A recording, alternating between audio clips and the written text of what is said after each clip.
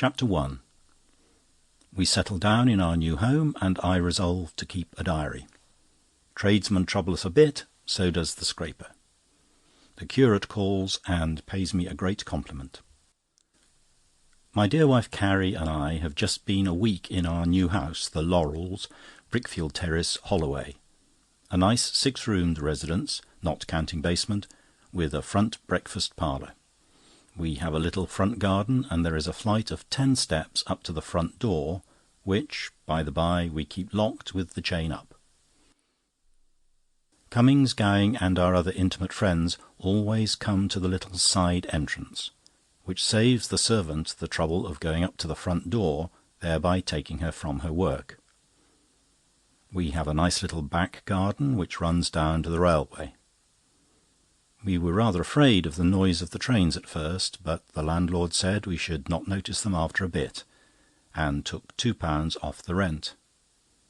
He was certainly right, and beyond the cracking of the garden wall at the bottom, we have suffered no inconvenience.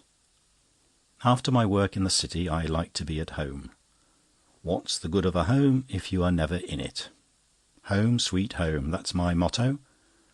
I'm always in of an evening. Our old friend Gowing may drop in without ceremony. So may Cummings, who lives opposite. My dear wife Caroline and I are pleased to see them if they drop in on us. But Carrie and I can manage to pass our evenings together without friends. There is always something to be done. A tin-tack here, a Venetian blind to put straight, a fan to nail up, or part of a carpet to nail down. All of which I can do with a pipe in my mouth. While Carrie is not above putting a button on a shirt, mending a pillowcase, or practising the Sylvia Gavotte on our new cottage piano, on the 3-year system, manufactured by W. Bilkson in small letters, from Collard and Collard in very large letters. It is also a great comfort to us to know that our boy Willie is getting on so well in the bank at Oldham. We should like to see more of him. Now, for my diary. April 3rd. Tradesman called for custom, and I promised Farmerson the ironmonger to give him a turn if I wanted any nails or tools. By the by, that reminds me, there is no key to our bedroom door, and the bells must be seen to. The parlour bell is broken, and the front door rings up in the servant's bedroom, which is ridiculous. Dear friend Gowing dropped in, but wouldn't stay, saying there was an infernal smell of paint. April 4th. Tradesmen still calling. Carrie being out, I arranged to deal with Horwin, who seemed a civil butcher with a nice clean shop. Ordered a shoulder of mutton for tomorrow to give him a trial. Carrie arranged with Borset the butterman and ordered a pound of fresh butter and £1.5 of salt ditto for the kitchen, and a shilling's worth of eggs. In the evening, Cummings unexpectedly dropped in to show me a meerschaum pipe he had won in a raffle in the city, and told me to handle it carefully, as it would spoil the colouring if the hand was moist. He said he wouldn't stay, as he didn't care much for the smell of paint, and fell over the scraper as he went out. Must get the scraper removed, or else I shall get into a scrape. I don't often make jokes. April 5th. 2 shoulders of mutton arrived, Carrie having arranged with another butcher without consulting me. Gowing called and fell over scraper coming in. Must get that scraper removed. April 6th. Eggs for breakfast simply shocking. Sent them back to Borset with my compliments, and he needn't call any more for orders. Couldn't find an umbrella, and though it was pouring with rain, had to go without it. Sarah said Mr. Gowing must have took it by mistake last night, as there was a stick in the awl that didn't belong to nobody. In the evening, hearing someone talking in a loud voice to the servant in the downstairs hall, I went out to see who it was, and was surprised to find it was Borset, the butterman, who was both drunk and offensive. Borset, on seeing me, said he would be hanged if he would ever serve city clerks any more. The game wasn't worth the candle. I restrained my feelings, and quietly remarked that I thought it was possible for a city clerk to be a gentleman. He replied he was very glad to hear it, and wanted to know whether I had ever come across one, for he hadn't. He left the house, slamming the door after him, which nearly broke the fanlight, and I heard him fall over the scraper, which made me feel glad I hadn't removed it. When he had gone, I thought of a splendid answer I ought to have given him. However, I will keep it for another occasion. April 7th. Being Saturday, I looked forward to being home early and putting a few things straight. But 2 of our principals at the office were absent through illness, and I did not get home till 7. Found Borset waiting. He had been 3 times during the day to apologise for his conduct last night. He said he was unable to take his bank holiday last Monday, and took it last night instead. He begged me to accept his apology and a pound of fresh butter. He seems, after all, a decent sort of fellow. So I gave him an order for some fresh eggs, with a request that on this occasion they should be fresh. I'm afraid we shall have to get some new stair carpets after all. Our old ones are not quite wide enough to meet the paint on either side. Carrie suggests that we might ourselves broaden the paint. I will see if we can match the colour, dark chocolate, on Monday. April 8th, Sunday. After church, the curate came back with us. I sent Carrie in to open the front door, which we do not use except on special occasions. She could not get it open, and after all my display, I had to take the curate, whose name by the by I did not catch, round the side entrance. He caught his foot in the scraper and tore the bottom of his trousers. Most annoying, as Carrie could not well offer to repair them on a Sunday. After dinner, went to sleep. Took a walk round the garden and discovered a beautiful spot for sowing mustard and cress and radishes. Went to church again in the evening, walked back with the curate. Carrie noticed he had got on the same pair of trousers, only repaired. He wants me to take round the plate, which I think a great compliment. Chapter 2. Tradesman and the scraper still troublesome. Gowing rather tiresome with his complaints of the paint. I make one of the best jokes of my life. Delights of gardening. Mr. Stillbrook, Gowing, Cummings and I have a little misunderstanding. Sarah makes me look a fool before Cummings. April 9th. Commenced the morning badly. The butcher, whom we decided not to arrange with, called and blackguarded me in the most uncalled-for manner. He began by abusing me and saying he did not want my custom. I simply said, "Then what are you making all this fuss about it for?" And he shouted at the top of his voice, so that all the neighbours could hear, "Pah! Go along! I could buy up things like you by the dozen." I shut the door and was giving Carrie to understand that this disgraceful scene was entirely her fault, when there was a violent kicking at the door, enough to break the panels. It was the blackguard butcher again, who said he had cut his foot over the scraper, and would immediately bring an action against me.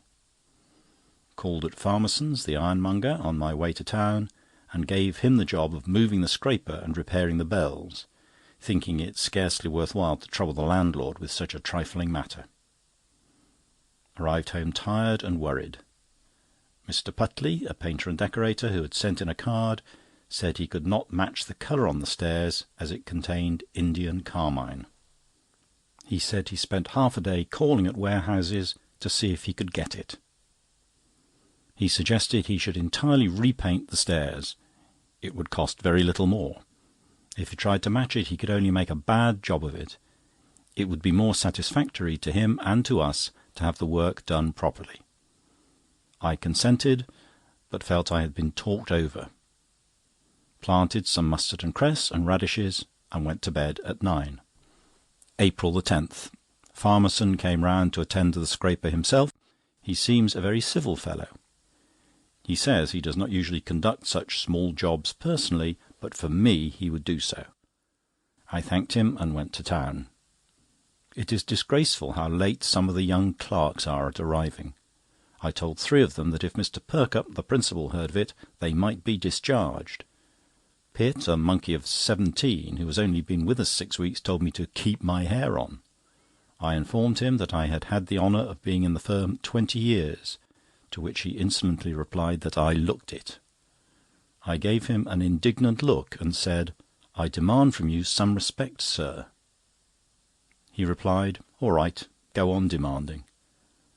I would not argue with him any further. You cannot argue with people like that. In the evening Gowing called and repeated his complaint about the smell of paint. Gowing is sometimes very tedious with his remarks, and not always cautious, and Carrie once very properly reminded him that she was present. April 11th. Mustard and cress and radishes not come up yet. Today was a day of annoyances. I missed the 9:15 bus to the City through having words with the grocer's boy, who for the second time had the impertinence to bring his basket to the hall door, and had left the marks of his dirty boots on the fresh cleaned doorsteps. He said he had knocked at the side door with his knuckles for a quarter of an hour. I knew Sarah, our servant, could not hear this, as she was upstairs doing the bedrooms, so asked the boy why he did not ring the bell. He replied that he did pull the bell, but the handle came off in his hand. I was half an hour late at the office, a thing that has never happened to me before. There has recently been much irregularity in the attendance of the clerks, and Mr. Perkupp, our principal, unfortunately chose this very morning to pounce down upon us early. Someone had given the tip to the others. The result was that I was the only one late of the lot. Buckling, one of the senior clerks, was a brick, and I was saved by his intervention. As I passed by Pitt's desk, I heard him remark to his neighbour, "How disgracefully late some of our head clerks arrive." This was, of course, meant for me. I treated the observation with silence, simply giving him a look, which unfortunately had the effect of making both of the clerks laugh. Thought afterwards it would have been more dignified if I had pretended not to have heard him at all. Cummings called in the evening, and we played dominoes. April 12th. Mustard and cress and radishes not come up yet. Left Farmerson repairing the scraper, but when I came home found 3 men working. I asked the meaning of it, and Farmerson said that in making a fresh hole he had penetrated the gas pipe. He said it was a most ridiculous place to put the gas pipe, and the man who did it evidently knew nothing about his business. I felt his excuse was no consolation for the expense I should be put to.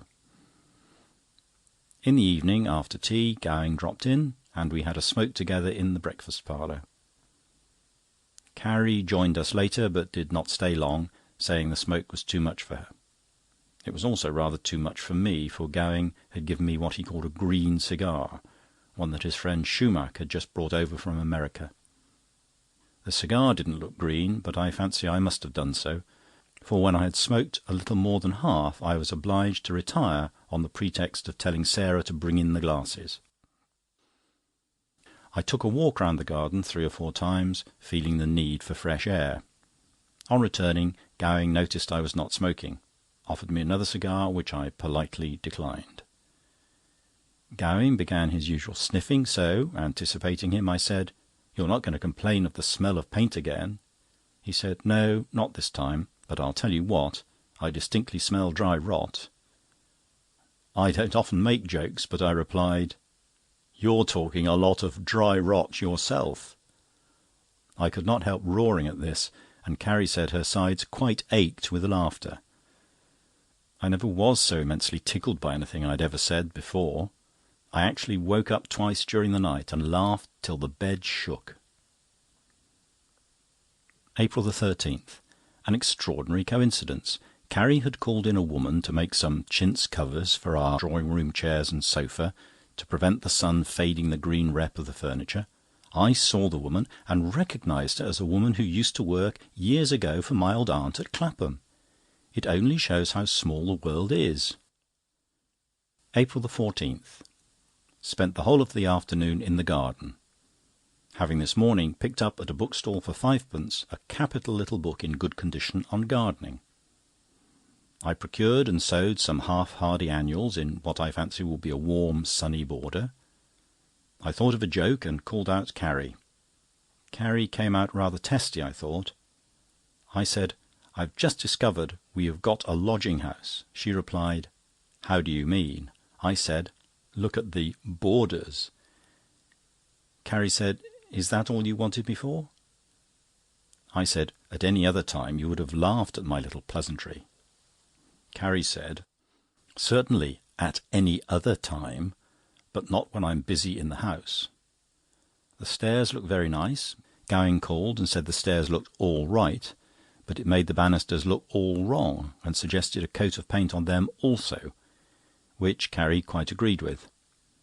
I walked round to Putley, and fortunately he was out, so I had a good excuse to let the banisters slide. By the by, that's rather funny. April the 15th, Sunday. At 3 o'clock, Cummings and Gowing called for a good long walk over Hampstead and Finchley, and brought with them a friend named Stillbrook. We walked and chatted together, except Stillbrook, who was always a few yards behind us, staring at the ground and cutting at the grass with his stick. As it was getting on for 5, we four held a consultation, and Gowing suggested that we should make for the Cow and Hedge and get some tea. Stillbrook said brandy and soda was good enough for him. I reminded them that all public houses were closed till 6 o'clock. Stillbrook said, "That's all right, bona fide travellers." We arrived, and as I was trying to pass, the man in charge of the gate said, "Where from?" I replied, "Holloway." He immediately put up his arm and declined to let me pass. I turned back for a moment when I saw Stillbrook, closely followed by Cummings and Gowing, making for the entrance. I watched them and thought I would have a good laugh at their expense. I heard the porter say, "Where from?" when, to my surprise, in fact disgust, Stillbrook replied, "Blackheath," and the three were immediately admitted. Gowing called to me across the gate and said, "We shan't be a minute." I waited for them the best part of an hour. When they appeared, they were all in most excellent spirits, and the only one who made an effort to apologise was Mr. Stillbrook, who said to me, "It was very rough on you to be kept waiting, but we had another spin for S&B's." I walked home in silence. I couldn't speak to them. I felt very dull all the evening, but deemed it advisable not to say anything to Carrie about the matter. April the 16th. After business, set to work in the garden. When it got dark, I wrote to Cummings and Gowing, who neither called, for a wonder, perhaps they were ashamed of themselves, about yesterday's adventure at the Cow and Hedge. Afterwards made up my mind not to write yet. April the 17th. Thought I would write a kind little note to Gowing and Cummings about last Sunday, and warning them against Mr. Stillbrook. Afterwards, thinking the matter over, tore up the letter and determined not to write at all, but to speak quietly to them. Dumbfounded at receiving a sharp letter from Cummings, saying that both he and Gowing had been waiting for an explanation of my, mind you, my extraordinary conduct coming home on Sunday.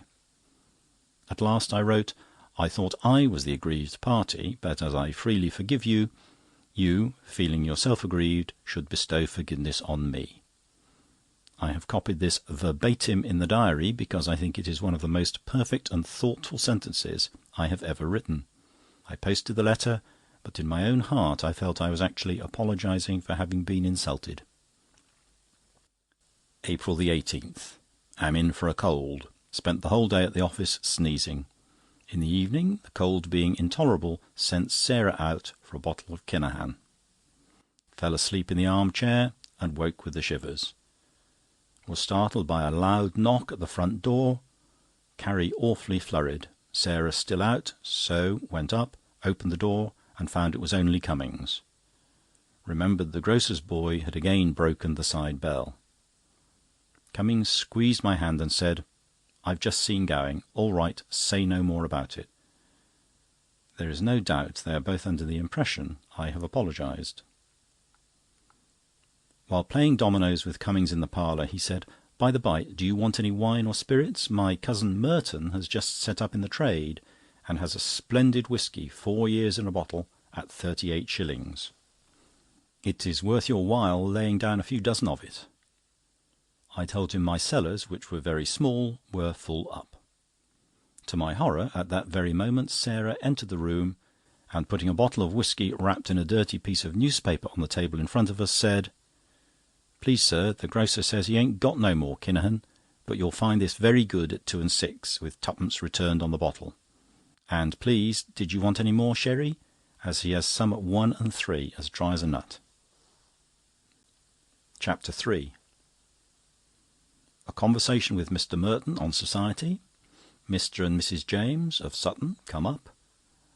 A miserable evening at the Tank Theatre. Experiments with enamel paint. I make another good joke, but Gowing and Cummings are unnecessarily offended. I paint the bath red, with unexpected result. April the 19th. Cummings called, bringing with him his friend Merton, who is in the wine trade. Gowing also called. Mr. Merton made himself at home at once, and Carrie and I were both struck with him immediately, and thoroughly approved of his sentiments. He leaned back in his chair and said, "You must take me as I am." And I replied, "Yes, and you must take us as we are. We're homely people, we're not swells." He answered, "No, I can see that," and Gowing roared with laughter. But Merton, in a most gentlemanly manner, said to Gowing, "I don't think you quite understand me. I intended to convey that our charming host and hostess were superior to the follies of fashion, and preferred leading a simple and wholesome life to gadding about to twopenny-halfpenny tea-drinking afternoons and living above their incomes." I was immensely pleased with these sensible remarks of Merton's, and concluded that subject by saying, "No, candidly, Mr. Merton, we don't go into society, because we do not care for it. And what with the expense of cabs here and cabs there, and white gloves and white ties, etc., it doesn't seem worth the money." Merton said, in reference to friends, "My motto is, few and true. And, by the way, I also apply that to wine, little and good." Gowing said, "Yes, and sometimes cheap and tasty, eh, old man?" Merton, still continuing, said he should treat me as a friend, and put me down for a dozen of his Lockanbar whisky, and as I was an old friend of Gowing, I should have it for 36 shillings, which was considerably under what he paid for it. He booked his own order, and further said that at any time I wanted any passes for the theatre, I was to let him know, as his name stood good for any theatre in London. April the 20th.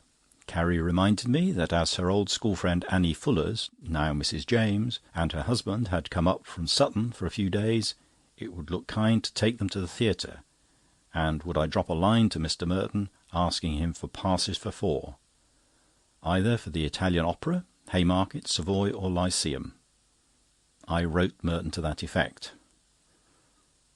April the 21st. Got a reply from Merton, saying he was very busy, and just at present couldn't manage passes for the Italian Opera, Haymarket, Savoy, or Lyceum, but the best thing going on in London was the Brown Bushes at the Tank Theatre, Islington, and enclosed seats for 4, also bill for whisky.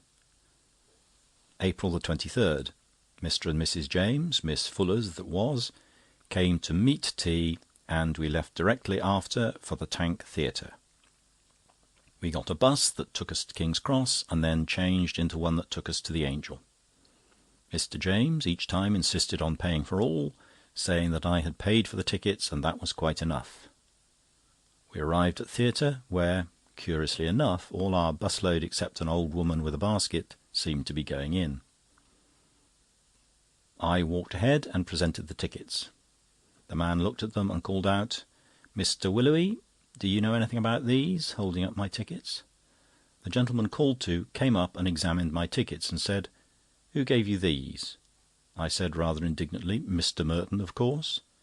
He said, "Merton? Who's he?" I answered rather sharply, "You ought to know. His name's good at any theatre in London." He replied, "Oh, is it? Well, it ain't no good here. These tickets, which are not dated, were issued under Mr. Swinstead's management, which has since changed hands." While I was having some very unpleasant words with the man, James, who had gone upstairs with the ladies, called out, "Come on." I went up after him, and a very civil attendant said, "This way, please, box H." I said to James, "Why, how on earth did you manage it?" And to my horror he replied, "Why, paid for it, of course." This was humiliating enough, and I could scarcely follow the play, but I was doomed to still further humiliation. I was leaning out of the box, when my tie, a little black bow which fastened onto the stud by means of a new patent, fell into the pit below. A clumsy man, not noticing it, had his foot on it for ever so long before he discovered it. He then picked it up and eventually flung it under the next seat in disgust. What with the box incident and the tie, I felt quite miserable. Mr. James of Sutton was very good. He said, "Don't worry, no one will notice it with your beard. That is the only advantage of growing one that I can see." There was no occasion for that remark, for Carrie is very proud of my beard. To hide the absence of the tie, I had to keep my chin down the rest of the evening, which caused a pain at the back of my neck. April 24th. Could scarcely sleep a wink through thinking of having brought up Mr. and Mrs. James from the country to go to the theatre last night, and his having paid for a private box because our order was not honoured. And such a poor play, too. I wrote a very satirical letter to Merton, the wine merchant who gave us the pass, and said, considering we had to pay for our seats, we did our best to appreciate the performance. I thought this line rather cutting, and I asked Carrie how many P's there were in appreciate, and she said 1. After I sent off the letter, I looked at the dictionary and found there were 2. Awfully vexed at this. Decided not to worry myself any more about the Jameses, for, as Carrie wisely said, we'll make it all right with them by asking them up from Sutton one evening next week to play at Bézique. April 25th. In consequence of Brickwell telling me his wife was working wonders with the new Pinkfolds enamel paint, I determined to try it. I bought 2 tins of red on my way home. I hastened through tea, went into the garden, and painted some flower pots. I called out to Carrie, who said, "You've always got some new-fangled craze," but she was obliged to admit that the flower pots looked remarkably well. Went upstairs into the servant's bedroom and painted her washstand, towel horse, and chest of drawers. To my mind it was an extraordinary improvement, but as an example of the ignorance of the lower classes in the matter of taste, our servant Sarah, on seeing them, evinced no sign of pleasure, but merely said she thought they looked very well as they was before. April 26th. Got some more red enamel paint, red to my mind being the best colour, and painted the coal scuttle and the backs of our Shakespeare, the binding of which had almost worn out. April 27th. Painted the bath red, and was delighted with the result. Sorry to say Carrie was not. In fact, we had a few words about it. She said I ought to have consulted her, and she had never heard of such a thing as a bath being painted red. I replied, "It's merely a matter of taste." Fortunately, further argument on the subject was stopped by a voice saying, "May I come in?" It was only Cummings, who said, "Your maid opened the door and asked me to excuse her showing me in, as she was wringing out some socks." I was delighted to see him, and suggested we should have a game of whist with a dummy, and by way of merriment said, "You can be the dummy." Cummings, I thought rather ill-naturedly, replied, "Funny as usual." He said he couldn't stop, he only called to leave me the Bicycle News, as he had done with it. Another ring at the bell. It was Gowing, who said he must apologise for coming so often, and that one of these days we must come round to see him. I said a very extraordinary thing has struck me. "Something funny as usual?" said Cummings. "Yes," I replied. "I think even you will say so this time. It's concerning you both. For doesn't it seem odd that Gowing's always coming and Cummings always going?" Carrie, who had evidently quite forgotten about the bath, went into fits of laughter, and as for myself, I fairly doubled up in my chair till it cracked beneath me. I think this was one of the best jokes I have ever made. Then imagine my astonishment on perceiving both Cummings and Gowing perfectly silent and without a smile on their faces. After rather an unpleasant pause, Cummings, who had opened a cigar case, closed it up again and said, "Yes, I think after that I shall be going, and I'm sorry I failed to see the fun of your jokes."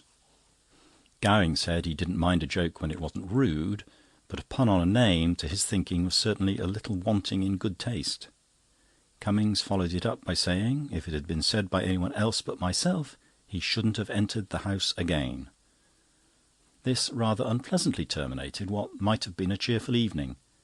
However, it was as well they went, for the charwoman had finished up the remains of the cold pork.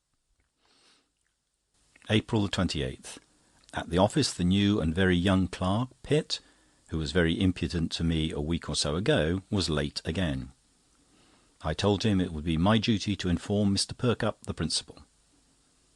To my surprise, Pitt apologised most humbly and in a most gentlemanly fashion.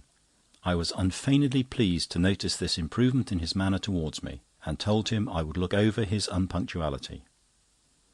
Passing down the room an hour later, I received a smart smack in the face from a rolled-up ball of hard foolscap. I turned round sharply, but all the clerks were apparently riveted to their work. I am not a rich man, but I would have given half a sovereign to know whether that was thrown by accident or design. Went home early and bought some more enamel paint, black this time, and spent the evening touching up the fender, picture frames, and an old pair of boots, making them look as good as new. Also painted Gowing's walking stick, which he left behind, and made it look like ebony. April the 29th, Sunday. Woke up with a fearful headache and strong symptoms of a cold. Carrie, with a perversity which is just like her, said it was painter's colic, and was the result of my having spent the last few days with my nose over a paint-pot. I told her firmly that I knew a great deal better what was the matter with me than she did. I had got a chill, and decided to have a bath as hot as I could bear it. Bath ready, could scarcely bear it so hot. I persevered and got in. Very hot, but very acceptable. I lay still for some time. On moving my hand above the surface of the water, I experienced the greatest fright I ever received in the whole course of my life. For imagine my horror on discovering my hand, as I had thought, full of blood. My first thought was that I had ruptured an artery and was bleeding to death, and should be discovered later on looking like a second Marat, as I remembered seeing him in Madame Tussaud's. My second thought was to ring the bell, but remembered there was no bell to ring. My third was that there was nothing but the enamel paint, which had dissolved with boiling water. I stepped out of the bath, perfectly red all over, resembling the Red Indians I have seen depicted at an East End theatre. I determined not to say a word to Carrie, but to tell Farmerson to come on Monday and paint the bath white. Chapter 4. The Ball at the Mansion House. April the 30th. Perfectly astounded at receiving an invitation for Carrie and myself from the Lord and Lady Mayoress to the Mansion House, to meet representatives of trades and commerce.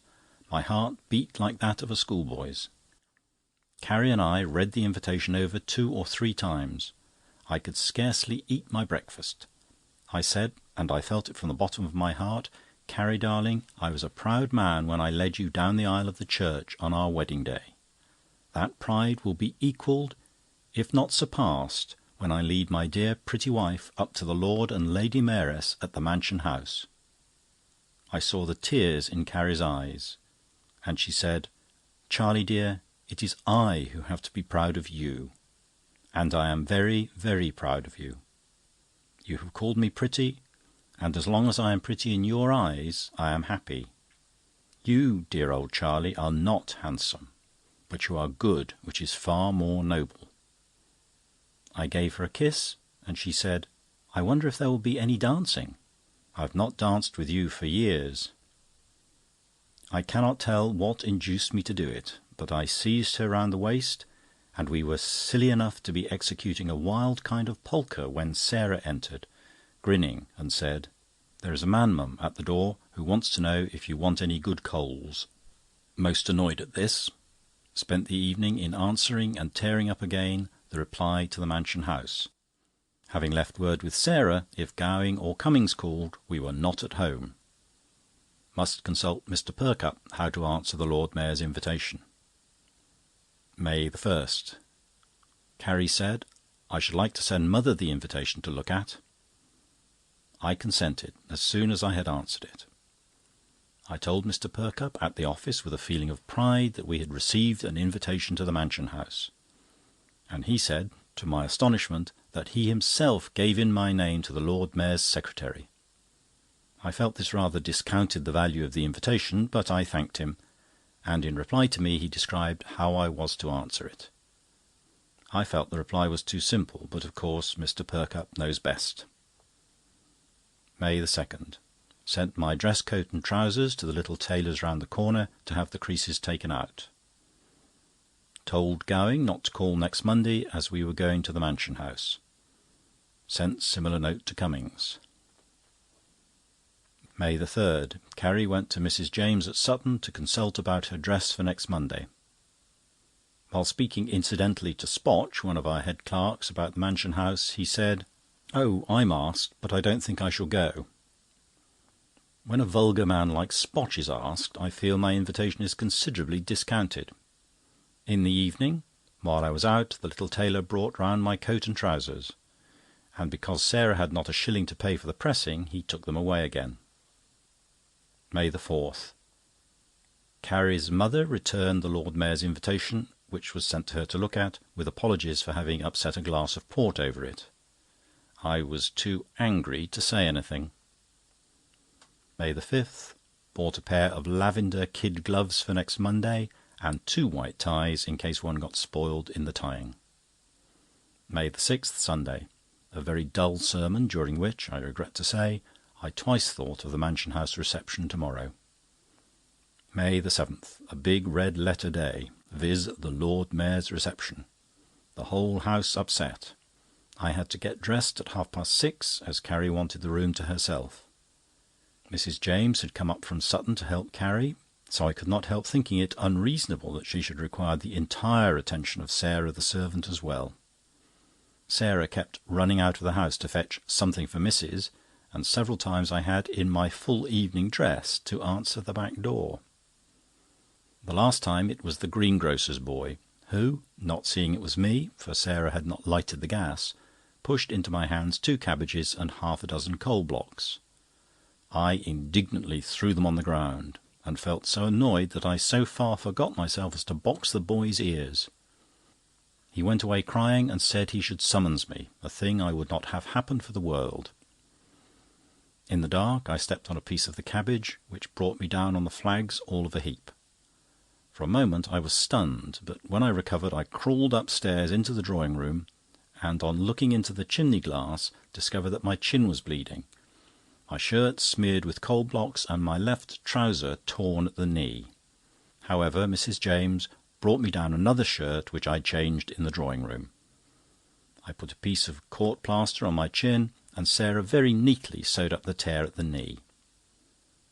At 9 o'clock, Carrie swept into the room, looking like a queen. Never have I seen her looking so lovely or so distinguished. She was wearing a satin dress of sky blue, my favourite colour, and a piece of lace which Mrs. James lent her round the shoulders to give a finish. I thought perhaps the dress was a little too long behind and decidedly too short in front, but Mrs. James said it was à la mode. Mrs. James was most kind and lent Carrie a fan of ivory with red feathers, the value of which, she said, was priceless, as the feathers belonged to the Kachu eagle, a bird now extinct. I preferred the little white fan which Carrie bought for 3 and 6 at Shoolbred's, but both ladies sat on me at once. We arrived at the Mansion House too early, which was rather fortunate, for I had an opportunity of speaking to his lordship, who graciously condescended to talk with me some minutes. But I must say I was disappointed to find he did not even know Mr. Perkupp, the principal. I felt as if I had been invited to the Mansion House by one who did not know the Lord Mayor himself. Crowds arrived, and I shall never forget the grand sight. My humble pen can never describe it. I was a little annoyed with Carrie, who kept saying, "Isn't it a pity we don't know anybody?" Once she quite lost her head.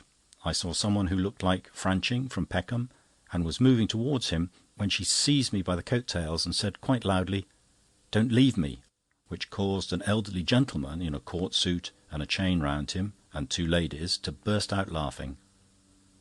There was an immense crowd in the supper-room, and, my stars, it was a splendid supper. Any amount of champagne.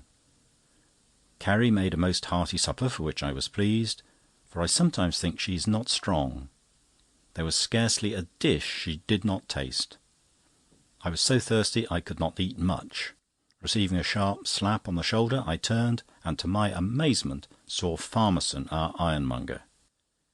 He said in the most familiar way, "This is better than Brickfield Terrace, eh?" I simply looked at him and said coolly, "I never expected to see you here."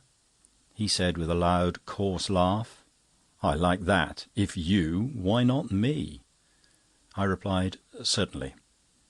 I wish I could have thought of something better to say. He said, "Can I get your good lady anything?" Carrie said, "No, I thank you," for which I was pleased.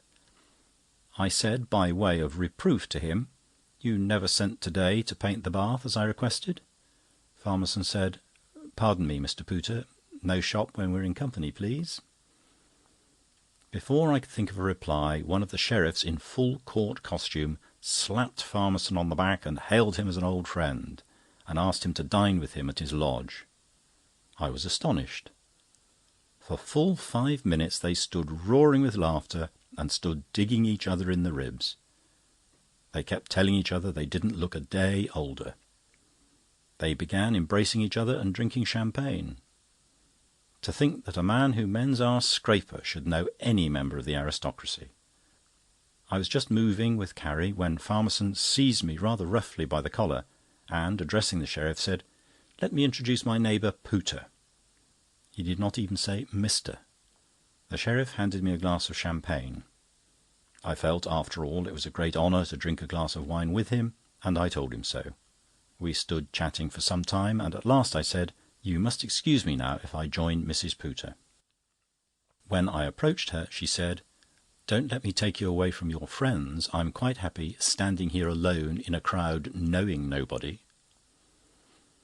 As it takes two to make a quarrel, and as it was neither the time nor the place for it, I gave my arm to Carrie and said, "I hope my darling little wife will dance with me, if only for the sake of saying we had danced at the Mansion House as guests of the Lord Mayor." Finding the dancing after supper was less formal, and knowing how much Carrie used to admire my dancing in the days gone by, I put my arm round her waist and we commenced a waltz. A most unfortunate accident occurred. I had got on a new pair of boots. Foolishly, I had omitted to take Carrie's advice, namely, to scratch the soles of them with the points of the scissors or to put a little wet on them.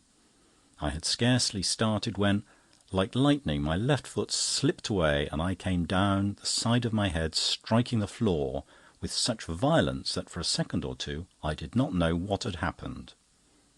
I need hardly say that Carrie fell with me with equal violence, breaking the comb in her hair and grazing her elbow. There was a roar of laughter, which was immediately checked when people found out that we had really hurt ourselves. A gentleman assisted Carrie to a seat, and I expressed myself pretty strongly on the danger of having a plain, polished floor with no carpet or drugget to prevent people slipping. The gentleman, who said his name was Darwitts, insisted on escorting Carrie to have a glass of wine, an invitation which I was pleased to allow Carrie to accept. I followed and met Farmerson, who immediately said in his loud voice, "Oh, are you the one who went down?" I answered with an indignant look. With execrable taste, he said, "Look here, old man, we are too old for this game. We must leave these capers to the youngsters. Come and have another glass, that's more in our line." Although I felt I was buying his silence by accepting, we followed the others into the supper-room. Neither Carrie nor I, after our unfortunate mishap, felt inclined to stay longer. As we were departing, Farmerson said, "Are you going? If so, you might give me a lift." I thought it better to consent, but wish I had first consulted Carrie. Chapter 5. After the Mansion House ball, Carrie offended, Gowing also offended, a pleasant party at the Cummings', Mr. Franching of Peckham visits us. May the 8th. I woke up with a most terrible headache. I could scarcely see, and the back of my head was as if I had given it a crick. I thought first of sending for a doctor, but I did not think it necessary. When up, I felt faint, and went to Brownish's, the chemist, who gave me a draught. So bad at the office, had to get leave to come home. Went to another chemist in the city, and I got a draught. Brownish's dose seems to have made me worse. Have eaten nothing all day. To make matters worse, Carrie, every time I spoke to her, answered me sharply. That is, when she answered at all. In the evening I felt very much worse again, and said to her, "I do believe I've been poisoned by the lobster mayonnaise at the Mansion House last night." She simply replied, without taking her eyes from her sewing, "Champagne never did agree with you." I felt irritated, and said, "What nonsense you talk! I only had a glass and a half, and you know as well as I do." Before I could complete the sentence, she bounced out of the room. I sat over an hour waiting for her to return, but as she did not, I determined I would go to bed. I discovered Carrie had gone to bed without even saying good night, leaving me to bar the scullery door and feed the cat. I shall certainly speak to her about this in the morning.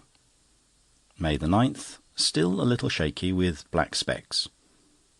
The Blackfriars Bi-Weekly News contains a long list of the guests at the Mansion House ball. Disappointed to find our names omitted, though Farmerson's is in plainly enough, with MLL after it, whatever that may mean. More than vexed, because we had ordered a dozen copies to send to our friends. Wrote to the Blackfriars Bi-Weekly News, pointing out their omission. Carrie had commenced her breakfast when I entered the parlour. I helped myself to a cup of tea, and I said, perfectly calmly and quietly, "Carrie, I wish a little explanation of your conduct last night." She replied, "Indeed, and I desire something more than a little explanation of your conduct the night before." I said, coolly, "Really, I don't understand you." Carrie said, sneeringly, "Probably not. You were scarcely in a condition to understand anything." I was astounded at this insinuation, and simply ejaculated, "Caroline!" She said, "Don't be theatrical, it has no effect on me. Reserve that tone for your new friend, Mr. Farmerson, the ironmonger." I was about to speak, when Carrie, in a temper such as I have never seen her in before, told me to hold my tongue. She said, "Now I'm going to say something. After professing to snub Mr. Farmerson, you permitted him to snub you in my presence, and then accept his invitation to take a glass of champagne with you, and you don't limit yourself to one glass. You then offer this vulgar man, who had made a bungle of repairing our scraper, a seat in our cab on the way home. I say nothing about his tearing my dress in getting in the cab, nor of treading on Mrs. James' expensive fan, which you knocked out of my hand, and for which he never apologised. But you smoked all the way home without having the decency to ask my permission. That is not all.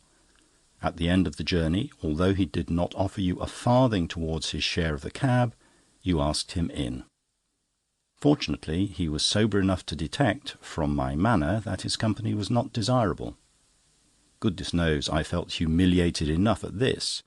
But, to make matters worse, Gowing entered the room without knocking, with 2 hats on his head and holding the garden rake in his hand, with Carrie's fur tippet, which he had taken off the downstairs hall peg, round his neck, and announced himself in a loud, coarse voice. His Royal Highness the Lord Mayor. He marched twice round the room like a buffoon, and finding we took no notice, said, "Hullo, what's up? Lovers' quarrel, eh?" There was a silence for a moment, so I said quietly, "My dear Gowing, I'm not very well, and not quite in the humour for joking. Especially when you enter the room without knocking, an act which I fail to see the fun of." Gowing said, "I'm very sorry, but I called for my stick, which I thought you would have sent round." I handed him his stick, which I remembered I had painted black with the enamel paint, thinking to improve it. He looked at it for a minute with a dazed expression, and said, "Who did this?" I said, "Eh? Did what?" He said, "Did what? Why, destroyed my stick. It belonged to my poor uncle, and I value it more than anything I have in the world. I'll know who did it." I said, "I'm very sorry. I dare say it will come off. I did it for the best." Gowing said, "Then all I can say is, it's a confounded liberty. And I would add, you're a bigger fool than you look, only that's absolutely impossible." May the 12th. Got a single copy of the Blackfriars Bi-Weekly News. There was a short list of several names they had omitted, but the stupid people had mentioned our names as Mr. and Mrs. C. Porter. Most annoying. Wrote again, and I took particular care to write our name in capital letters, Pooter, so that there should be no possible mistake this time. May the 16th. Absolutely disgusted on opening the Blackfriars bi-weekly news of today to find the following paragraph. We have received 2 letters from Mr. and Mrs. Charles Pooter requesting us to announce the important fact that they were at the Mansion House ball. I tore up the paper and threw it in the waste paper basket. My time is far too valuable to bother about such trifles. May the 21st. The last week or 10 days terribly dull, Carrie being away at Mrs. James at Sutton. Cummings also away. Gowing, I presume, is still offended with me for black enamelling his stick without asking him. May the 22nd. Purchased a new stick mounted with silver, which costs 7 and 6pence. Shall tell Carrie 5 shillings. And sent it round with nice note to Gowing. May the 23rd. Received strange note from Gowing. He said, "Offended? Not a bit, my boy. I thought you were offended with me for losing my temper. Besides, I found after all it was not my poor old uncle's stick you painted. It was only a shilling thing I bought at a tobacconist's. However, I am much obliged to you for your handsome present all same." May 24th. Carrie back. Hurrah! She looks wonderfully well, except that the sun has caught her nose. May the 25th. Carrie brought down some of my shirts and advised me to take them to Trillip's round the corner. She said, "The fronts and cuffs are much frayed." I said, without a moment's hesitation, "I'm frayed they are." Lor, how we roared! I thought we should never stop laughing. As I happened to be sitting next the driver going to town on the bus, I told him my joke about the frayed shirts. I thought he would have rolled off his seat. They laughed at the office a good bit too over it. May the 26th. Left the shirts to be repaired at Trillip's. I said to him, "I'm afraid they're frayed." He said, without a smile, "They're bound to do that, sir." Some people seem to be quite destitute of a sense of humour. June the 1st. The last week has been like old times, Carrie being back and Gowing and Cummings calling every evening nearly. Twice we sat out in the garden quite late. This evening we were like a pack of children and played Consequences. It's a good game. June the 2nd. Consequences again this evening. Not quite so successful as last night, Gowing having several times overstepped the limits of good taste. June the 4th. In the evening, Carrie and I went round to Mr. and Mrs. Cummings to spend a quiet evening with them. Gowing was there, also Mr. Stillbrook. It was quiet but pleasant. Mrs. Cummings sang 5 or 6 songs, "No, Sir," and "The Garden of Sleep" being best in my humble judgment. But what pleased me most was the duet she sang with Carrie. Classical duet too. I think it is called "I Would That My Love." It was beautiful. If Carrie had been in better voice, I don't think professionals could have sung it better. After supper, we made them sing it again. I never liked Mr. Stillbrook since the walk that Sunday to the Cow and Hedge, but I must say he sings comic songs well. His song, "We Don't Want the Old Men Now," made us shriek with laughter, especially the verse referring to Mr. Gladstone. But there was one verse I think he might have omitted, and I said so, but Gowing thought it was the best of the lot. June the 6th. Trillip brought round the shirts, and, to my disgust, his charge for repairing was more than I gave for them when new. I told him so, and he impertinently replied, "Well, they are better now than when they were new." I paid him and said it was a robbery. He said, "If you wanted your shirt fronts made out of pauper linen, such as is used for packing and bookbinding, why didn't you say so?" June the 7th. A dreadful annoyance. Met Mr. Franching, who lives at Peckham, and who is a great swell in his way. I ventured to ask him to come home to meat tea and take pot luck. I did not think he would accept such a humble invitation, but he did, saying in a most friendly way he would rather peck with us than by himself. I said we had better get into this blue bus. He replied, "No blue bussing for me. I have had enough of the blues lately. I lost a cool thou over the copper scare. Step in here." We drove up home in style in a hansom cab, and I knocked 3 times at the front door without getting an answer. I saw Carrie through the panels of the ground glass, with stars, rushing upstairs. I told Mr. Franching to wait at the door while I went round to the side. There I saw the grocer's boy actually picking off the paint on the door, which had formed into blisters. No time to reprove him, so went round and effected an entrance through the kitchen window. I let in Mr. Franchin and showed him into the drawing-room. I went upstairs to Carrie, who was changing her dress, and told her I had persuaded Mr. Franchin to come home. She replied, "How can you do such a thing? You know it's Sarah's holiday, and there's not a thing in the house," the cold mutton having turned with the hot weather. Eventually, Carrie, like a good creature as she is, slipped down, washed up the teacups, and laid the cloth. And I gave Franchin our views of Japan to look at, while I ran round to the butcher's to get 3 chops. July 30th. The miserable cold weather is either upsetting me or Carrie, or both. We seem to break out into an argument about absolutely nothing, and this unpleasant state of things usually occurs at meal-times. This morning, for some unaccountable reason, we were talking about balloons, and we were as merry as possible. But the conversation drifted into family matters, during which Carrie, without the slightest reason, referred in the most uncomplimentary manner to my poor father's pecuniary trouble. I retorted by saying that Pa, at all events, was a gentleman. Whereupon Carrie burst out crying. I positively could not eat any breakfast. At the office I was sent for by Mr. Perkupp, who said he was very sorry, but I should have to take my annual holidays from next Saturday. Franchin called at the office and asked me to dine at his club, the Constitutional.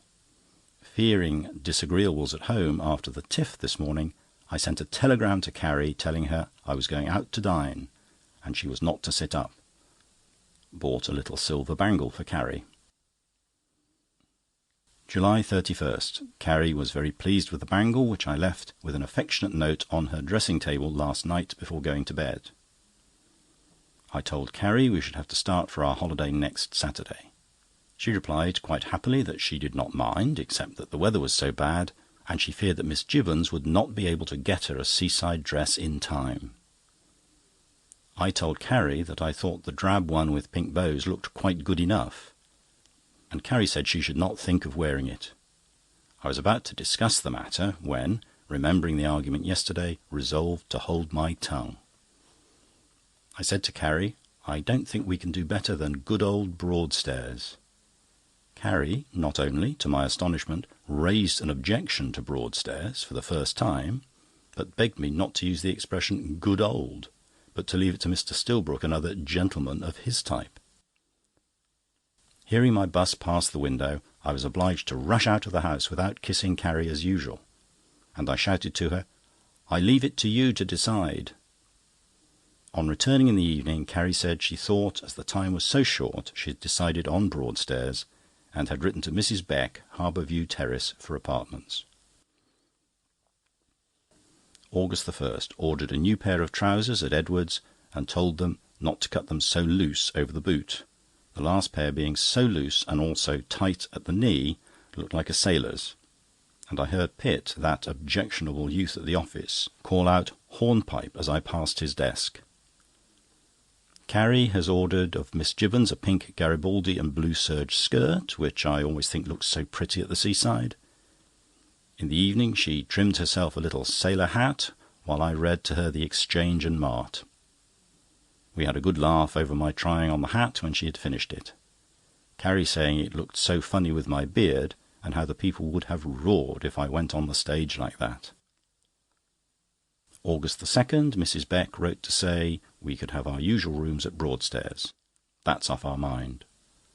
Bought a coloured shirt and a pair of tan-coloured boots, which I see many of the swell clerks wearing in the city, and here are all the go. August 3rd, a beautiful day, looking forward to tomorrow. Carrie bought a parasol about 5 feet long. I told her it was ridiculous. She said, "Mrs. James of Sutton has one twice as long," so the matter dropped. I bought a capital hat for hot weather at the seaside. I don't know what it is called, but it's the shape of the helmet worn in India, only made of straw. Got 3 new ties, 2 coloured handkerchiefs, and a pair of navy blue socks at Pope Brothers. Spent the evening packing.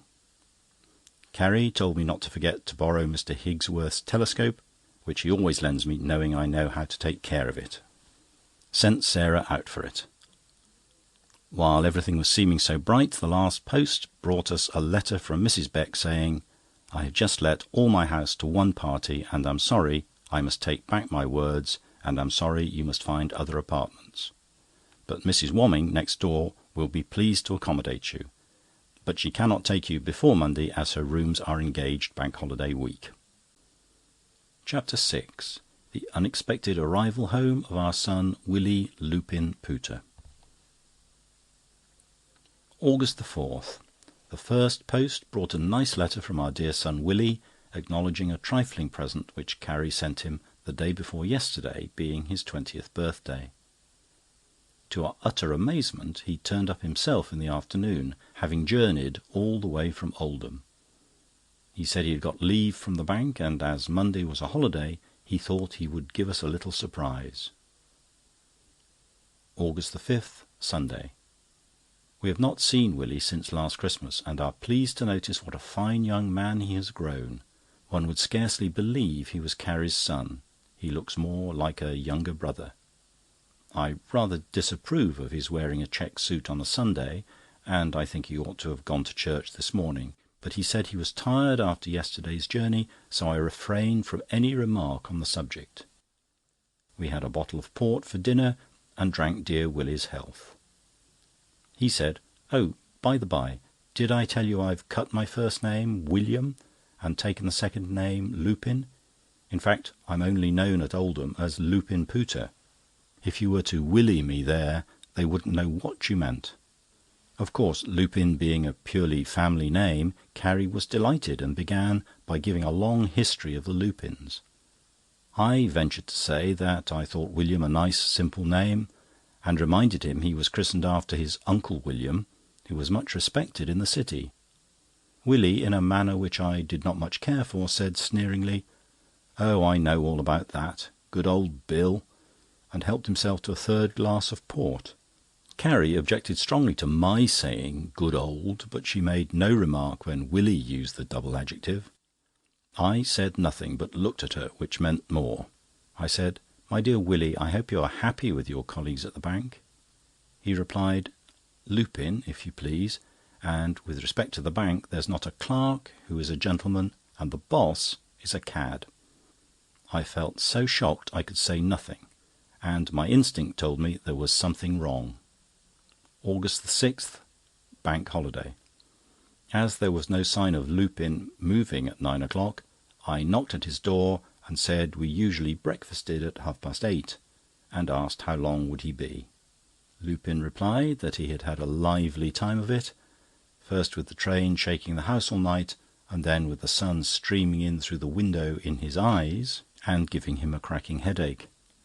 Carrie came up and asked if he would like some breakfast sent up, and he said he could do with a cup of tea and didn't want anything to eat.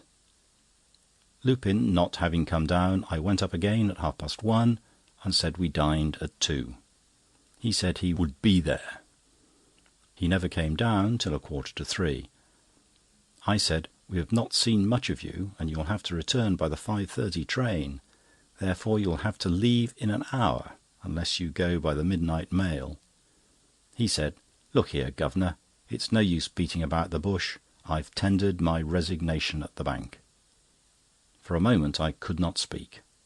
When my speech came again, I said, "How dare you, sir? How dare you take such a serious step without consulting me? Don't answer me, sir. You will sit down immediately and write a note at my dictation, withdrawing your resignation and amply apologising for your thoughtlessness." Imagine my dismay when he replied with a loud guffaw, "It's no use. If you want the good old truth, I've got the chuck." August 7th. Mr. Perkupp has given me leave to postpone my holiday a week, as we could not get the room. This will give us an opportunity of trying to find an appointment for Willie before we go. The ambition of my life would be to get him into Mr. Perkupp's firm. August 11th. Although it is a serious matter having our boy Lupin on our hands, still it is satisfactory to know he was asked to resign from the bank simply because he took no interest in his work and always arrived an hour, sometimes 2 hours, late. We can all start off on Monday to Broadstairs with a light heart.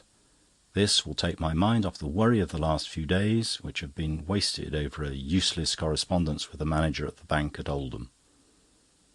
August 13th. Hurrah! At Broadstairs. Very nice apartments near the station.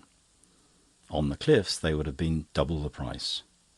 The landlady had a nice 5 o'clock dinner and tea ready, which we all enjoyed, though Lupin seemed fastidious because there happened to be a fly in the butter. It was very wet in the evening, for which I was thankful, as it was a good excuse for going to bed early. Lupin said he would sit up and read a bit. August 14th. I was a little annoyed to find Lupin, instead of reading last night, had gone to a common sort of entertainment given at the Assembly Rooms. I expressed my opinion that such performances were unworthy of respectable patronage. But he replied, "Oh, it was only for one night only. I had a fit of the blues come on, and thought I would go to see Polly Preswell, England's particular spark." I told him I was proud to say I had never heard of her. Carrie said, "Do let the boy alone. He's quite old enough to take care of himself, and won't forget he's a gentleman. Remember, you were young once yourself." Rained all day hard, but Lupin would go out. August 15th. Cleared up a bit, so we all took the train to Margate, and the first person we met on the jetty was Gowing. I said, "Hullo, I thought you'd gone to Barmouth with your Birmingham friends." He said, "Yes, but young Peter Lawrence was so ill they postponed their visit, so I came down here. You know the Cummings are here too." Carrie said, "Oh, that will be delightful. We must have some evenings together and have games." I introduced Lupin, saying, "You'll be pleased to find we have our dear boy at home."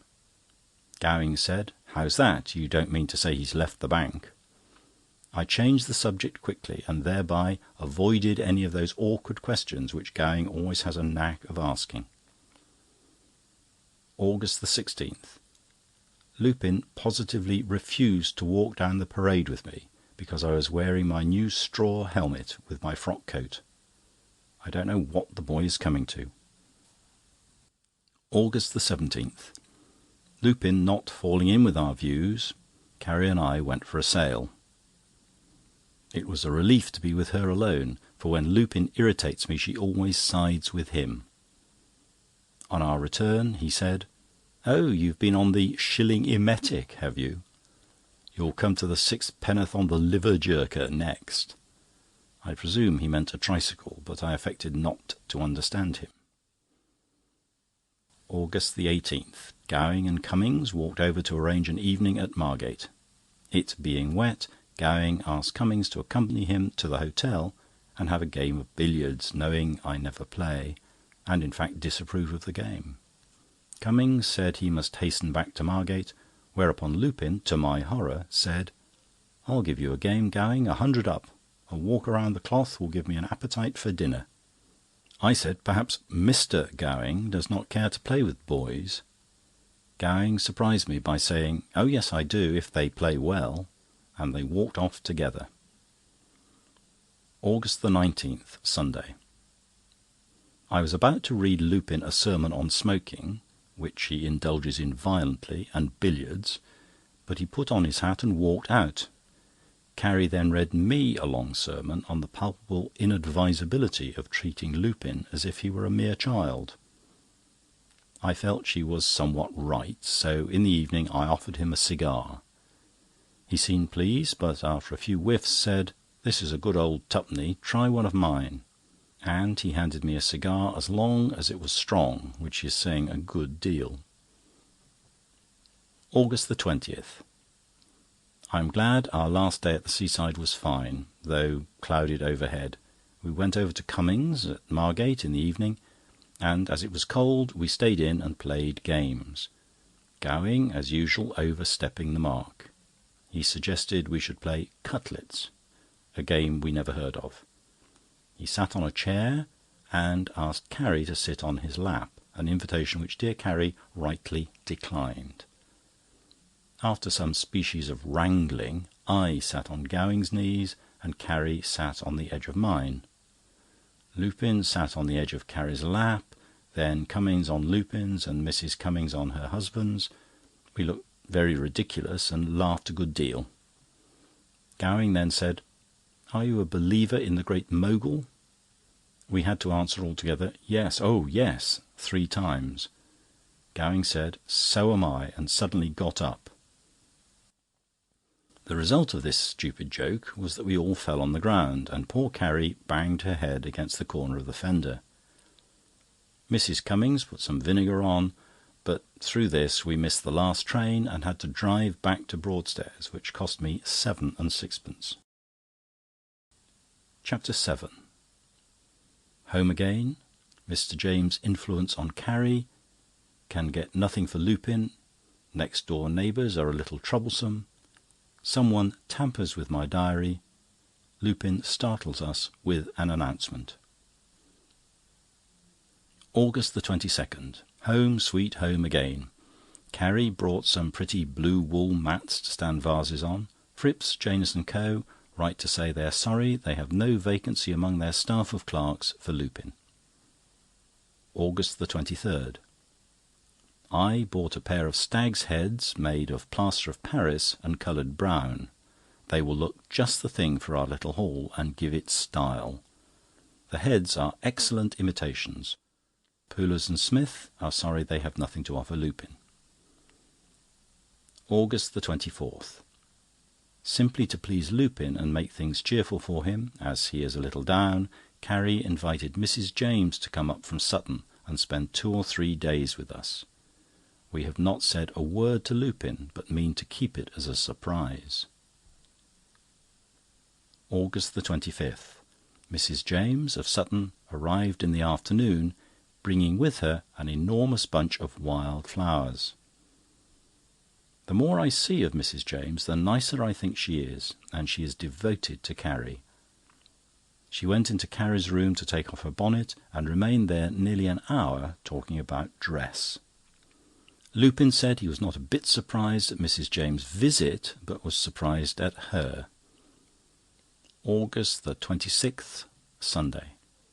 Nearly late for church, Mrs. James having talked considerably about what to wear all the morning. Lupin does not seem to get on very well with Mrs. James. I am afraid we shall have some trouble with our next-door neighbours, who came in last Wednesday. Several of their friends who drive up in dog-carts have already made themselves objectionable.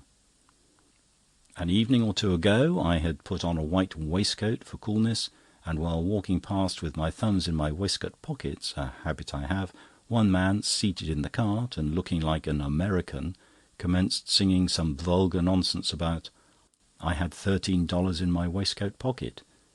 I fancied it was meant for me, and my suspicions were confirmed, for while walking around the garden in my tall hat this afternoon, a throw-down cracker was deliberately aimed at my hat and exploded on it like a percussion cap. I turned sharply, and am positive I saw the man who was in the cart retreating from one of the bedroom windows. August the 27th. Carrie and Mrs. James went off shopping, and had not returned when I came back from the office. Judging from the subsequent conversation, I am afraid Mrs. James is filling Carrie's head with a lot of nonsense about dress. I walked over to Gowing's and asked him to drop in to supper and make things pleasant. Carrie prepared a little extemporised supper consisting of the remainder of the cold joint, a small piece of salmon, which I was to refuse in case there was not enough to go round, and a blancmange and custards. There was also a decanter of port and some jam puffs on the sideboard. Mrs. James made us play rather a good game of cards called Muggings. To my surprise, in fact disgust, Lupin got up in the middle and in a most sarcastic tone said, "Pardon me, this sort of thing is too fast for me. I shall go and enjoy a quiet game of marbles in the back garden." Things might have become rather disagreeable but for Gowing, who seems to have taken to Lupin, suggesting they should invent games. Lupin said, "Let's play monkeys." He then led Gowing all round the room and brought him in front of the looking-glass. I must confess I laughed heartily at this. I was a little vexed at everybody subsequently laughing at some joke which they did not explain, and it was only on going to bed I discovered I must have been walking about all the evening with an antimacassar on one button of my coat-tails. August the 28th, found a large brick in the middle bed of geraniums, evidently come from next door. Pattles and pattles, can't find a place for Lupin. August the 29th. Mrs. James is making a positive fool of Carrie. Carrie appeared in a new dress like a smock frock. She said smocking was all the rage. I replied, it put me in a rage. She also had on a hat as big as a kitchen coal scuttle, and the same shape. Mrs. James went home, and both Lupin and I were somewhat pleased. The first time we have agreed on a single subject since his return. Merkins and Son write they have no vacancy for Lupin. October the 30th. I should very much like to know who has wilfully torn the last 5 or 6 weeks out of my diary. It is perfectly monstrous. Mine is a large scribbling diary with plenty of space for the record of my everyday events, and in keeping up that record I take, with much pride, a great deal of pains. I asked Carrie if she knew anything about it. She replied it was my own fault for leaving the diary about with a charwoman cleaning and the sweeps in the house. I said that was not an answer to my question. This retort of mine, which I thought extremely smart, would have been more effective had I not jogged my elbow against a vase on a table, temporarily placed in the passage, knocked it over and smashed it. Carrie was dreadfully upset at this disaster, for it was one of a pair of vases which cannot be matched, given to us on our wedding day by Mrs. Bursett, an old friend of Carrie's cousins, the Pomertons, late of Dalston. I called to Sarah and asked her about the diary. She said she had not been in the sitting-room at all. After the sweep had left, Mrs. Birrell, the charwoman, had cleaned the room and lighted the fire herself. Finding a burnt piece of paper in the grate, I examined it and found it was a piece of my diary, so it was evident someone had torn my diary to light the fire. I requested Mrs. Birrell to be sent to me tomorrow. October the 31st. Received a letter from our principal, Mr. Perkupp, saying that he thinks he knows of a place at last for our dear boy Lupin. This, in a measure, consoles me for the loss of a portion of my diary, for I am bound to confess the last few weeks have been devoted to the record of disappointing answers received from people to whom I have applied for appointments for Lupin. Mrs. Birrell called, and, in reply to me, said she never see no book, much less take such a liberty as touch it. I said I was determined to find out who did it, whereupon she said she would do her best to help me, but she remembered the sweep lighting the fire with a bit of the echo. I requested the sweep to be sent to me tomorrow.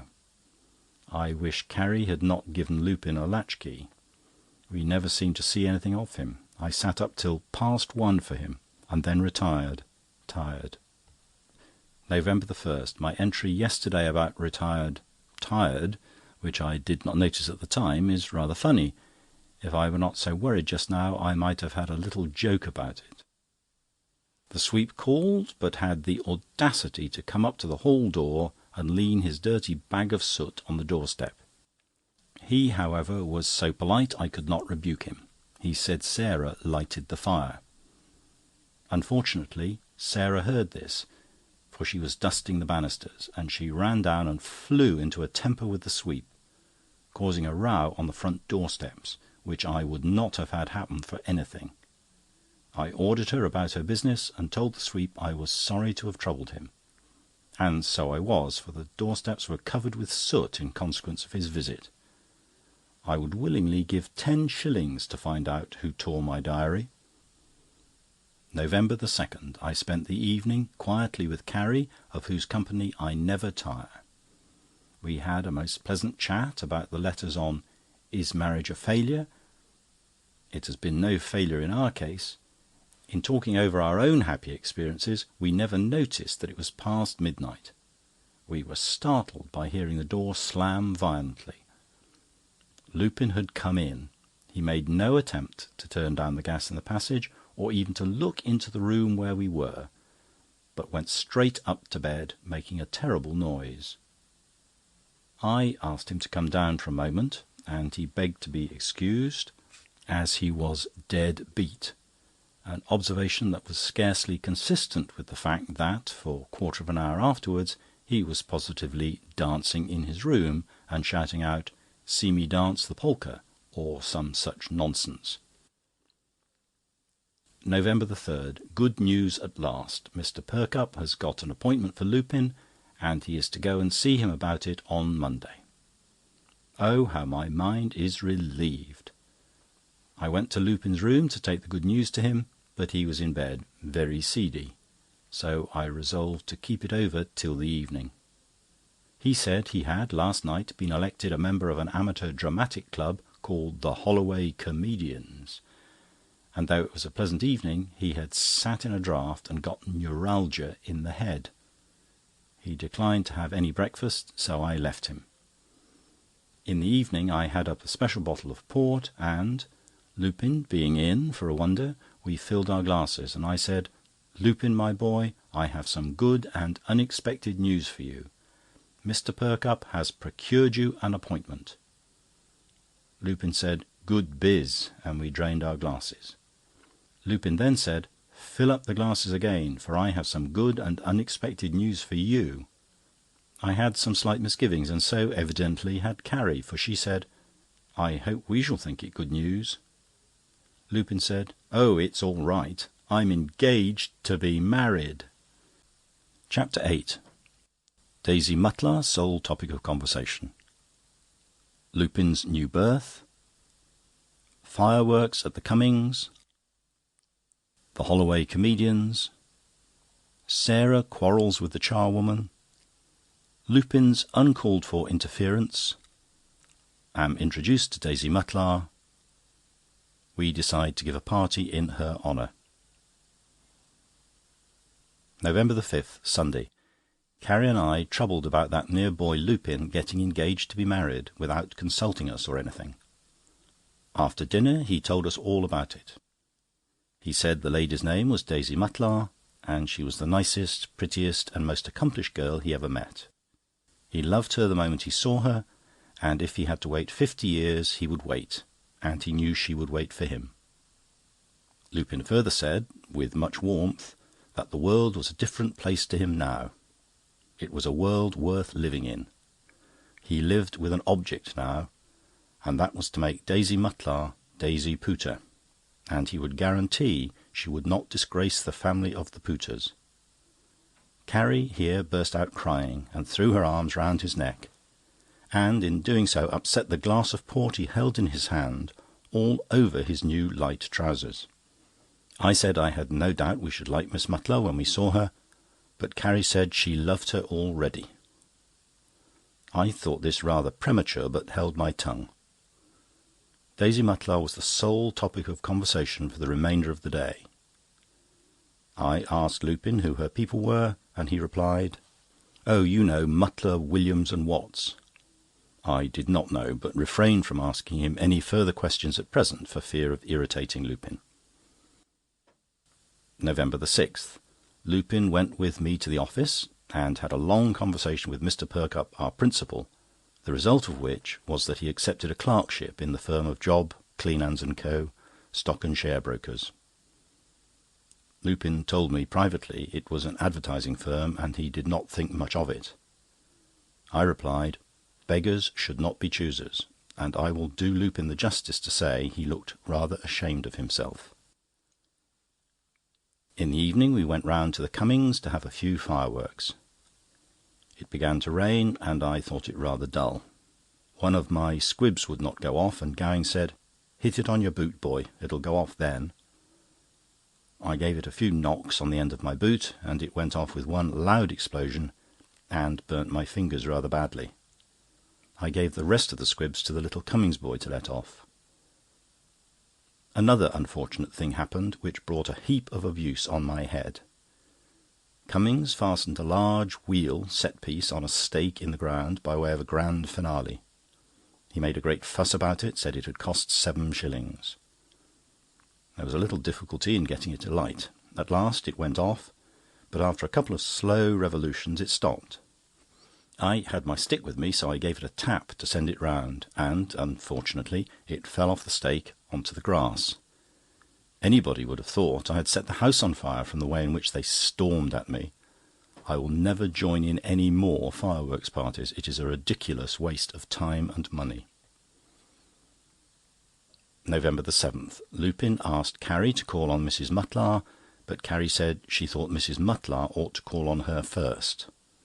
I agreed with Carrie, and this led to an argument. However, the matter was settled by Carrie saying she could not find any visiting cards, and we must get some more printed, and when they were finished would be quite time enough to discuss the etiquette of calling. November 8th. I ordered some of our cards at Black's, the stationers. I ordered 25 of each, which will last us for a good long time. In the evening, Lupin brought in Frank Mutlar, Miss Mutlar's brother. He was a rather gawky youth, and Lupin said he was the most popular and best amateur in the club, referring to the Holloway comedians. Lupin whispered to us that if we could only draw out Frank a bit, he would make us roar with laughter. At supper, young Mutlar did several amusing things. He took up a knife, and with the flat part of it played a tune on his cheek in a wonderful manner. He also gave an imitation of an old man with no teeth, smoking a big cigar. The way he kept dropping the cigar sent Carrie into fits. In the course of conversation, Daisy's name cropped up, and young Mutlar said he would bring his sister round to us one evening, his parents being rather old-fashioned and not going out much. Carrie said we would get up a little special party. As young Mutlar showed no inclination to go, and it was approaching 11 o'clock, as a hint I reminded Lupin that he had to be up early to-morrow morning. Instead of taking the hint, Mutlar began a series of comic imitations. He went on for an hour without cessation. Poor Carrie could scarcely keep her eyes open. At last she made an excuse and said good night. Mutlar then left, and I heard him and Lupin whispering in the hall something about the Holloway comedians. And, to my disgust, although it was past midnight, Lupin put on his hat and coat and went out with his new companion. November 9th. My endeavours to discover who tore the sheets out of my diary still fruitless. Lupin has Daisy Mutlar on the brain, so we see little of him, except that he invariably turns up at meal-times. Cummings dropped in. November 10th. Lupin seems to like his new berth. That's a comfort. Daisy Mutlar the sole topic of conversation during tea. Carrie almost as full of it as Lupin. Lupin informs me to my disgust that he has been persuaded to take part in the forthcoming performance of the Holloway comedians. He says he is to play Bob Britches in the farce Gone to My Uncle's. Frank Mutlar is going to play Old Musty. I told Lupin pretty plainly I was not in the least degree interested in the matter, and totally disapproved of amateur theatricals. Gowing came in the evening. November 11th. Returned home to find the house in a most disgraceful uproar. Carrie, who appeared very frightened, was standing outside her bedroom, while Sarah was excited and crying. Mrs. Birrell, the charwoman, who had evidently been drinking, was shouting at the top of her voice that she was no thief, that she was a respectable woman who had to work hard for her living, and she would smack anyone's face who put lies into her mouth. Lupin, whose back was towards me, did not hear me come in. He was standing between the two women, and, I regret to say, in his endeavour to act as peacemaker, he made use of rather strong language in the presence of his mother. And I was just in time to hear him say, "And all this fuss about the loss of a few pages from a rotten diary that wouldn't fetch 3 halfpence a pound." I said, quietly, "Pardon me, Lupin, that is a matter of opinion, and as I am master of this house, perhaps you will allow me to take the reins." I ascertained that the cause of the row was that Sarah had accused Mrs. Birrell of tearing the pages out of my diary to wrap up some kitchen fat and leavings, which she had taken out of the house last week. Mrs. Birrell had slapped Sarah's face and said she had taken nothing out of the place. There was never no leavings to take. I ordered Sarah back to her work and requested Mrs. Birrell to go home. When I entered the parlour, Lupin was kicking his legs in the air and roaring with laughter. November 12th, Sunday. Coming home from church, Carrie and I met Lupin, Daisy Mutlar and her brother. Daisy was introduced to us, and we walked home together, Carrie walking on with Miss Mutlar. We asked them in for a few minutes, and I had a good look at my future daughter-in-law. My heart quite sank.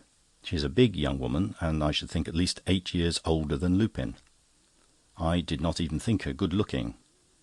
Carrie asked her if she could come in on Wednesday next with her brother to meet a few friends. She replied that she would only be too pleased. November the 13th, Carrie sent out invitations to Gowing, the Cummings, to Mr. and Mrs. James of Sutton, and Mr. Stillbrook. I wrote a note to Mr. Franching of Peckham. Carrie said we may as well make it a nice affair, and why not ask our principal, Mr. Perkupp? I said I feared we were not quite grand enough for him. Carrie said there was no offence in asking him. I said certainly not, and wrote him a letter. Carrie confessed she was a little disappointed with Daisy Mutlar's appearance, but thought she seemed a nice girl. November the 14th. Everybody so far has accepted for our quite grand little party for tomorrow. Mr. Perkupp, in a nice letter which I shall keep, wrote that he was dining in Kensington, but if he could get away, he would come up to Holloway for an hour. Carrie was busy all day making little cakes and open jam puffs and jellies. She said she felt quite nervous about her responsibilities tomorrow evening. We decided to have some light things on the table, such as sandwiches, cold chicken and ham, and some sweets, and on the sideboard a nice piece of cold beef and a paysandu tongue for the more hungry ones to peg into if they liked. Gowing called to know if he was to put on swallow-tails tomorrow. Carrie said he had better dress, especially as Mr. Franching was coming, and there's a possibility of Mr. Perkupp also putting in an appearance. Gowing said, "Oh, I only wanted to know, for I've not worn my dress coat for some time, and I must send it to have the creases pressed out." After Gowing left, Lupin came in, and in his anxiety to please Daisy Mutlar, carped at and criticised the arrangements, and, in fact, disapproved of everything, including our having asked our old friend Cummings, who, he said, would look in evening dress like a greengrocer engaged to wait, and who must not be surprised if Daisy took him for one. I fairly lost my temper and said, "Lupin, allow me to tell you, Miss Daisy Mutlar is not the Queen of England. I gave you credit for more wisdom than to allow yourself to be inveigled into an engagement with a woman considerably older than yourself. I advise you to think of earning your living before entangling yourself with a wife whom you will have to support, and, in all probability, her brother also, who appeared to be nothing but a loafer." Instead of receiving this advice in a sensible manner, Lupin jumped up and said, "If you insult the lady I am engaged to, you insult me. I will leave the house and never darken your doors again." He went out of the house, slamming the hall door. But it was all right. He came back to supper, and we played bezique till nearly 12 o'clock. Chapter 9. Our first important party. Old friends and new friends. Gowing is a little annoying, but his friend Mr. Stillbrook turns out to be quite amusing. Inopportune arrival of Mr. Perkupp, but he is most kind and complimentary. Party a great success. November the 15th. A red letter day. Our first important party since we have been in this house. I got home early from the city. Lupin insisted on having a hired waiter, and stood a half a dozen of champagne. I think this is an unnecessary expense, but Lupin said he had had a piece of luck, having made £3 out of a private deal in the city. I hope he won't gamble in his new situation. The supper-room looked so nice, and Carrie truly said we need not be ashamed of its being seen by Mr. Perkupp, should he honour us by coming. I dressed early in case people should arrive punctually at 8 o'clock, and was much vexed to find my new dress trousers much too short. Lupin, who is getting beyond his position, found a fault with my wearing ordinary boots instead of dress boots. I replied satirically, "My dear son, I have lived to be above that sort of thing." Lupin burst out laughing, and said, "A man generally was above his boots." This may be funny, or it may not, but I was gratified to find he had not discovered the coral had come off one of my studs. Carrie looked a picture. wearing the dress she wore at the Mansion House. The arrangement of the drawing-room was excellent. Carrie had hung muslin curtains over the folding doors, and also over one of the entrances, for we had removed the door from its hinges. Mr. Peters, the waiter, arrived in good time, and I gave him strict orders not to open another bottle of champagne until the previous one was empty. Carrie arranged for some sherry and port wine to be placed on the drawing-room sideboard, with some glasses. By the by, our new enlarged and tinted photographs look very nice on the walls, especially as Carrie has arranged some Liberty silk bows on the four corners of them. The first arrival was Gowing, who, with his usual taste, greeted me with, "Hello, Pooter, why, your trousers are too short." I simply said, "Very likely, and you will find my temper short also." He said, "That won't make your trousers longer, Juggins. You should get your missus to put a flounce on them." I wonder I waste my time entering his insulting observations in my diary. The next arrivals were Mr. and Mrs. Cummings. The former said, "As you didn't say anything about dress, I have come half-dress." He had on a black frock coat and a white tie. The James, Mr. Merton and Mr. Stillbrook arrived, but Lupin was restless and unbearable till his Daisy Mutlar and Frank arrived. Carrie and I were rather startled at Daisy's appearance. She had a bright crimson dress on, cut very low in the neck. I do not think such a style modest. She ought to have taken a lesson from Carrie and covered her shoulders with a little lace. Mr. Knackles, Mr. Sprice-Hogg and his 4 daughters came. So did Franching and one or two of Lupin's new friends, members of the Holloway Comedians. Some of these seemed rather theatrical in their manner, especially one who was posing all the evening, and leant on our little round table and cracked it. Lupin called him our Henry, and said he was our lead at the H.C.'s, and was quite as good in that department as Frank Mutlar was as the low comedy merchant. All this is Greek to me. We had some music, and Lupin, who never left Daisy's side for a moment, raved over her singing of a song called "Some Day." It seemed a pretty song, but she made such grimaces and sang to my mind so out of tune, I would not have asked her to sing again. But Lupin made her sing 4 songs right off, one after the other. At 10 o'clock we went down to supper, and from the way Gowing and Cummings ate, you would have thought they had not had a meal for a month. I told Carrie to keep coming back in case Mr. Perkupp should come by mere chance. Gowing annoyed me very much by filling a large tumbler of champagne and drinking it straight off. He repeated this action, and made me fear our half-dozen of champagne would not last out. I tried to keep a bottle back, but Lupin got hold of it and took it to the side table with Daisy and Frank Mutlar.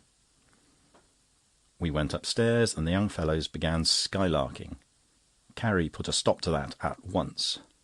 Stillbrook amused us with a song. "What have you done with your cousin John?" I did not notice that Lupin and Frank had disappeared. I asked Mr. Watson, one of the Holloways, where they were, and he said, "It's a case of 'Oh, what a surprise!'"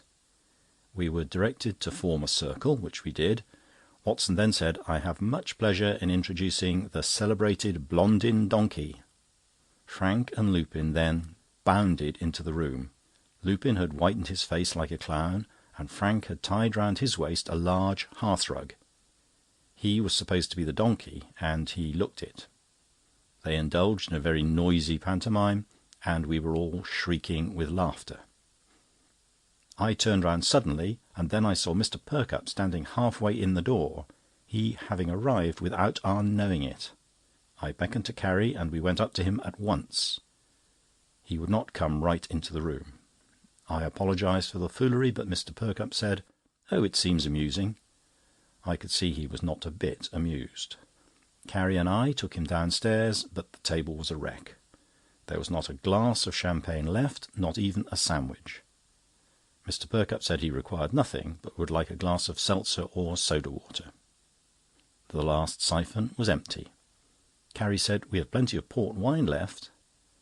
Mr. Perkupp said with a smile, "No, thank you, I really require nothing, but I am most pleased to see you and your husband in your own home. Good night, Mrs. Pooter. You will excuse my very short stay, I know." I went with him to his carriage, and he said, "Don't trouble to come to the office till 12 to-morrow." I felt despondent as I walked back to the house, and I told Carrie I thought the party was a failure. Carrie said it was a great success, and I was only tired, and insisted on my having some port myself. I drank 2 glasses and felt much better, and we went into the drawing-room where they had commenced dancing. Carrie and I had a little dance, which I said reminded me of old days. She said I was a spoony old thing. Chapter 10. Reflections. I make another good joke. Am annoyed at the constant serving up of the blancmange. Lupin expresses his opinion of weddings. Lupin falls out with Daisy Mutler. November the 16th. Woke up about 20 times during the night with terrible thirst. Finished off all the water in the bottle, as well as half that in the jug. Kept dreaming also that last night's party was a failure, and that a lot of low people came without invitation, and kept chaffing and throwing things at Mr. Perkupp, till at last I was obliged to hide him in the box-room, which we had just discovered, with a bath towel over him. It seems absurd now, but it was painfully real in the dream. I had the same dream about a dozen times. Carrie annoyed me by saying, "You know champagne never agrees with you." I told her I had only a couple of glasses of it, having kept myself entirely to port. I added that good champagne hurt nobody, and Lupin told me he had only got it from a traveller as a favour, as that particular brand had been entirely bought up by a West End club. I think I ate too heartily of the side dishes, as the waiter called them. I said to Carrie, "I wish I had put those side dishes aside." I repeated this, but Carrie was busy packing up the teaspoons we had borrowed of Mrs. Cummings for the party. It was just 11:30, and I was starting for the office when Lupin appeared with a yellow complexion and said, "Hello, Gov.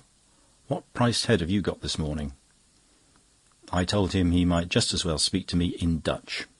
He added, "When I woke this morning my head was as big as Baldwin's balloon."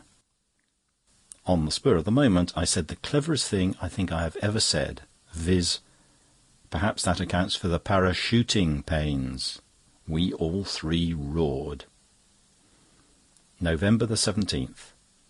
Still feel tired and headachy. In the evening Gowing called, and was full of praise about our party last Wednesday. He said everything was done beautifully, and he enjoyed himself enormously. Gowing can be a very nice fellow when he likes, but you never know how long it will last. For instance, he stopped to supper, and seeing some blancmange on the table, shouted out, while the servant was in the room, "Hello, the remains of Wednesday?" November the 18th. Woke up quite fresh after a good night's rest, and feel quite myself again. I am satisfied a life of going out and society is not a life for me. We therefore declined the invitation which we received this morning to Miss Bird's wedding. We only met her twice at Mrs. James', and it means a present. Lupin said, "I'm with you for once. To my mind, a wedding's a very poor play. There are only 2 parts in it, the bride and the bridegroom. The best man is only a walking gentleman. With the exception of a crying father and a snivelling mother, the rest are supers, who have to dress well and have to pay for their insignificant parts in the shape of costly presents." I did not care for the theatrical slang, but thought it clever, though disrespectful. I told Sarah not to bring up the blancmange again for breakfast. It seems to have been placed on our table at every meal since Wednesday. Cummings came round in the evening and congratulated us on the success of our party. He said it was the best party he had been to for many a year. But he wished we had let him know it was full dress, as he would have turned up in his swallow-tails. We sat down to a quiet game of dominoes, and were interrupted by the noisy entrance of Lupin and Frank Mutler. Cummings and I asked them to join us. Lupin said he did not care for dominoes, and suggested a game of spoof. On my asking if it required counters, Frank and Lupin in measured time says, 1, 2, 3, go. Have you an estate in Greenland? It was simply Greek to me, but it appears it is one of the customs of the Holloway comedians to do this when a member displays ignorance. In spite of my instructions, that blancmange was brought up again for supper. To make matters worse, there had been an attempt to disguise it by placing it in a glass dish with jam round it. Carrie asked Lupin if he would have some, and he replied, "No second-hand goods for me, thank you." I told Carrie, when we were alone, if that blancmange were placed on the table again, I should walk out of the house. November the 19th, Sunday. A delightfully quiet day. In the afternoon, Lupin was off to spend the rest of the day with the Mutlars. He departed in the best of spirits, and Carrie said, "Well, one advantage of Lupin's engagement with Daisy is that the boy seems happy all day long. That quite reconciles me to what I must confess seems an imprudent engagement." Carrie and I talked the matter over during the evening, and agreed that it did not always follow that an early engagement meant an unhappy marriage. Dear Carrie reminded me that we had married early, and, with the exception of a few trivial misunderstandings, we had never had a really serious word. I could not help thinking, as I told her, that half the pleasures of life were derived from the little struggles and small privations that one had to endure at the beginning of one's married life. Such struggles were generally occasioned by want of means, and often helped to make loving couples stand together all the firmer. Carrie said I had expressed myself wonderfully well, and that I was quite a philosopher. We are all vain at times, and I must confess I felt flattered by Carrie's little compliment.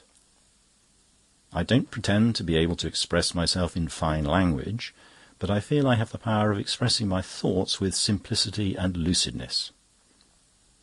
About 9 o'clock, to our surprise, Lupin entered with a wild, reckless look, and in a hollow voice, which I must say seemed rather theatrical, said, "Have you any brandy?" I said, "No, but here is some whisky." Lupin drank off nearly a wineglassful without water, to my horror. We all three sat reading in silence till 10, when Carrie and I rose to go to bed. Carrie said to Lupin, "I hope Daisy is well?" Lupin, with a forced, careless air that he must have picked up from the Holloway comedians, replied, "Oh, Daisy, you mean Miss Mutlar. I don't know whether she's well or not, but please never to mention her name again in my presence." Chapter 11. We have a dose of Irving imitations, make the acquaintance of a Mr. Padge, don't care for him, Mr. Burwin Fosselton becomes a nuisance. November the 20th. Have seen nothing of Lupin the whole day. Bought a cheap address book. I spent the evening copying in the names and addresses of my friends and acquaintances. Left out the Mutlars, of course. November the 21st. Lupin turned up for a few minutes in the evening. He asked for a drop of brandy with a sort of careless look, which to my mind was theatrical and quite ineffective. I said, "My boy, I have none, and I don't think I should give it you if I had." Lupin said, "I'll go where I can get some," and walked out of the house. Carrie took the boy's part, and the rest of the evening was spent in a disagreeable discussion in which the words Daisy and Mutlar must have occurred 1,000 times. November the 22nd. Gowing and Cummings dropped in during the evening. Lupin also came in, bringing his friend Mr. Burwin Fosselton, one of the Holloway comedians, who was at our party the other night and who cracked our little round table. Happy to say Daisy Mutlar was never referred to. The conversation was almost entirely monopolised by the young fellow Fosselton, who not only looked rather like Mr. Irving, but seemed to imagine that he was the celebrated actor. I must say he gave some capital imitations of him. As he showed no signs of moving at supper time, I said, "If you like to stay, Mr. Fosselton, for our usual crust, pray do." He replied, "Oh, thanks, but please call me Burwin Fosselton. It's a double name. There are lots of Fosseltons, but please call me Burwin Fosselton." He began doing the Irving business all through supper. He sank so low down in his chair that his chin was almost on a level with the table, and twice he kicked Carrie under the table, upset his wine, and flashed a knife uncomfortably near Gowing's face. After supper he kept stretching out his legs on the fender, indulging in scraps of quotations from plays, which were Greek to me, and more than once knocked over the fire-irons, making a hideous row, poor Carrie already having a bad headache. When he went, he said, to our surprise, "I will come to-morrow and bring my Irving make-up." Gowing and Cummings said they would like to see it, and would come too. I could not help thinking they might as well give a party at my house while they were about it. However, as Carrie sensibly said, do anything, dear, to make Lupin forget the Daisy Mutlar business. November 23rd. In the evening, Cummings came early. Gowing came a little later and brought, without asking permission, a fat and, I think, very vulgar-looking man named Padge, who appeared to be all moustache. Gowing never attempted any apology to either of us, but said Padge wanted to see the Irving business. To which Padge said, "That's right," and that is about all he did say during the entire evening. Lupin came in and seemed in much better spirits. He had prepared a bit of a surprise. Mr. Burwin-Fosselton had come in with him, but had gone upstairs to get ready. In half an hour Lupin retired from the parlour, and, returning in a few minutes, announced Mr. Henry Irving. I must say we were all astounded. I never saw such a resemblance. It was astonishing. The only person who did not appear interested was the man Padge, who had got the best arm-chair and was puffing away at a foul pipe into the fireplace. After some little time I said, "Why do actors always wear their hair so long?" Carrie in a moment said, "Mr. Hare doesn't wear long hair."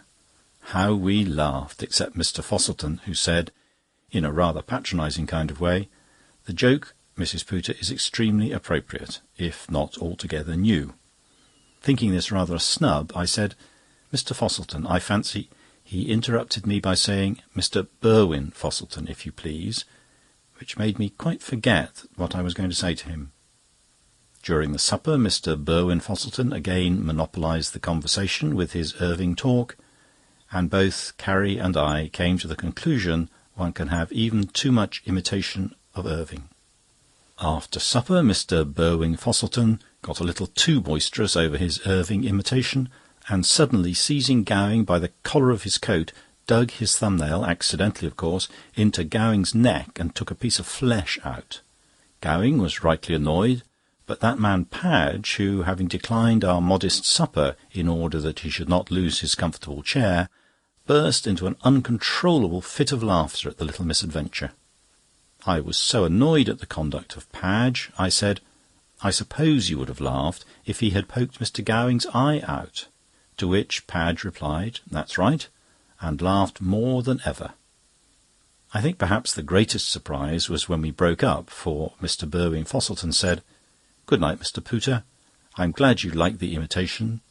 I'll bring the other make-up to-morrow night." November 24th. I went to town without a pocket-handkerchief. This is the second time I've done this during the last week. I must be losing my memory. Had it not been for this Daisy Mutlar business, I would have written to Mr. Burwin-Fosselton and told him I should be out this evening. But I fancy he's the sort of young man who would come all the same. Dear old Cummings came in the evening, but Gowing sent round a little note saying he hoped I would excuse his not turning up, which rather amused me. He added that his neck was still painful. Of course, Burwin-Fosselton came, but Lupin never turned up, and imagine my utter disgust when the man Padge actually came again, and not even accompanied by Gowing. I was exasperated, and said, "Mr. Padge, this is a surprise." Dear Carrie, fearing unpleasantness, said, "Oh, I suppose Mr. Padge has only come to see the other Irving make-up." Mr. Padge said, "That's right," and took the best chair again, for which he never moved the whole evening. My only consolation is, he takes no supper, so he's not an expensive guest, but I shall speak to Gowing about the matter. The Irving imitations and conversations occupied the whole evening, till I was sick of it. Once we had a rather heated discussion, which was commenced by Cummings saying that it appeared to him that Mr. Burwin-Fosselton was not only like Mr. Irving, but was, in his judgment, every way as good or even better. I ventured to remark that, after all, it was but an imitation of an original. Cummings said surely some imitations were better than the originals. I made what I considered a very clever remark. Without an original there can be no imitation. Mr. Burwin-Fosselton said, quite impertinently, "Don't discuss me in my presence, if you please. And, Mr. Pooter, I should advise you to talk about what you understand." To which that cad Padge replied, "That's right."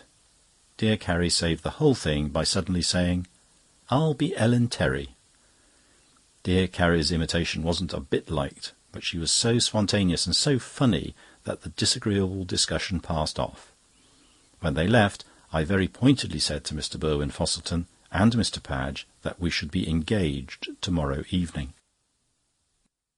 November the 25th. Had a long letter from Mr. Fosselton respecting last night's Irving discussion. I was very angry, and I wrote and said I knew little or nothing about stage matters, was not in the least interested in them, and positively declined to be drawn into a discussion on the subject, even at the risk of its leading to a breach of friendship. I never wrote a more determined letter. On returning home at the usual hour on Saturday afternoon, I met, near the archway, Daisy Mutlar. My heart gave a leap. I bowed rather stiffly, but she affected not to have seen me.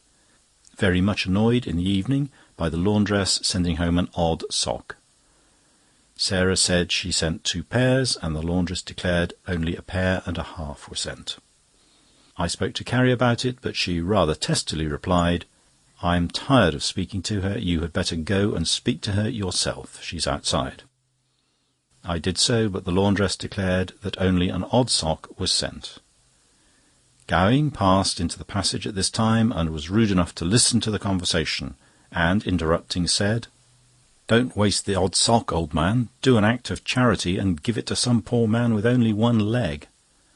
The laundress giggled like an idiot.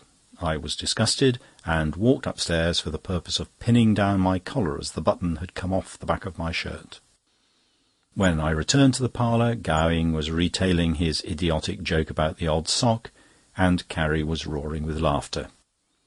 I suppose I am losing my sense of humour. I spoke my mind pretty freely about Padge. Gowing said he had met him only once before that evening. He had been introduced by a friend, and as he, Padge, had stood a good dinner, Gowing wished to show him some little return.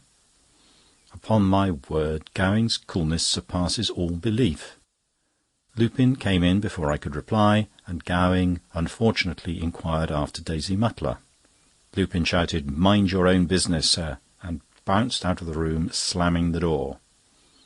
The remainder of the night was Daisy Mutlar, Daisy Mutlar, Daisy Mutlar. Oh dear. November the 26th, Sunday. The curate preached a very good sermon today, very good indeed. His appearance is never so impressive as our dear old vicar's, but I am bound to say his sermons are much more impressive. A rather annoying incident occurred, of which I must make mention. Mrs. Fernloss, who is quite a grand lady, living in one of those large houses in the Camden Road, stopped to speak to me after church, when we were all coming out. I must say I felt flattered, for she is thought a good deal of. I suppose she knew me through seeing me so often take round the plate, especially as she always occupies the corner seat of the pew. She is a very influential lady, and may have had something of the utmost importance to say.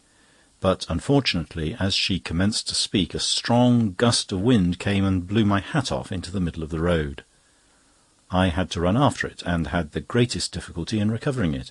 When I had succeeded in doing so, I found Mrs. Fernloss had walked on with some swell friends, and I felt I could not well approach her now, especially as my hat was smothered with mud. I cannot say how disappointed I felt. In the evening, Sunday evening of all others, I found an impertinent note from Mr. Burwin-Fosselton, which ran as follows: "Dear Mr. Pooter, although your junior by perhaps some 20 or 30 years, which is sufficient reason that you ought to have a longer record of the things and ways in this miniature of a planet, I feel it is just within the bounds of possibility that the wheels of your life don't travel so quickly round as those of the humble writer of these lines. The dandy horse of past days has been known to overtake the slow coach. Do I make myself understood? Very well, then. Permit me, Mr. Pooter, to advise you to accept the verb sap. Acknowledge your defeat and take your whipping gracefully. For remember, you threw down the glove, and I cannot claim to be either mentally or physically a coward. Revenons à nos moutons. Our lives run in different grooves. I live for my art, the stage. Your life is devoted to commercial pursuits, a life among ledgers. My books are of different metal. Your life in the city is honourable, I admit, but how different! Cannot even you see the ocean between us, a channel that prevents the meeting of our brains in harmonious accord? Ah, but chacun a son goût. I have registered a vow to mount the steps of fame. I may crawl, I may slip, I may even falter. We are all weak. But reach the top rung of the ladder I will. When there, my voice shall be heard, for I will shout to the multitudes below, Vici. For the present, I am only an amateur, and my work is unknown, forsooth, save to a party of friends, with here and there an enemy. But, Mr. Pooter, let me ask you, what is the difference between the amateur and the professional? None. Stay, yes, there is a difference. One is paid for doing what the other does as skilfully for nothing. But I will be paid too, for I, contrary to the wishes of my family and friends, have at last elected to adopt the stage as my profession.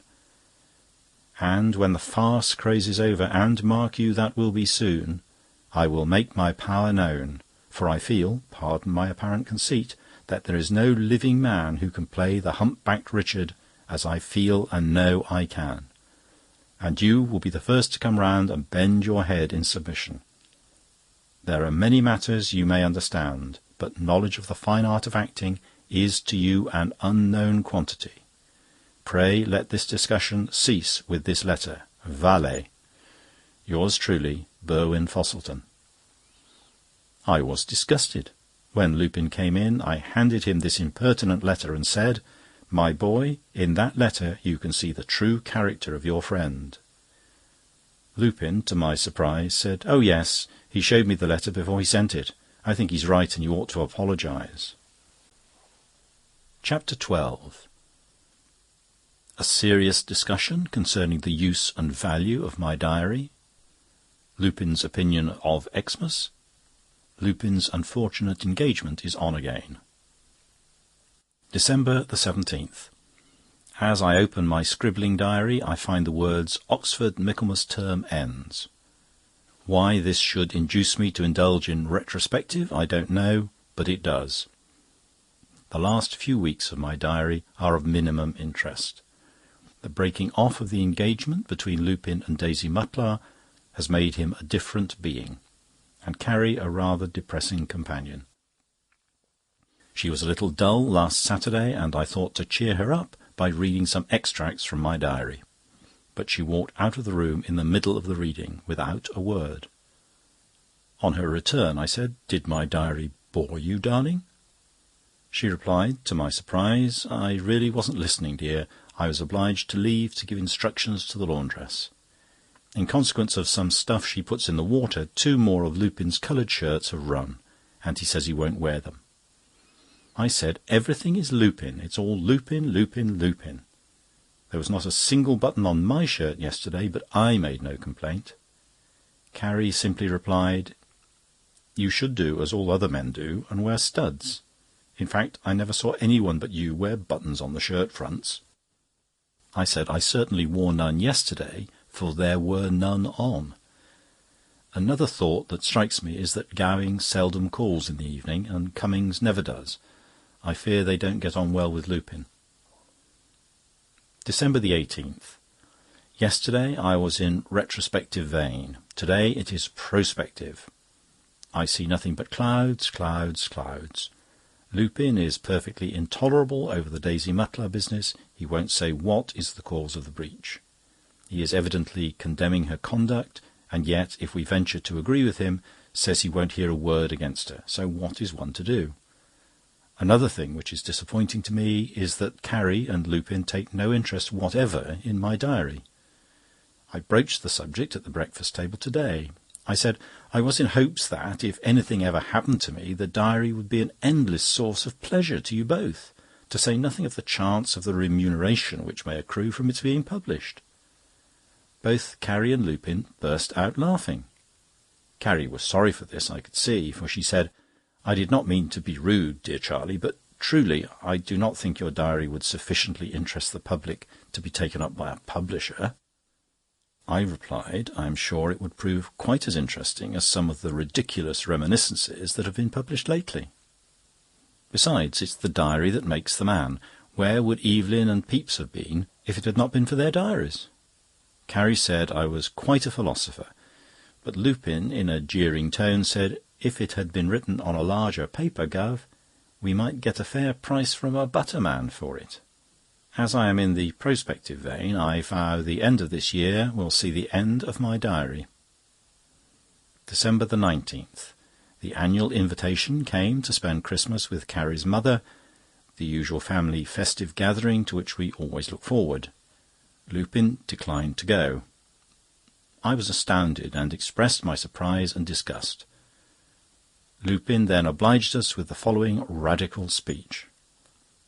"I hate a family gathering at Christmas. What does it mean? Why, someone says, 'Ah, we miss poor Uncle James, who was here last year,' and we all begin to snivel.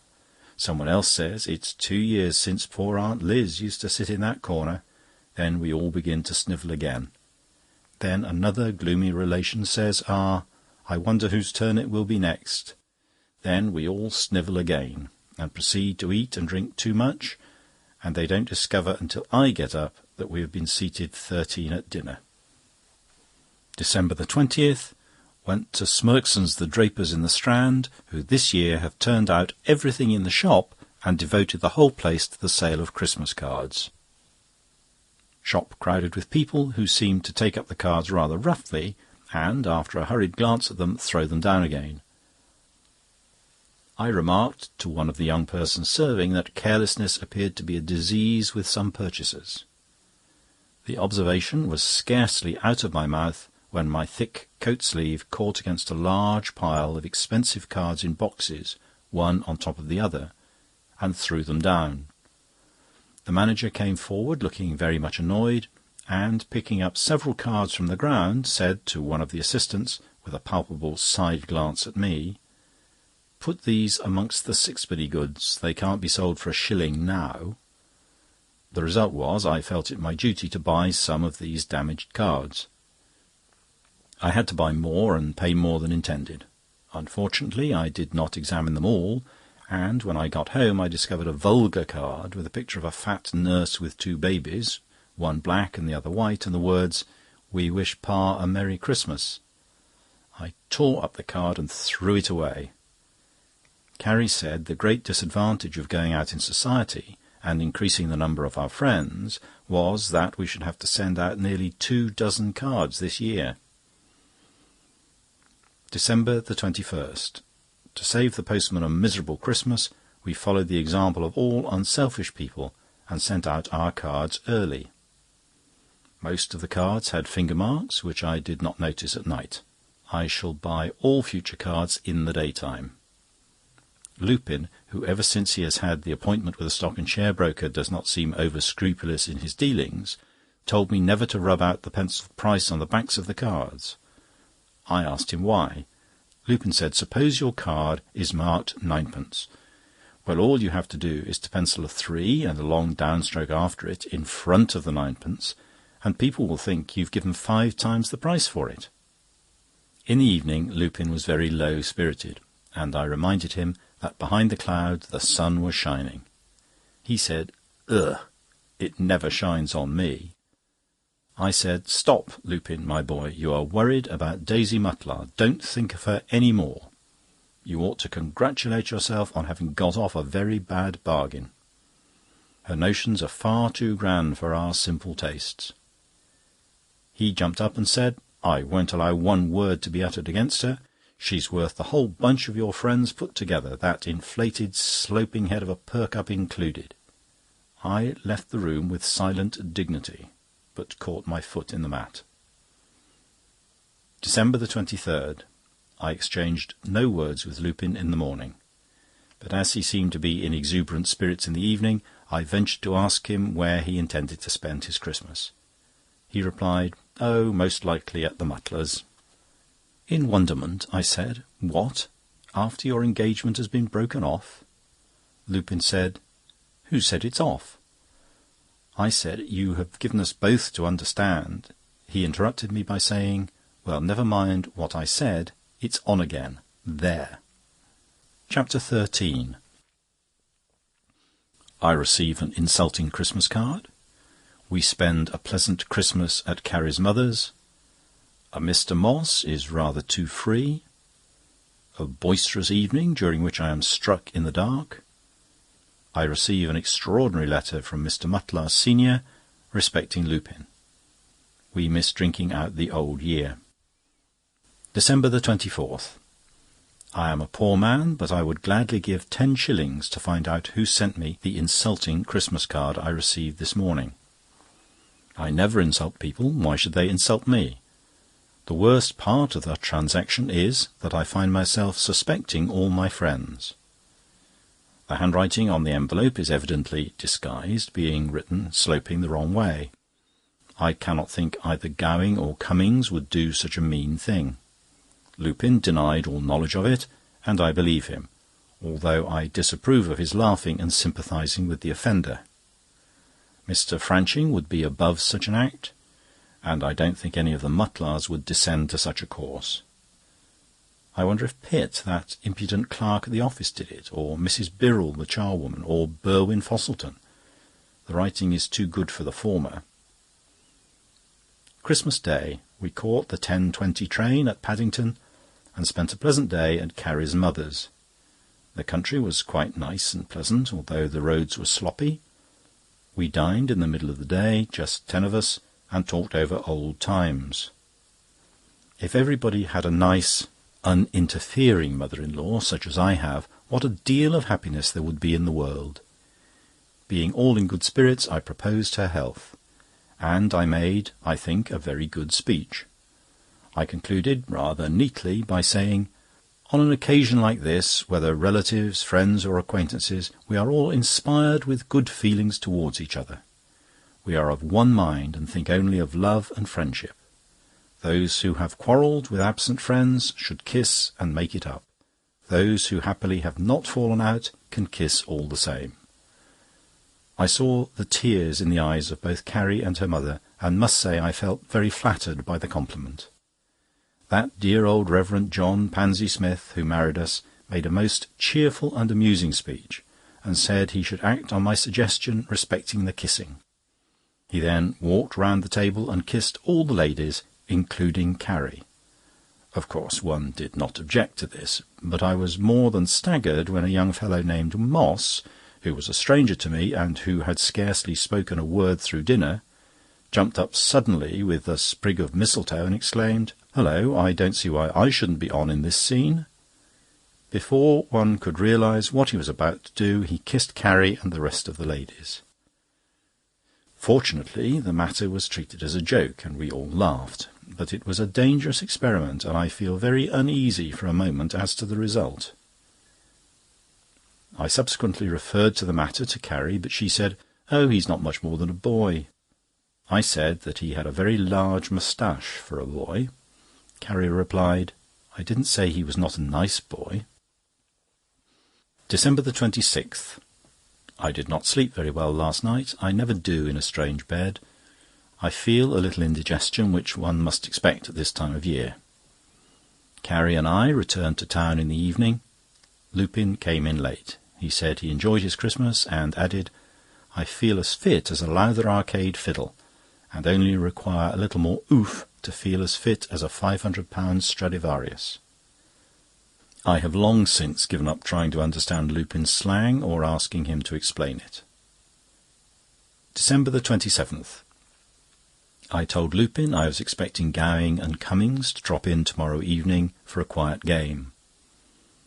I was in hope the boy would volunteer to stay in and help me to amuse them, instead of which he said, "Oh, you'd better put them off, as I've asked Daisy and Frank Mutlar to come." I said I could not think of doing such a thing. Lupin said, "Then I will send a wire and put off Daisy." I suggested that a postcard or letter would reach her quite soon enough, and would not be so extravagant. Carrie, who had listened to the above conversation with apparent annoyance, directed a well-aimed shaft at Lupin. She said, "Lupin, why do you object to Daisy meeting your father's friends? Is it because they are not good enough for her, or, which is equally possible, she is not good enough for them?" Lupin was dumbfounded, and could make no reply. When he left the room, I gave Carrie a kiss of approval. December 28th. Lupin, on coming down to breakfast, said to his mother, "I have not put off Daisy and Frank, and should like them to join Gowing and Cummings this evening." I felt very pleased with the boy for this. Carrie said, in reply, "I am glad you let me know in time, as I can turn over the cold leg of mutton, dress it with a little parsley, and no one will know it has been cut." She further said she would make a few custards and stew some pippins, so that they would be cold by the evening. Finding Lupin in good spirits, I asked him quietly if he really had any personal objection to either Gowing or Cummings.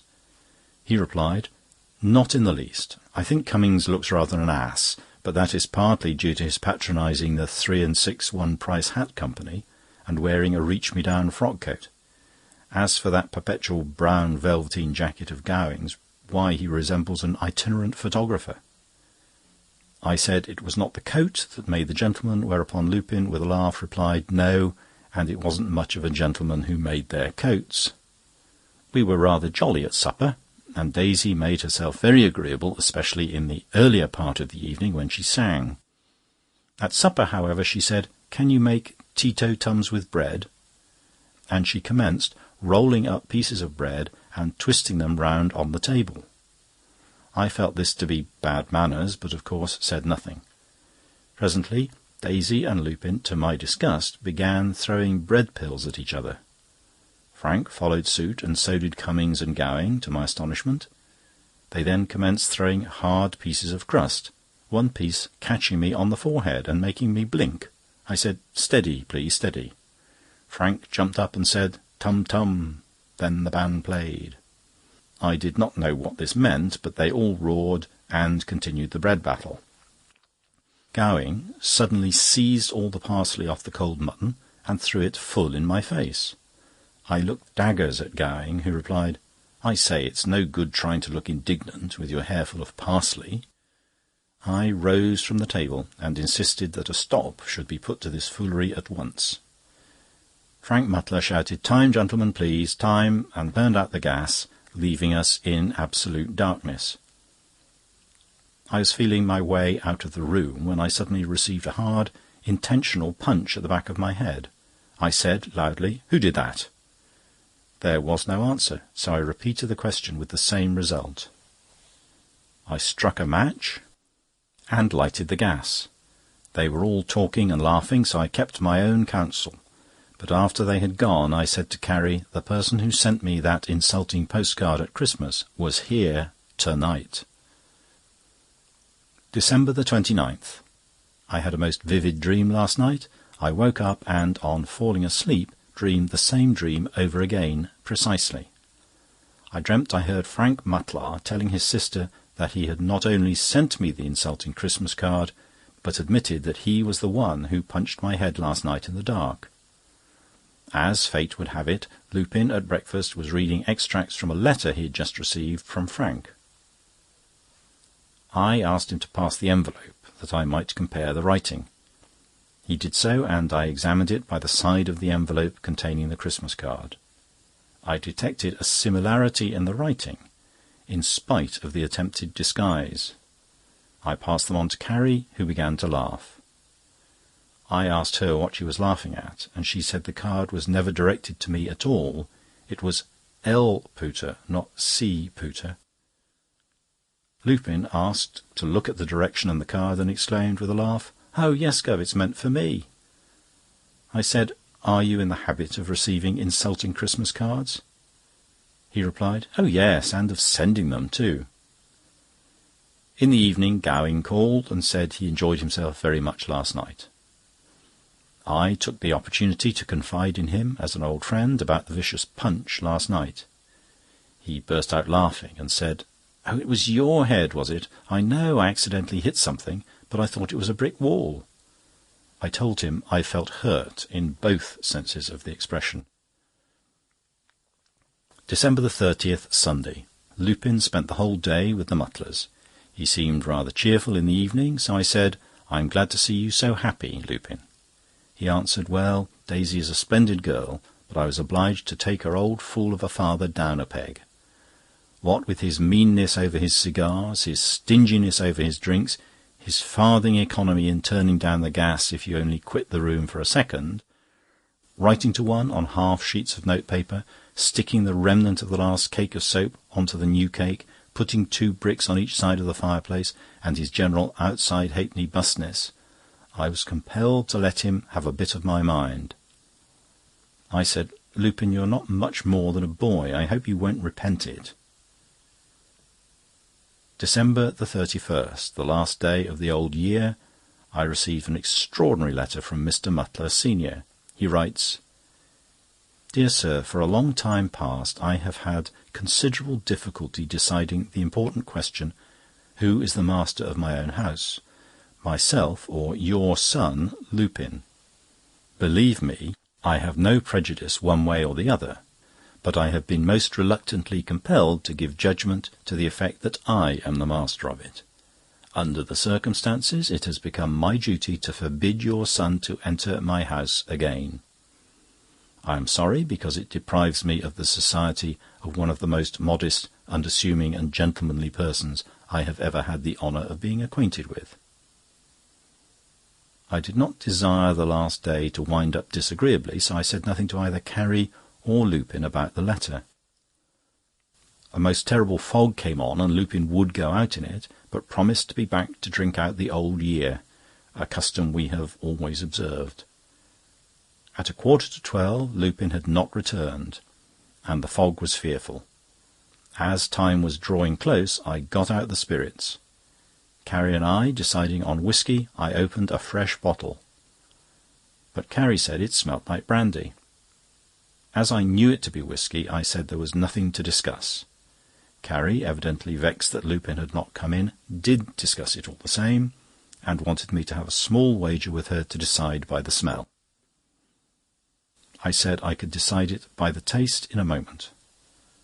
A silly and unnecessary argument followed, the result of which was we suddenly saw it was 12:15, and for the first time in our married life we missed welcoming in the new year.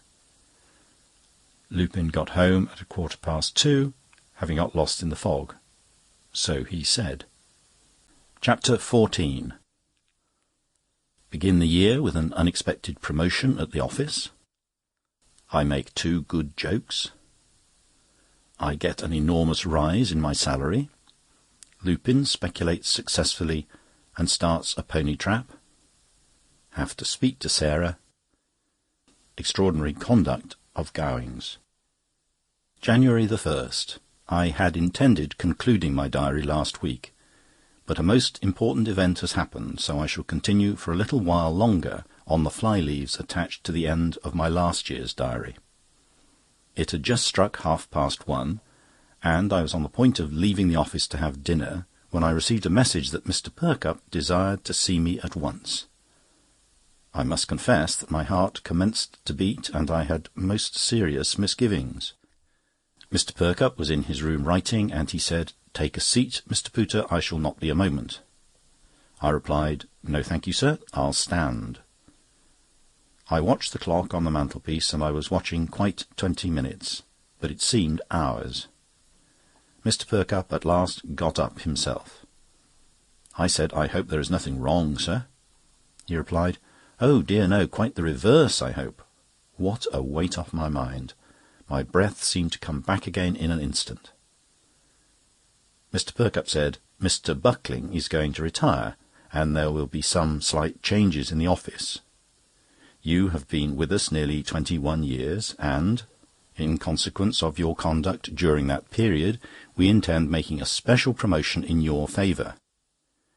We have not quite decided how you will be placed, but in any case there will be a considerable increase in your salary, which, it is quite unnecessary for me to say, you fully deserve. I have an appointment at 2, but you shall hear more tomorrow."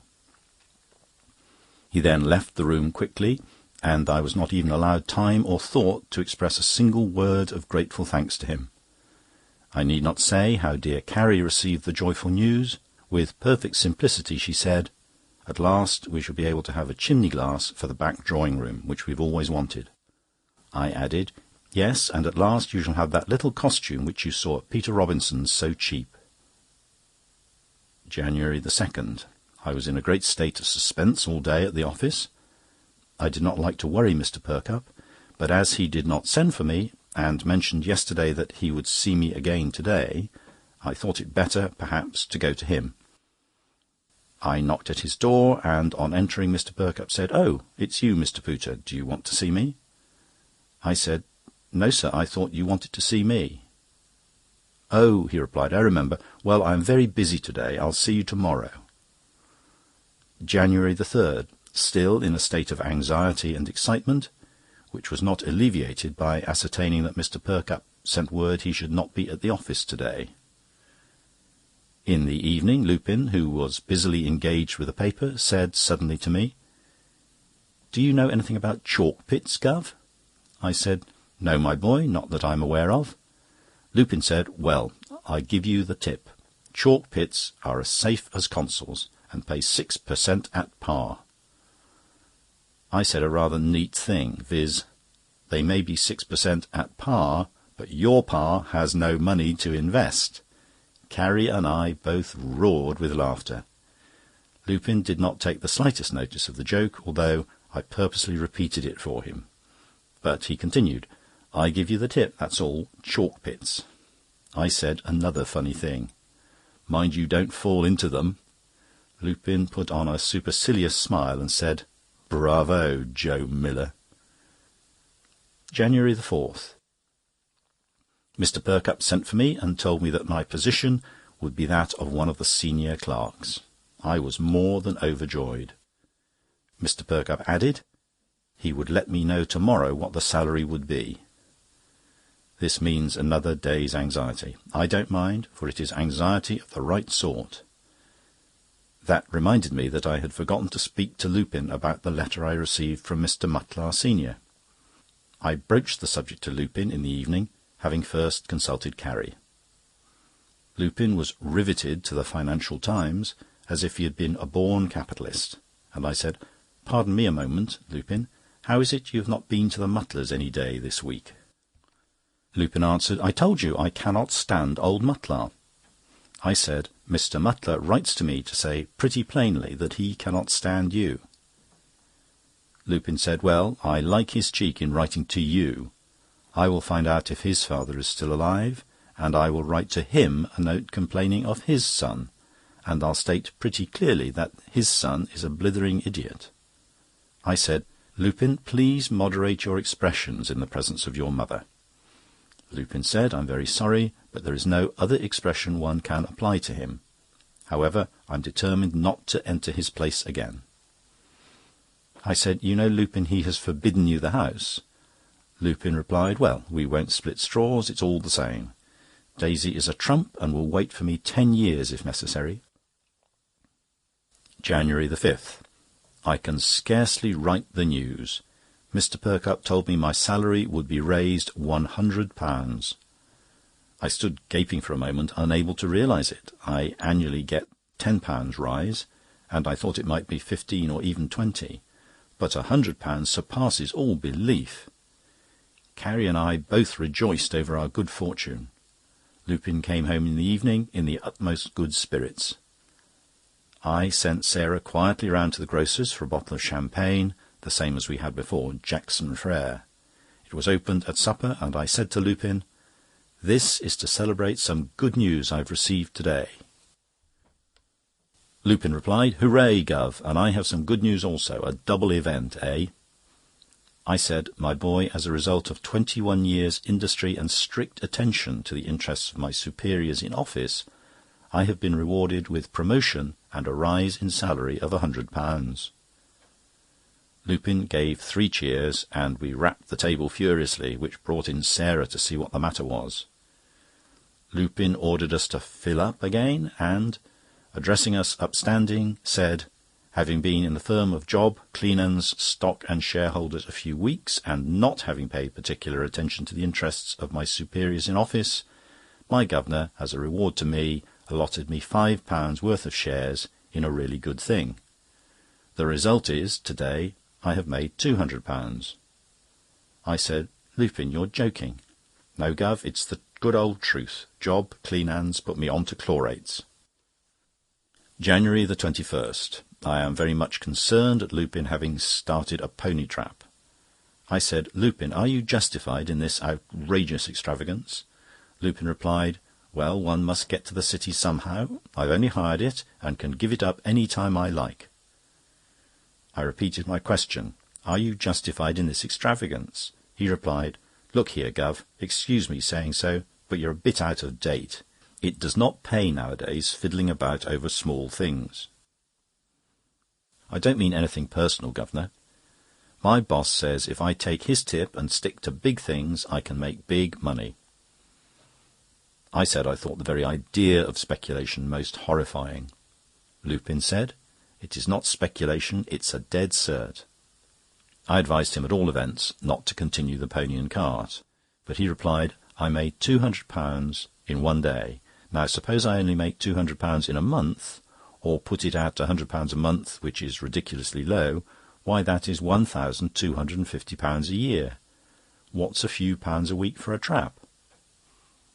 I did not pursue the subject further, beyond saying that I should feel glad when the autumn came and Lupin would be of age and responsible for his own debts.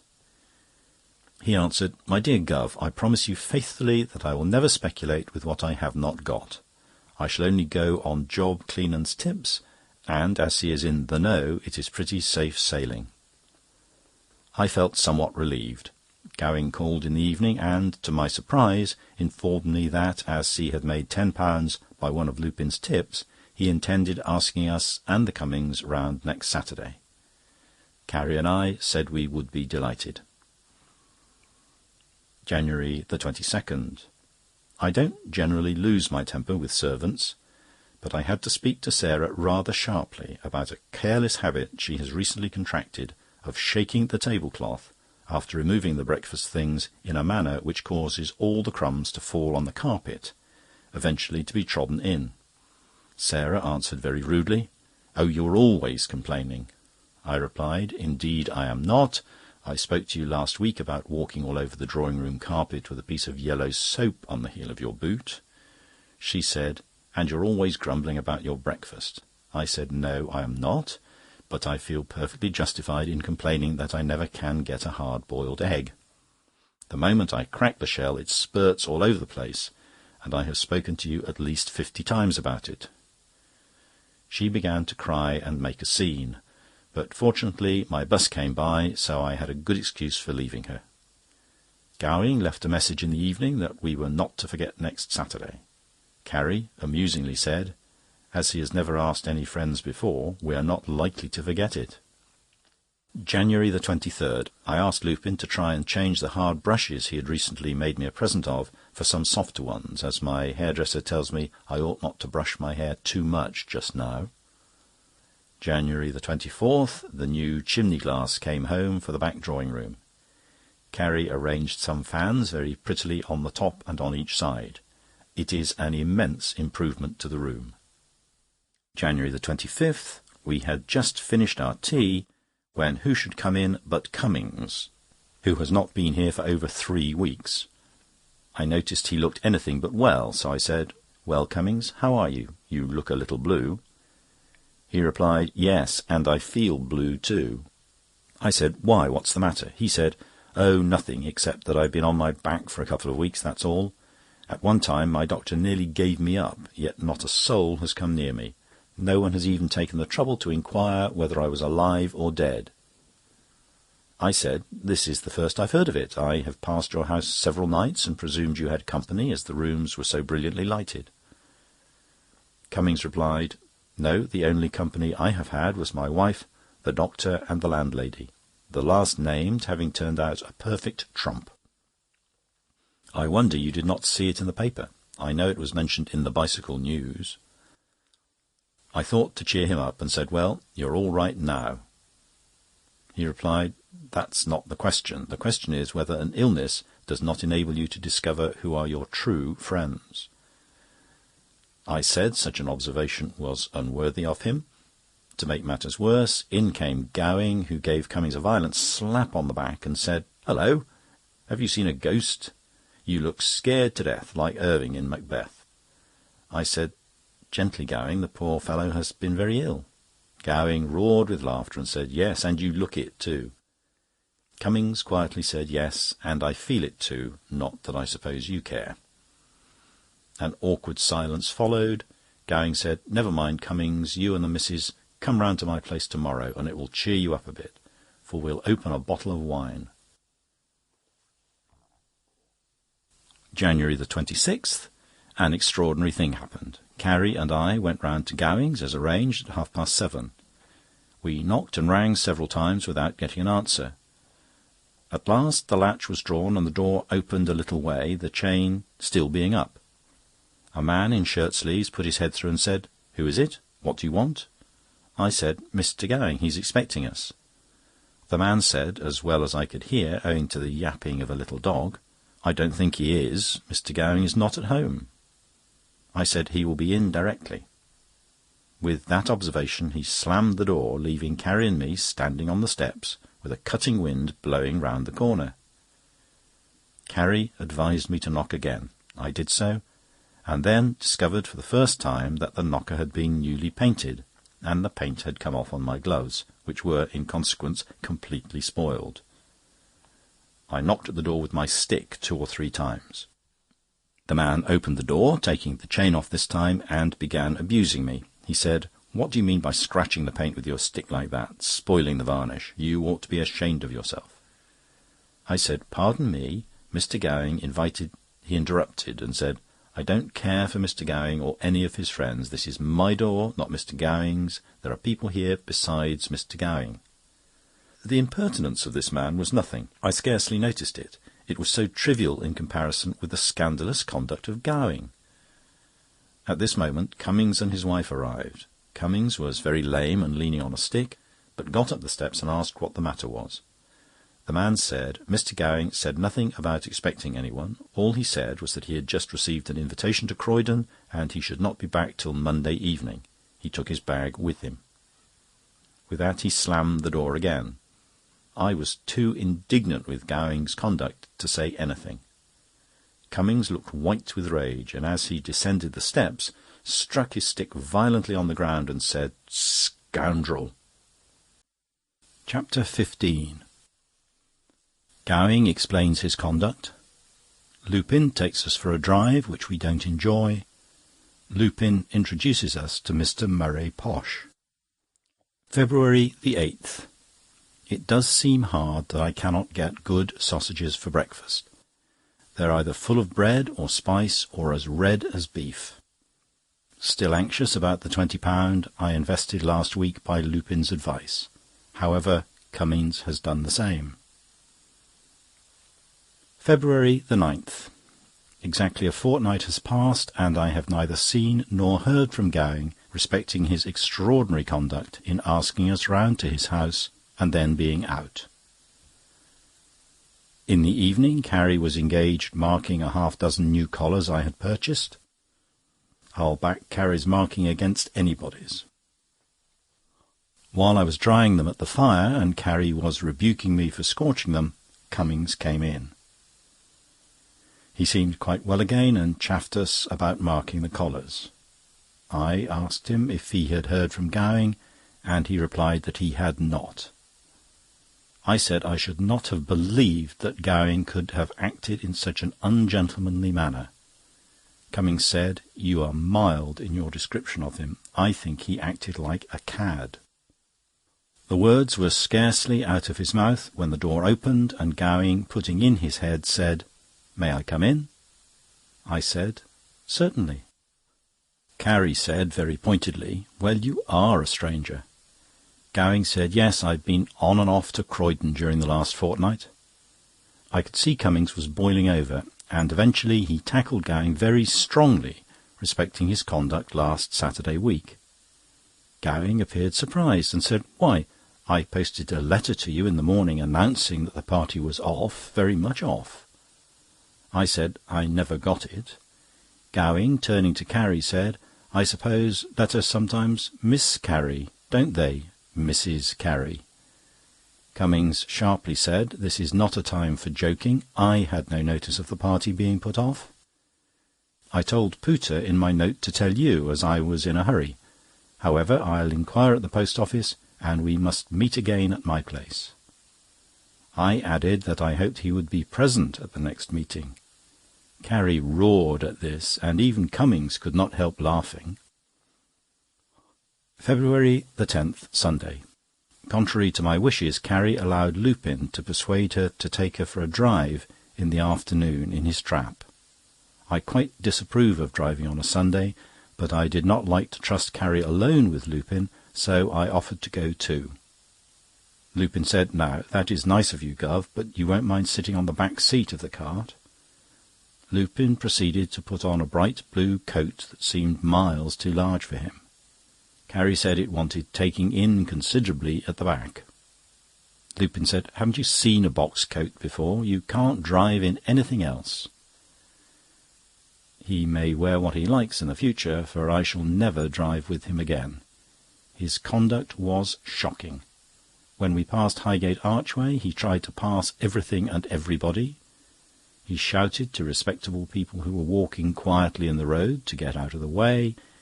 He flicked the horse of an old man who was riding, causing it to rear. And as I had to ride backwards, I was compelled to face a gang of roughs in a donkey cart, whom Lupin had chaffed, and who turned and followed us for nearly a mile, bellowing, indulging in coarse jokes and laughter, to say nothing of occasionally pelting us with orange peel. Lupin's excuse, that the Prince of Wales would have to put up with the same sort of thing if he drove to the Derby, was of little consolation to either Carrie or myself. Frank Mutler called in the evening, and Lupin went out with him. February 11th. Feeling a little concerned about Lupin, I mustered up courage to speak to Mr. Perkupp about him. Mr. Perkupp has always been most kind to me, so I told him everything, including yesterday's adventure.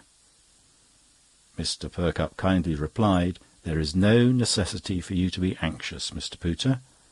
It would be impossible for a son of such good parents to turn out erroneously. Remember, he is young and will soon get older. I wish we could find room for him in this firm. The advice of this good man takes loads off my mind."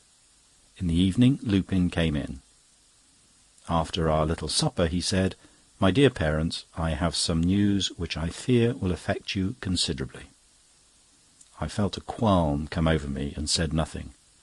Lupin then said, "It may distress you, in fact, I'm sure it will, but this afternoon I have given up my pony and trap for ever." It may seem absurd, but I was so pleased I immediately opened a bottle of port.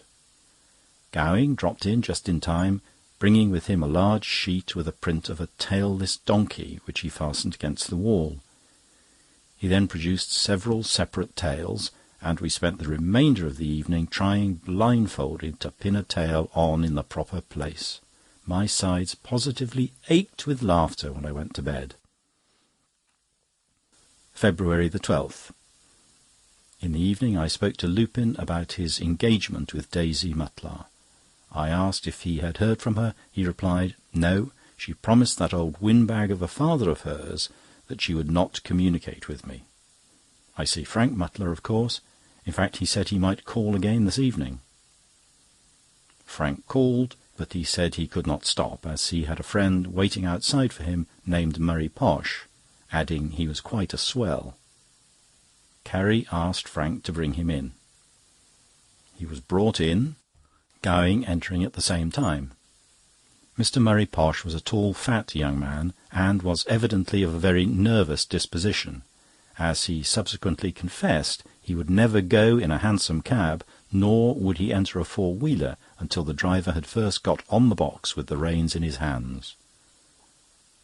On being introduced, Gowing, with his usual want of tact, said, "Any relation to Posh's 3-shilling hats?" Mr. Posh replied, "Yes, but please understand I don't try on hats myself. I take no active part in the business." I replied, "I wish I had a business like it."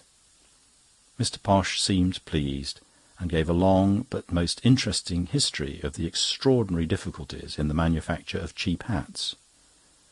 Murray Posh evidently knew Daisy Mutlar very intimately from the way he was talking of her, and Frank said to Lupin once laughingly, "If you don't look out, Posh will cut you out." When they had all gone, I referred to this flippant conversation, and Lupin said sarcastically, "A man who is jealous has no respect for himself. A man who would be jealous of an elephant like Murray Posh could only have contempt for himself. I know Daisy, she would wait 10 years for me, as I said before. In fact, if necessary, she would wait 20 years for me." Chapter 16. We lose money over Lupin's advice as to investment, so does Cummings. Murray Posh engaged to Daisy Mutlar. February the 18th. Carrie has several times recently called attention to the thinness of my hair at the top of my head, and recommended me to get it seen to. I was this morning trying to look at it by the aid of a small hand-glass, when somehow my elbow caught against the edge of the chest of drawers and knocked the glass out of my hand and smashed it. Carrie was in an awful way about it, as she is rather absurdly superstitious. To make matters worse, my large photograph in the drawing-room fell during the night and the glass cracked. Carrie said, "Mark my words, Charles, some misfortune is about to happen." I said, "Nonsense, dear."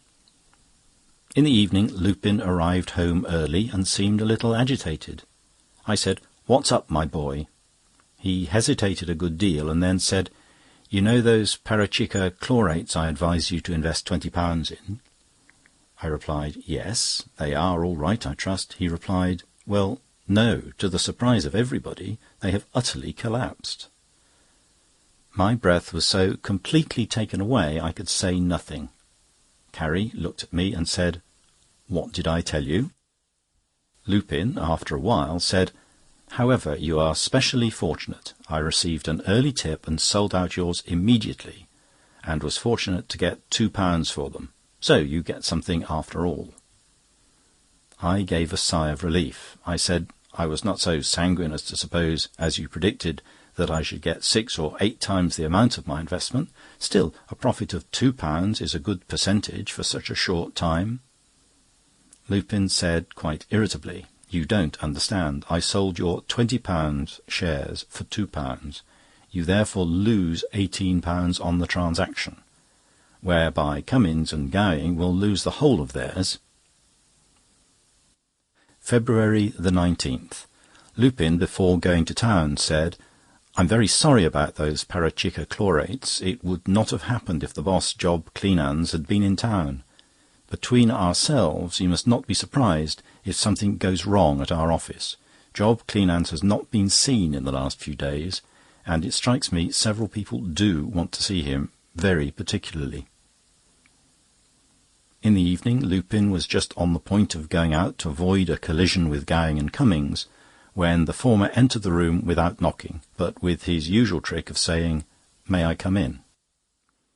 He entered, and, to the surprise of Lupin and myself, seemed to be in the very best of spirits. Neither Lupin nor I broached the subject to him, but he did so of his own accord. He said, "I say, those Parachica chlorates have gone an awful smash. You're a nice one, Master Lupin. How much do you lose?" Lupin, to my utter astonishment, said, "Oh, I had nothing in them. There was some informality in my application. I forgot to enclose the cheque or something, and I didn't get any. The Gov loses £18. I said I quite understood you were in it, or nothing would have induced me to speculate. Lupin replied, "Well, it can't be helped. You must go double on the next tip." Before I could reply, Gowing said, "Well, I lose nothing, fortunately, From what I heard, I did not quite believe in them, so I persuaded Cummings to take my £15 worth, as he had more faith in them than I had. Lupin burst out laughing, and in the most unseemly manner said, "Alas, poor Cummings, he'll lose £35." At that moment there was a ring at the bell. Lupin said, "I don't want to meet Cummings." If he had gone out of the door, he would have met him in the passage, so as quickly as possible Lupin opened the parlour window and got out. Gowing jumped up suddenly, exclaiming, "I don't want to see him either," and before I could say a word he followed Lupin out of the window. For my own part, I was horrified to think that my own son and one of my most intimate friends should depart from the house like a couple of interrupted burglars. Poor Cummings was very upset, and naturally was very angry both with Lupin and Gowing. I pressed him to have a little whisky, and he replied he had given up whisky, but would like a little unsweetened, as he was advised it was the most healthy spirit. I had none in the house, but sent Sarah round to Lockwood's for some. February 20th. The first thing that caught my eye on opening the Standard was "Great failure of stock and share dealers. Mr. Job Cleanands absconded." I handed it to Carrie, and she replied, "Oh, perhaps it's for Lupin's good. I never did think it a suitable situation for him." I thought the whole affair very shocking. Lupin came down to breakfast, and seeing he looked painfully distressed, I said, "We know the news, my dear boy, and feel very sorry for you." Lupin said, "How did you know? Who told you?" I handed him the Standard. He threw the paper down and said, "Oh, I don't care a button for that. I expected that, but I did not expect this." He then read a letter from Frank Mutlar, announcing in a cool manner that Daisy Mutlar is to be married next month to Murray Posh. I exclaimed, "Murray Posh? Is not that the very man Frank had the impudence to bring here last Tuesday week?" Lupin said, "Yes, the Posh's 3-shilling hats chap." We all then ate our breakfast in dead silence. In fact, I could eat nothing. I was not only too worried, but I cannot and will not eat cushion of bacon. If I cannot get streaky bacon, I will do without anything. When Lupin rose to go, I noticed a malicious smile creep over his face. I asked him what it meant. He replied, "Oh, only a little consolation. Still, it is a consolation. I have just remembered that, by my advice, Mr. Murray Posh has invested £600 in Parachica chlorates." Chapter 17. Marriage of Daisy Mutlar and Murray Posh. The dream of my life realised. Mr. Perkupp takes Lupin into the office. March 20th. To-day being the day on which Daisy Mutlar and Mr. Murray Posh are to be married, Lupin has gone with a friend to spend the day at Gravesend. Lupin has been much cut up over the affair, although he declares that he is glad it is off. I wish he would not go to so many music halls, but one dare not say anything to him about it. At the present moment he irritates me by singing all over the house some nonsense about "What's the matter with Gladstone? He's all right. What's the matter with Lupin? He's all right." I don't think either of them is. In the evening Gowing called, and the chief topic of conversation was Daisy's marriage to Murray Posh.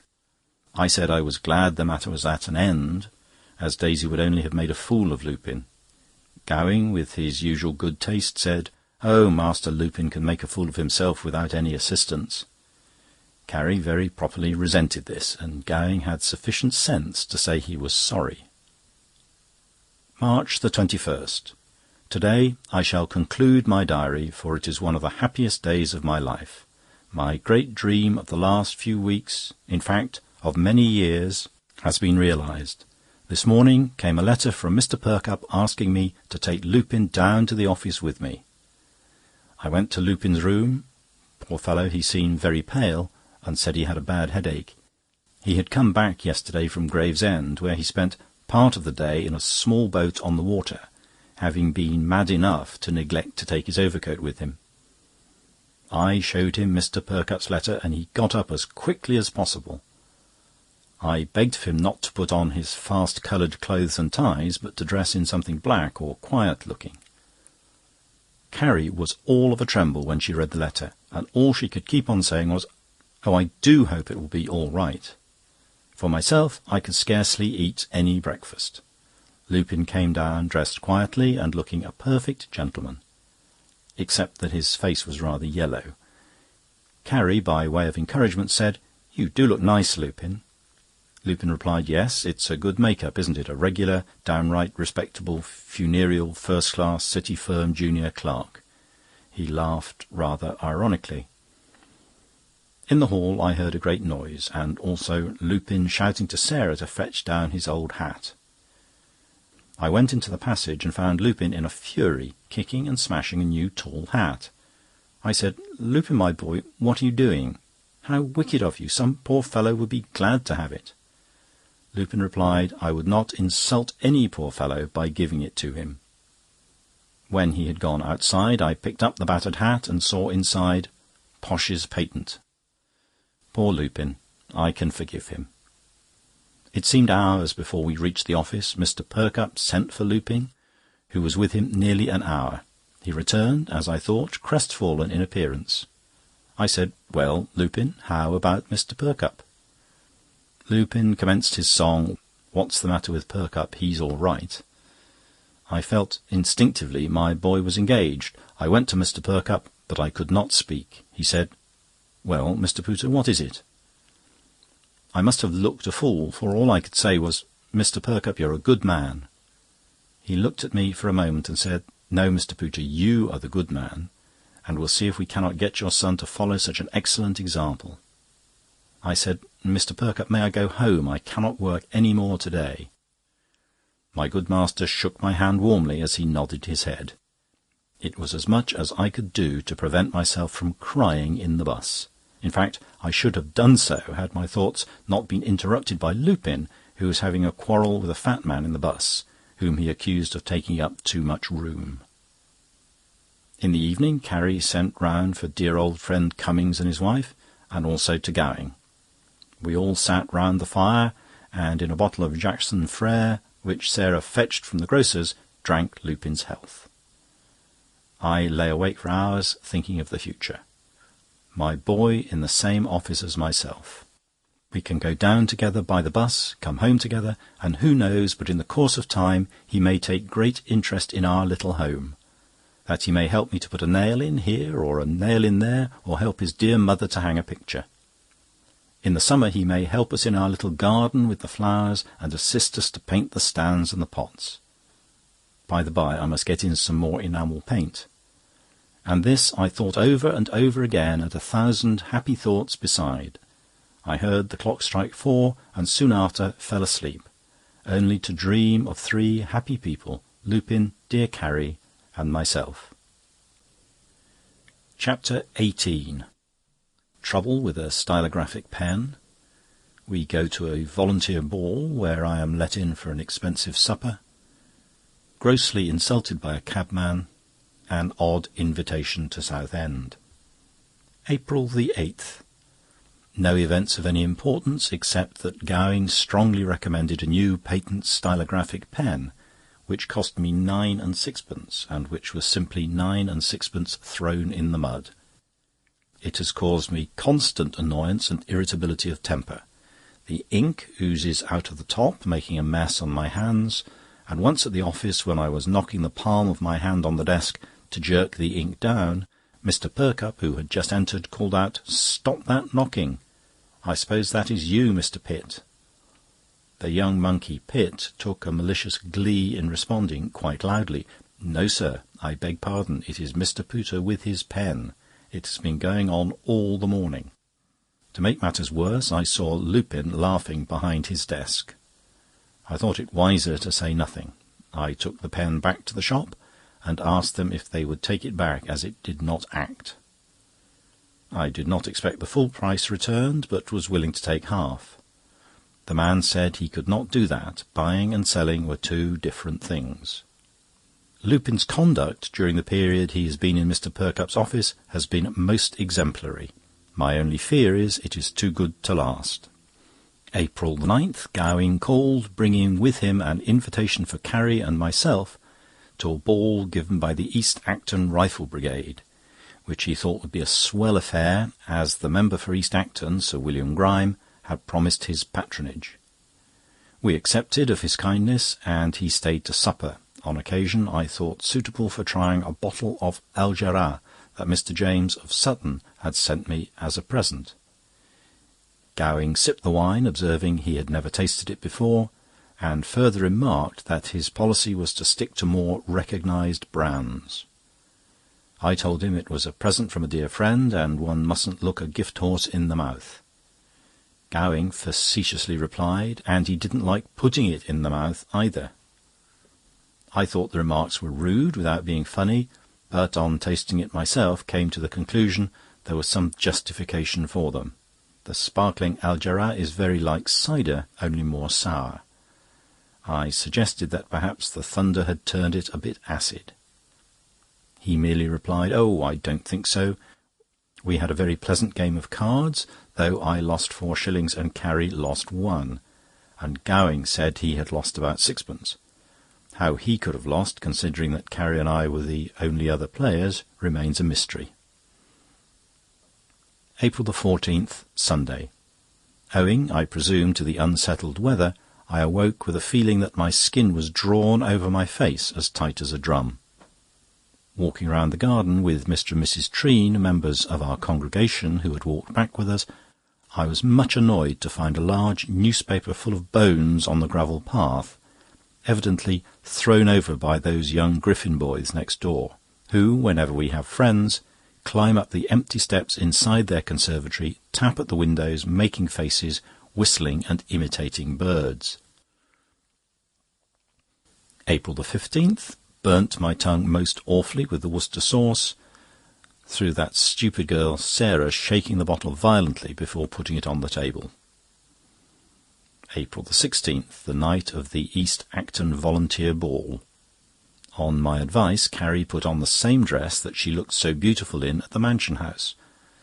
For it had occurred to me, being a military ball, that Mr. Perkupp, who, I believe, is an officer in the Honorary Artillery Company, would in all probability be present. Lupin, in his usual incomprehensible language, remarked that he had heard it was a bounder's ball. I didn't ask him what he meant, though I didn't understand. Where he gets these expressions from, I don't know. He certainly doesn't learn them at home. The invitation was for 8:30, so I concluded if we arrived an hour later we should be in good time without being unfashionable, as Mr. James says. It was very difficult to find, the cabman having to get down several times to inquire at different public houses where the drill hall was.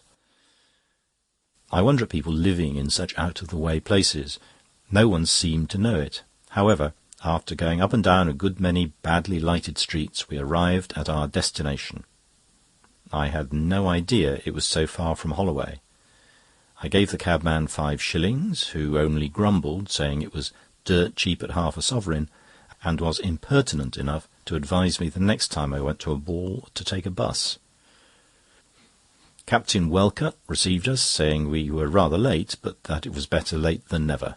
He seemed a very good-looking gentleman, though, as Carrie remarked, rather short for an officer.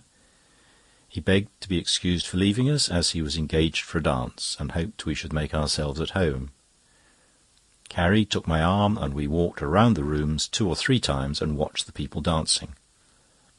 I couldn't find a single person I knew, but attributed it to most of them being in uniform. As we were entering the supper room, I received a slap on the shoulder, followed by a welcome shake of the hand. I said, "Mr. Padge, I believe." He replied, "That's right." I gave Carrie a chair, and seated by her was a lady who made herself at home with Carrie at once. There was a very liberal repast on the tables, plenty of champagne, claret, etc., and in fact everything seemed to be done regardless of expense. Mr. Padge is a man that, I admit, I have no particular liking for, but I felt so glad to come across someone I knew that I asked him to sit at our table, and I must say that for a short, fat man he looked well in uniform, although I think his tunic was rather baggy in the back. It was the only supper room I have been in that was not overcrowded. In fact, we were the only people there, everybody being so busy dancing.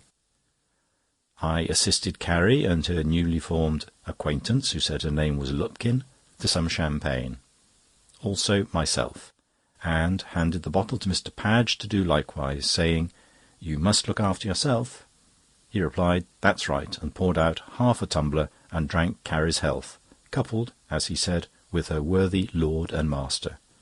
We all had some splendid pigeon pie and ices to follow. The waiters were very attentive and asked if we would like some more wine. I assisted Carrie and her friend and Mr. Padge, also some people who had just come from the dancing-room who were very civil. It occurred to me at the time that perhaps some of the gentlemen knew me in the city, as they were being so polite. I made myself useful and assisted several ladies to ices, remembering an old saying that there is nothing lost by civility. The band struck up for the dance, and they all went into the ballroom. The ladies, Carrie and Mrs. Lupkin, were anxious to see the dancing, and, as I had not quite finished my supper, Mr. Padge offered his arms to them and escorted them to the ballroom, telling me to follow. I said to Mr. Padge, "It is quite a West End affair," to which remark Mr. Padge replied, "That's right." When I had quite finished my supper and was leaving, the waiter who had been attending on us arrested my attention by tapping me on the shoulder. I thought it unusual for a waiter at a private ball to expect a tip, but nevertheless gave a shilling, as he had been very attentive. He smilingly replied, "I beg your pardon, sir, this is no good," alluding to the shilling. "Your party's had 4 suppers at 5 shillings a head, 5 ices at 1 shilling, 3 bottles of champagne at 11 and 6pence, a glass of claret and a 6penny cigar for the stout gentleman. In all, £3, 0 shillings and 6pence. I didn't think I was ever so surprised in my life, and had only sufficient breath to inform him that I had received a private invitation, to which he answered that he was perfectly well aware of that, but that the invitation didn't include eatables and drinkables. A gentleman who was standing at the bar corroborated the waiter's statement, and assured me it was quite correct.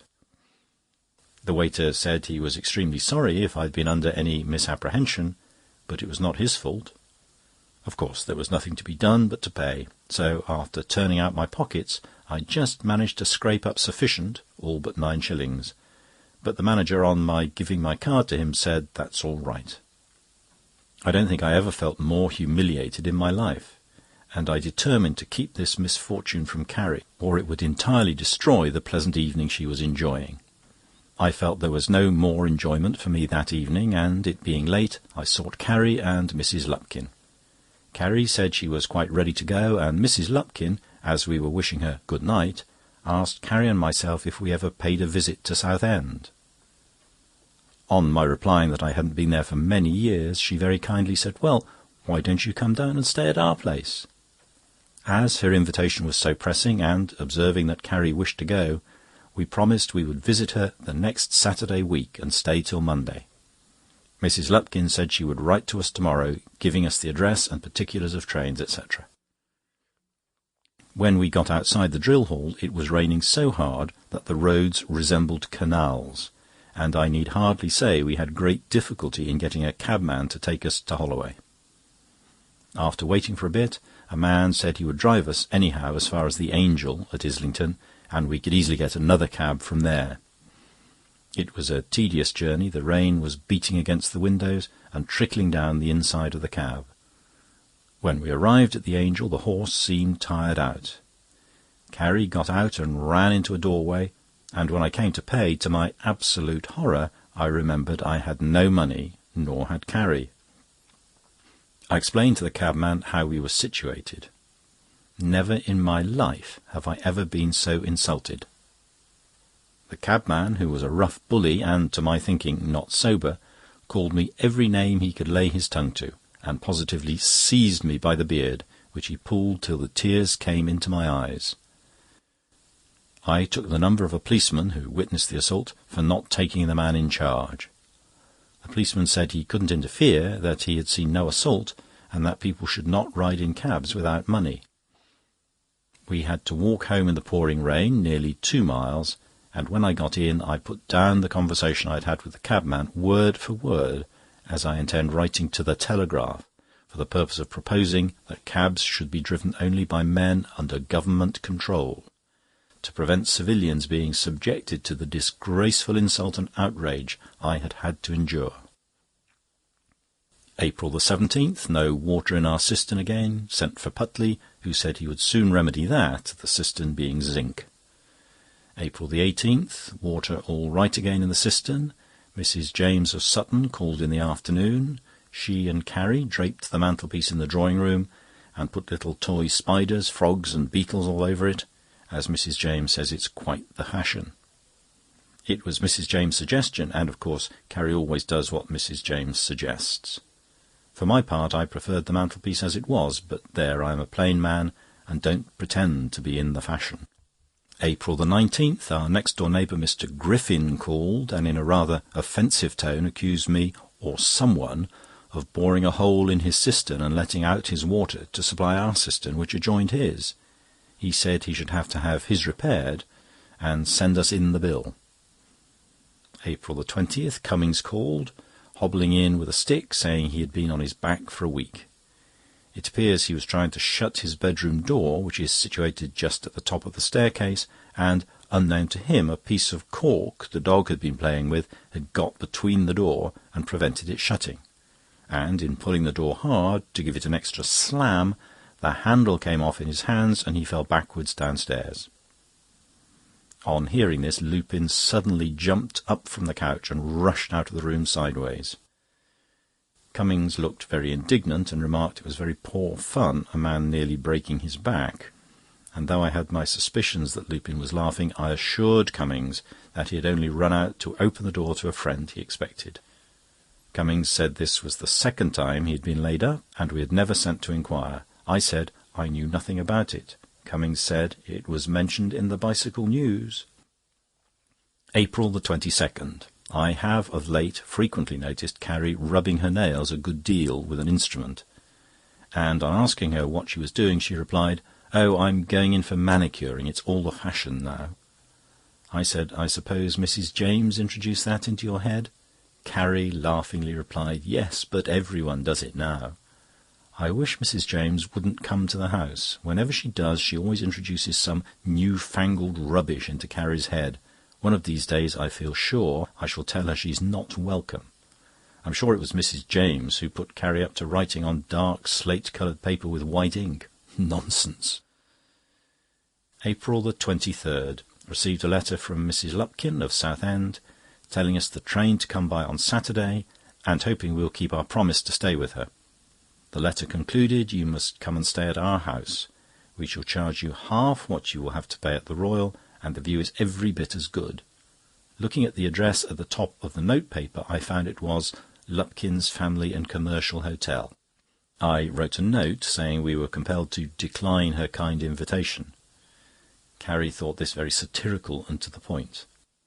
By the by, I will never choose another cloth pattern at night. I ordered a new suit of dittos for the garden at Edwards, and chose the pattern by gaslight, and they seemed to be a quiet pepper and salt mixture with white stripes down.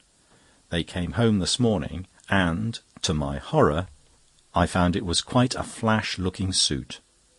There was a lot of green with bright yellow-coloured stripes. I tried on the coat and was annoyed to find Carrie giggling. She said, "What mixture did you say you asked for?" I said, "A quiet pepper and salt." Carrie said, "Well, it looks more like mustard, if you want to know the truth." Chapter 19.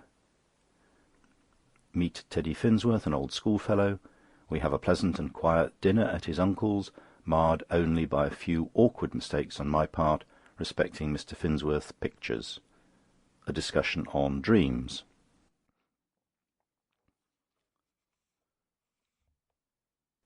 April 27th. Kept a little later than usual at the office, and as I was hurrying along, a man stopped me, saying, "Hello, that's a face I know." I replied politely, "Very likely. Lots of people know me, although I may not know them." He replied, "But you know me, Teddy Finsworth." So it was. He was at the same school with me. I had not seen him for years and years. No wonder I did not know him. At school he was at least a head taller than I was. Now I am at least a head taller than he is, and he has a thick beard, almost grey. He insisted on my having a glass of wine, a thing I never do, and told me he lived at Middlesbrough, where he was deputy town clerk, a position which was as high as the town clerk of London, in fact higher. He added that he was staying for a few days in London with his uncle, Mr. Edgar Paul Finsworth, of Finsworth and Pultwell. He said he was sure his uncle would be only too pleased to see me, and he had a nice house, Watney Lodge, only a few minutes' walk from Muswell Hill Station. I gave him our address, and we parted. In the evening, to my surprise, he called with a very nice letter from Mr. Finsworth, saying if we, including Carrie, would dine with them to-morrow, Sunday, at 2:00, he would be delighted. Carrie did not like to go, but Teddy Finsworth pressed us so much we consented. Carrie sent Sarah round to the butcher's and countermanded our half-leg of mutton, which we had ordered for to-morrow. April the 28th, Sunday. We found Watney Lodge farther off than we anticipated, and only arrived as the clock struck 2, both feeling hot and uncomfortable. To make matters worse, a large collie dog pounced forward to receive us. He barked loudly and jumped up at Carrie, covering her light skirt, which she was wearing for the first time, with mud. Teddy Finsworth came out and drove the dog off and apologised. We were shown into the drawing-room, which was beautifully decorated. It was full of knick-knacks and some plates hung up on the wall. There were several little wooden milk-stools with paintings on them, also a white wooden banjo, painted by one of Mr. Paul Finsworth's nieces, a cousin of Teddy's. Mr. Paul Finsworth seemed a quiet and distinguished-looking elderly gentleman, and was most gallant to Carrie. There were a great many water-colours hanging on the walls, mostly different views of India, which were very bright. Mr. Finsworth said they were painted by simps, and added that he was no judge of pictures himself, but had been informed on good authority that they were worth some hundreds of pounds, although he had only paid a few shillings apiece for them, frames included, at a sale in the neighbourhood. There was also a large picture in a very handsome frame, done in coloured crayons. It looked like a religious subject. I was very much struck with the lace collar, it looked so real, but I unfortunately made the remark that there was something about the expression of the face that was not quite pleasing. It looked pinched. Mr. Finsworth sorrowfully replied, yes, the face was done after death, my wife's sister. I felt terribly awkward and bowed apologetically, and in a whisper said I hope I had not hurt his feelings. We both stood looking at the picture for a few minutes in silence, when Mr. Finsworth took out a handkerchief and said, "She was sitting in our garden last summer," and blew his nose violently. He seemed quite affected, so I turned to look at something else, and stood in front of the portrait of a jolly-looking middle-aged gentleman with a red face and straw hat. I said to Mr. Finsworth, "Who is this jovial-looking gentleman? Life doesn't seem to trouble him much." Mr. Finsworth said, "No, it doesn't. He is dead too, my brother." I was absolutely horrified at my own awkwardness. Fortunately, at this moment, Carrie entered with Mrs. Finsworth, who had taken her upstairs to take off her bonnet and brush her skirt. Teddy said, "Short is late," but at that moment the gentleman referred to arrived, and I was introduced to him by Teddy, who said, "Do you know Mr. Short?" I replied, smiling, that I had not had that pleasure, but I hoped it would not be long before I knew Mr. Short. He evidently did not see my little joke, although I repeated it twice with a little laugh. I suddenly remembered it was Sunday, and Mr. Short was perhaps very particular. In this I was mistaken, for he was not at all particular in several of his remarks after dinner. In fact, I was so ashamed of one of his observations that I took the opportunity to say to Mrs. Finsworth that I feared she found Mr. Short occasionally a little embarrassing. To my surprise, she said, "Oh, he's privileged, you know." I did not know, as a matter of fact, and so I bowed apologetically. I failed to see why Mr. Short should be privileged. Another thing that annoyed me at dinner was that the collie dog which jumped up at Carrie was allowed to remain under the dining-room table. It kept growling and snapping at my boots every time I moved my foot. Feeling nervous rather, I spoke to Mrs. Finsworth about the animal, and she remarked, "It's only his play." She jumped up and let in a frightfully ugly-looking spaniel called Bibbs, which had been scratching at the door. This dog also seemed to take a fancy to my boots, and I discovered afterwards that it had licked off every bit of blacking from them. I was positively ashamed of being seen in them. Mrs. Finsworth, who, I must say, is not much of a Job's comforter, said, "Oh, we're used to Bibbs doing that to our visitors." Mr. Finsworth had up some fine port, although I question whether it is a good thing to take on the top of beer.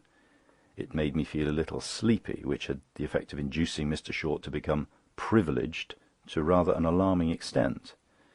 It being cold even for April, there was a fire in the drawing-room. We sat around in easy chairs, and Teddy and I waxed rather eloquent over the old school days, which had the effect of sending all the others to sleep. I was delighted, as far as Mr. Short was concerned, that it did have that effect on him. We stayed till 4, and the walk home was remarkable only for the fact that several fools giggled at the unpolished state of my boots. Polished them myself when I got home. Went to church in the evening and could scarcely keep awake. I will not take port on the top of beer again. April the 29th. I'm getting quite accustomed to being snubbed by Lupin, and I do not mind being sat upon by Carrie, because I think she has a certain amount of right to do so. But I do think it hard to be at once snubbed by wife, son, and both my guests. Gowing and Cummings had dropped in during the evening, and I suddenly remembered an extraordinary dream I had a few nights ago, and I thought I would tell them about it. I dreamt I saw some huge blocks of ice in a shop, with a bright glare behind them. I walked into the shop, and the heat was overpowering. I found the blocks of ice were on fire. The whole thing was so real and yet so supernatural, I woke up in a cold perspiration. Lupin, in a most contemptuous manner, said, "What utter rot!" Before I could reply, Gowing said there was nothing so completely uninteresting as other people's dreams. I appealed to Cummings, but he said he was bound to agree with the others, and my dream was especially nonsensical. I said it seemed so real to me. Gowing replied, "Yes, to you, perhaps, but not to us," whereupon they all roared. Carrie, who had hitherto been quiet, said, "He tells me his stupid dreams every morning nearly." I replied, "Very well, dear, I promise you I will never tell you or anybody else another dream of mine the longest day I live." Lupin said, "Hear, hear," and helped himself to another glass of beer. The subject was fortunately changed, and Cummings read a most interesting article on the superiority of the bicycle to the horse. Chapter 20. Dinner at Franching's to meet Mr. Hardfur Huttle. May the 10th. Received a letter from Mr. Franching of Peckham, asking us to dine with him tonight at 7 o'clock to meet Mr. Hardfur Huttle, a very clever writer for the American papers. Franching apologised for the short notice, but said he had at the last moment been disappointed of 2 of his guests, and regarded us as old friends who would not mind filling up the gap. Carrie rather demurred at the invitation, but I explained to her that Franching was very well off and influential, and we could not afford to offend him. "And we are sure to get a good dinner and a good glass of champagne." "Which never agrees with you," Carrie replied sharply. I regarded Carrie's observation as unsaid. Mr. Franching asked us to wire a reply. As he had said nothing about dress in the letter, I wired back, "With pleasure, is it full dress?" and by leaving out our name, just got the message within the sixpence. Got back early to give time to dress, which we received a telegram instructing us to do. I wanted Carrie to meet me at Franching's house, but she would not do so I had to go home to fetch her. What a long journey it is from Holloway to Peckham. Why do people live such a long way off? Having to change buses, I allowed plenty of time, in fact too much, for we arrived at 20 minutes to 7, and Franching, so the servant said, had only just gone up to dress. However, he was down as the clock struck 7. He must have dressed very quickly.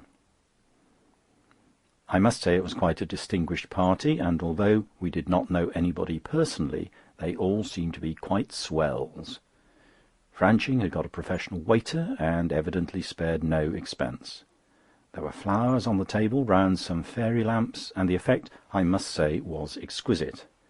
The wine was good, and there was plenty of champagne, concerning which Franching said he, himself, never wished to taste better. We were 10 in number, and a menu card to each. One lady said she always preserved the menu and got the guests to write their names on the back. We all of us followed her example except Mr. Huttle, who was of course the important guest.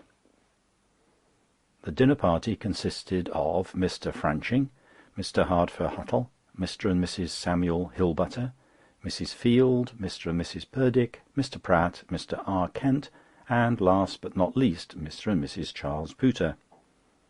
Franching said he was sorry he had no lady for me to take in to dinner.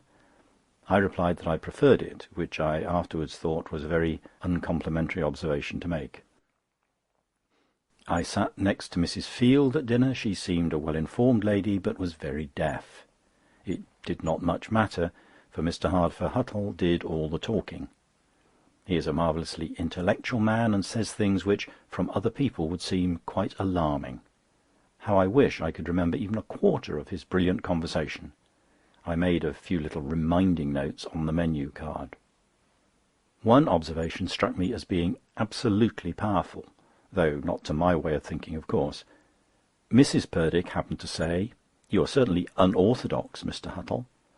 Mr. Huttle, with a peculiar expression, I can see it now, said in a slow, rich voice, "Mrs. Purdick, orthodox is a grandiloquent word implying sticking in the mud.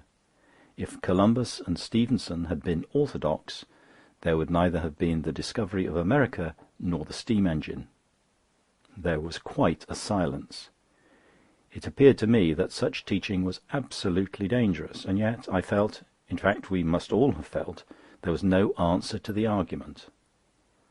A little later on, Mrs. Purdick, who is Franching's sister and also acted as hostess, rose from the table, and Mr. Huttle said, "Why, ladies, do you deprive us of your company so soon? Why not wait while we have our cigars?" The effect was electrical. The ladies, including Carrie, were in no way inclined to be deprived of Mr. Huttle's fascinating society, and immediately resumed their seats amid much laughter and a little chaff. Mr. Huttle said, "Well, that's a really good sign. You shall not be insulted by being called orthodox any longer." Mrs. Purdick, who seemed to be a bright and rather sharp woman, said, "Mr. Huttle, we will meet you half-way, that is, till you get half-way through your cigar. That, at all events, will be the happy medium."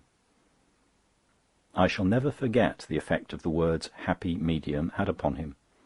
He was brilliant and most daring in his interpretation of the words. He positively alarmed me. He said something like the following: "Happy medium, indeed. Do you know, happy medium are two words which mean miserable mediocrity. I say go first class or third, marry a duchess or her kitchen maid. The happy medium means respectability, and respectability means insipidness. Does it not, Mr. Pooter?" I was so taken aback by being personally appealed to that I could only bow apologetically and say I feared I was not competent to offer an opinion. Carrie was about to say something, but she was interrupted, for which I was rather pleased, for she is not clever at argument, and one has to be extra clever to discuss a subject with a man like Mr. Huttle.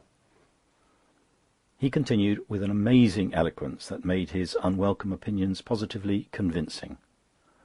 The happy medium is nothing more or less than a vulgar half-measure.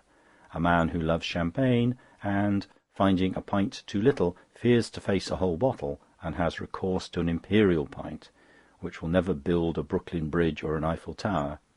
No, he is half-hearted, he is a half-measure. Respectable, in fact, a happy medium, and will spend the rest of his days in suburban villa with a stucco column portico resembling a four-post bedstead. We all laughed.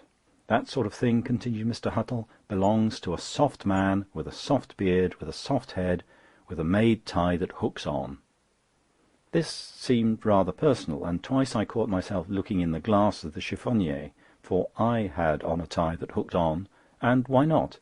If these remarks were not personal, they were rather careless, and so were some of his subsequent observations, which must have made both Mr. Franching and his guests rather uncomfortable.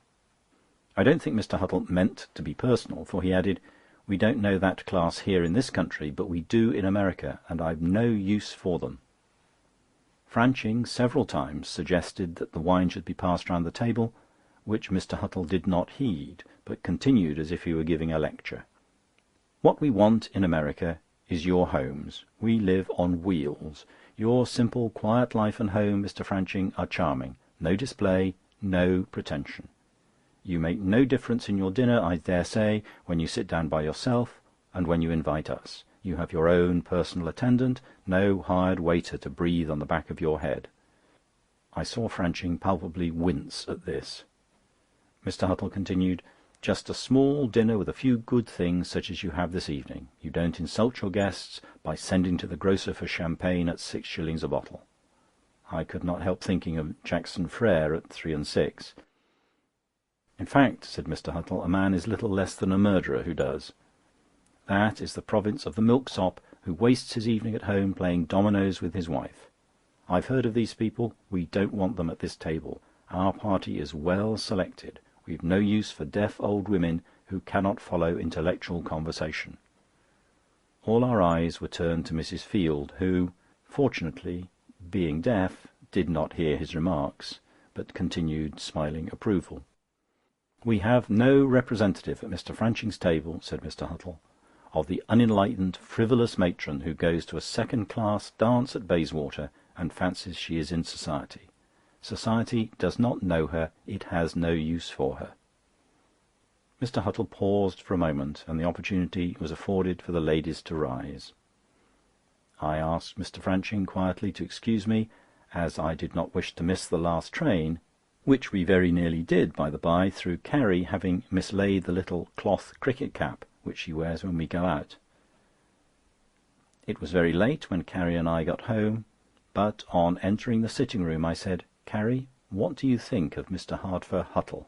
She simply answered, "How like Lupin!" The same idea occurred to me in the train. The comparison kept me awake half the night.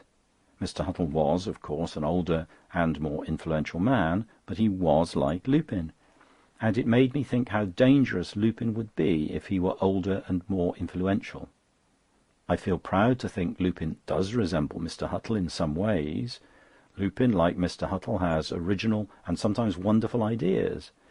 But it is those ideas that are so dangerous. They make men extremely rich or extremely poor. They make or break men. I always feel people are happier who live a simple, unsophisticated life. I believe I am happy because I am not ambitious. Somehow I feel that Lupin, since he has been with Mr. Perkupp, has become content to settle down and follow the footsteps of his father. Chapter 21. Lupin is discharged. We are in great trouble. Lupin gets engaged elsewhere at a handsome salary. May the 13th. A terrible misfortune has happened. Lupin is discharged from Mr. Perkupp's office, and I scarcely know how I am writing my diary. I was away from the office last Sat, the first time I have been absent through illness for 20 years. I believe I was poisoned by some lobster. Mr. Perkupp was also absent, as fate would have it, and our most valued customer, Mr. Crowbillon, went to the office in a rage and withdrew his custom. My boy Lupin not only had the assurance to receive him, but recommended him the firm of Gylterson, Sons and Co. Limited. In my own humble judgment, and though I have to say it against my own son, this seems an act of treachery. This morning I received a letter from Perkupp informing me that Lupin's services are no longer required, and an interview with me is desired at 11 o'clock.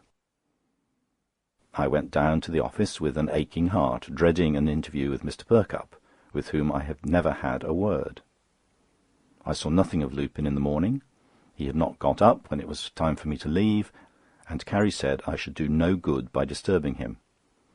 My mind wandered so at the office that I could not do my work properly. As I expected, I was sent for by Mr. Perkupp, and the following conversation ensued as nearly as I can remember it.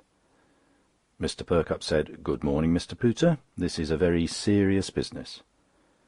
I am not referring so much to the dismissal of your son, for I knew we should have to part sooner or later.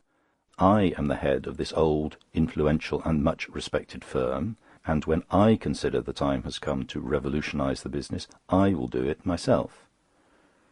I could see my good master was somewhat affected, and I said, "I hope so, sir. You do not imagine that I have in any way countenanced my son's unwarrantable interference." Mr. Perkupp rose from his seat and took my hand, and said, "Mr. Pooter, I would as soon suspect myself as suspect you." I was so agitated that, in the confusion, to show my gratitude, I very nearly called him a grand old man. Fortunately, I checked myself in time, and said he was a grand old master.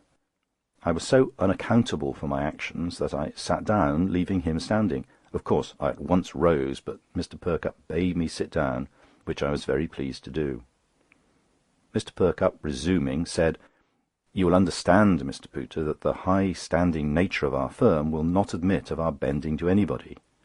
If Mr. Crowbillon chooses to put his work in other hands, I may add less experienced hands, it is not for us to bend and beg back his custom."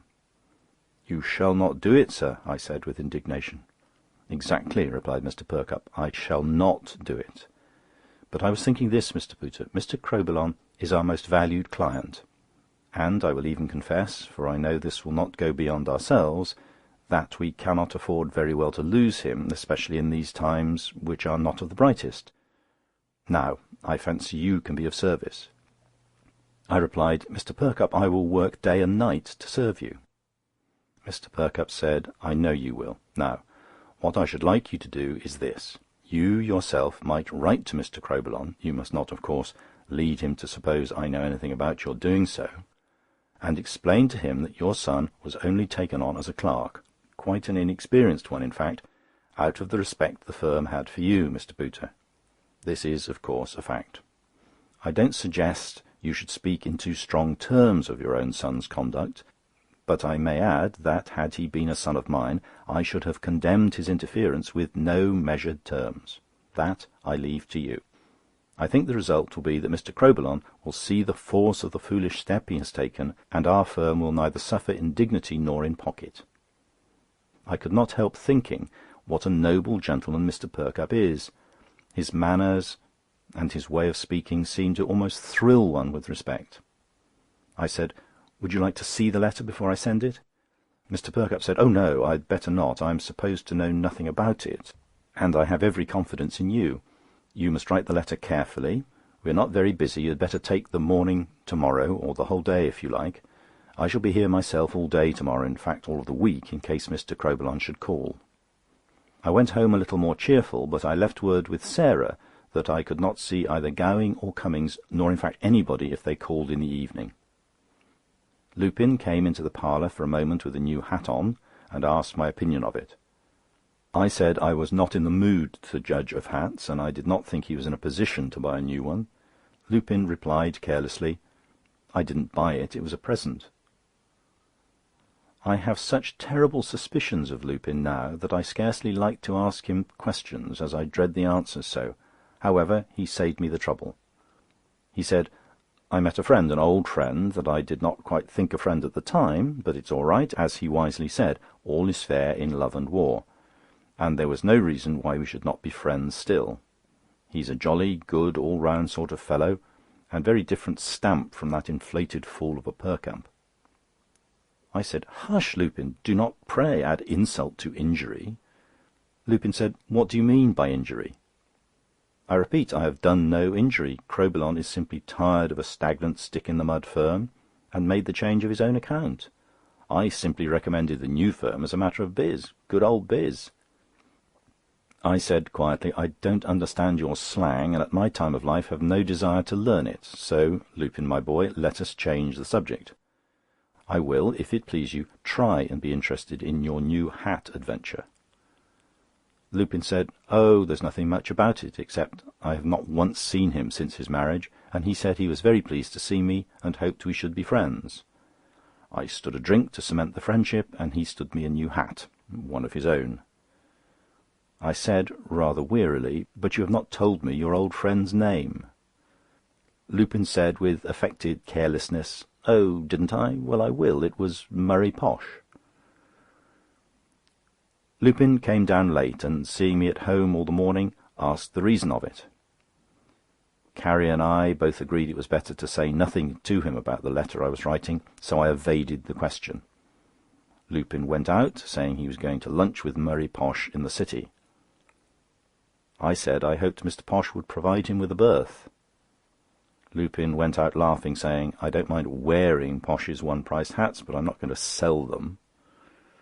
Poor boy, I fear he is perfectly hopeless. It took me nearly the whole day to write to Mr. Crowbillon. Once or twice I asked Carrie for suggestions, and, although it seems ungrateful, her suggestions were none of them to the point, while one or two were absolutely idiotic. Of course I did not tell her so.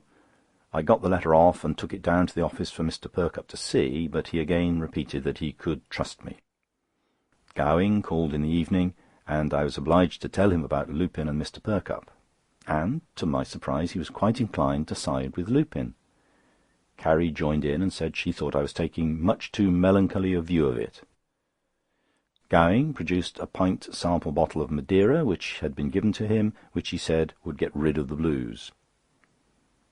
I dare say it would have done so if there had been more of it, but as Gowing helped himself to 3 glasses, it did not leave much for Carrie and me to get rid of the blues with. May the 15th, a day of great anxiety, for I expected every moment a letter from Mr. Crowbillon. 2 letters came in the evening, one for me, with Crowbillon Hall printed in large gold and red letters on the back of the envelope, the other for Lupin, which I felt inclined to open and read, as it had Gylterson, Sons and Co. Limited, which was the recommended firm. I trembled as I opened Mr. Crowbillon's letter. I wrote him 16 pages, closely written. He wrote me less than 16 lines. His letter was, "Sir, I totally disagree with you. Your son, in the course of 5 minutes' conversation, displayed more intelligence than your firm has done during the last 5 years. Yours faithfully, Gilbert E. Gillam O. Crowbillon." What am I to do? Here is a letter that I dare not show to Mr. Perkupp, and would not show to Lupin for anything. The crisis had yet to come, for Lupin arrived, and, opening his letter, showed a cheque for £25 as a commission for the recommendation of Mr. Crowbillon, whose custom to Mr. Perkupp is evidently lost for ever. Cummings and Gowing both called, and both took Lupin's part. Cummings went so far as to say that Lupin would make a name yet.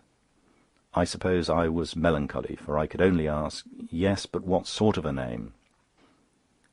May the 16th. I told Mr. Perkupp the contents of the letter in a modified form, but Mr. Perkupp said, "Pray don't discuss the matter. It is at an end. Your son will bring his punishment upon himself."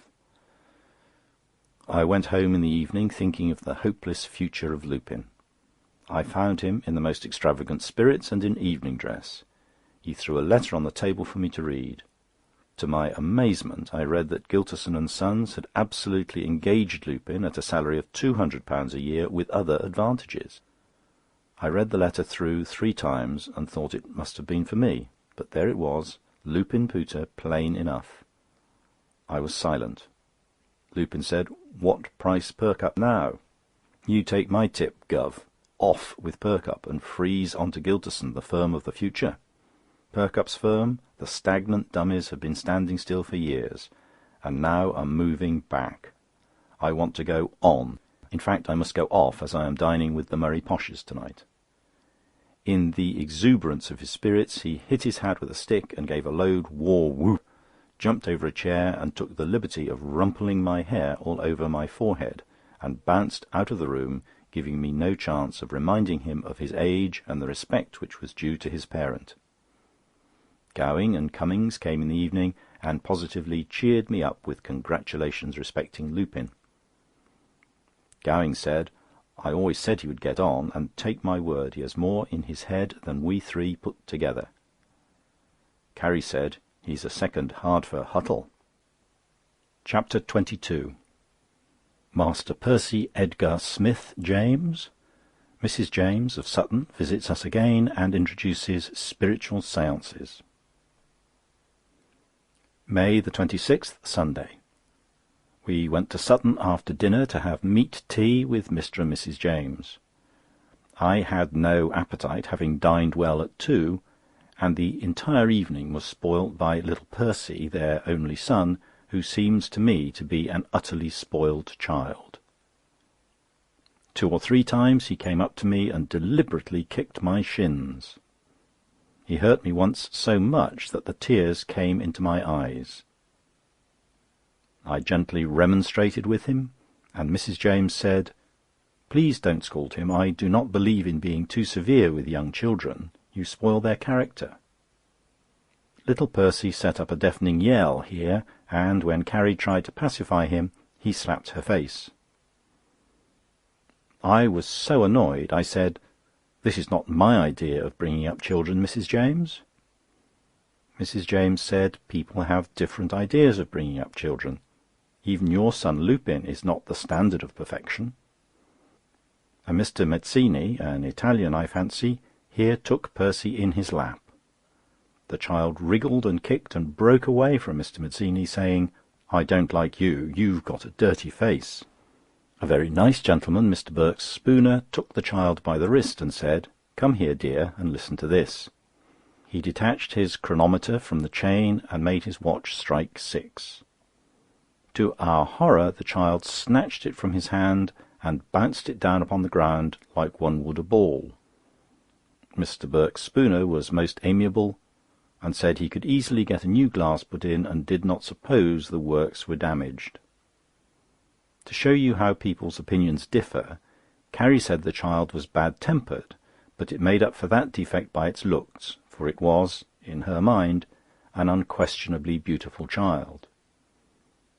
I may be wrong, but I do not think I have seen a much uglier child myself. That is my opinion. May the 30th. I don't know why it is, but I never anticipate with any pleasure the visits to our house of Mrs. James of Sutton. She is coming again to stay for a few days. I said to Carrie this morning, as I was leaving, "I wish, dear Carrie, I could like Mrs. James better than I do."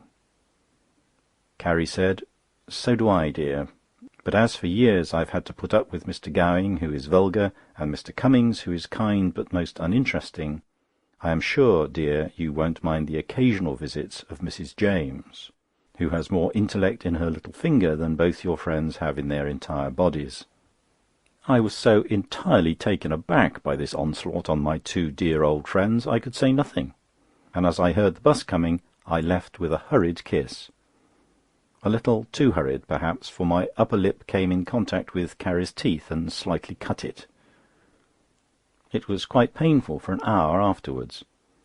When I came home in the evening, I found Carrie buried in a book on spiritualism, called "There is no Birth," by Florence Singleyet. I need scarcely say the book was sent her to read by Mrs. James of Sutton. As she had not a word to say outside her book, I spent the rest of the evening altering the stair carpets, which are beginning to show signs of wear at the edges. Mrs. James arrived and, as usual, in the evening took the entire management of everything. Finding that she and Carrie were making some preparations for table-turning, I thought it time really to put my foot down. I have always had the greatest contempt for such nonsense, and put an end to it years ago when Carrie at our old house used to have séances every night with poor Mrs. Fusters, who is now dead. If I could see any use in it, I would not care. As I stopped it in the days gone by, I determined to do so now. I said, "I am very sorry, Mrs. James, but I totally disapprove of it, apart from the fact that I receive my old friends on this evening." Mrs. James said, "Do you mean to say you haven't read 'There is no Birth'?" I said no, and I have no intention of doing so. Mrs. James seemed surprised, and said, "All the world is going mad over the book." I responded, rather cleverly, "Let it. There will be one sane man in it at all events." Mrs. James said she thought I was very unkind, and if people were all as prejudiced as I was, there would never have been the electric telegraph or the telephone. I said that was quite a different thing. Mrs. James said sharply, "In what way, pray, in what way?" I said, "In many ways." Mrs. James said, "Well, mention one way."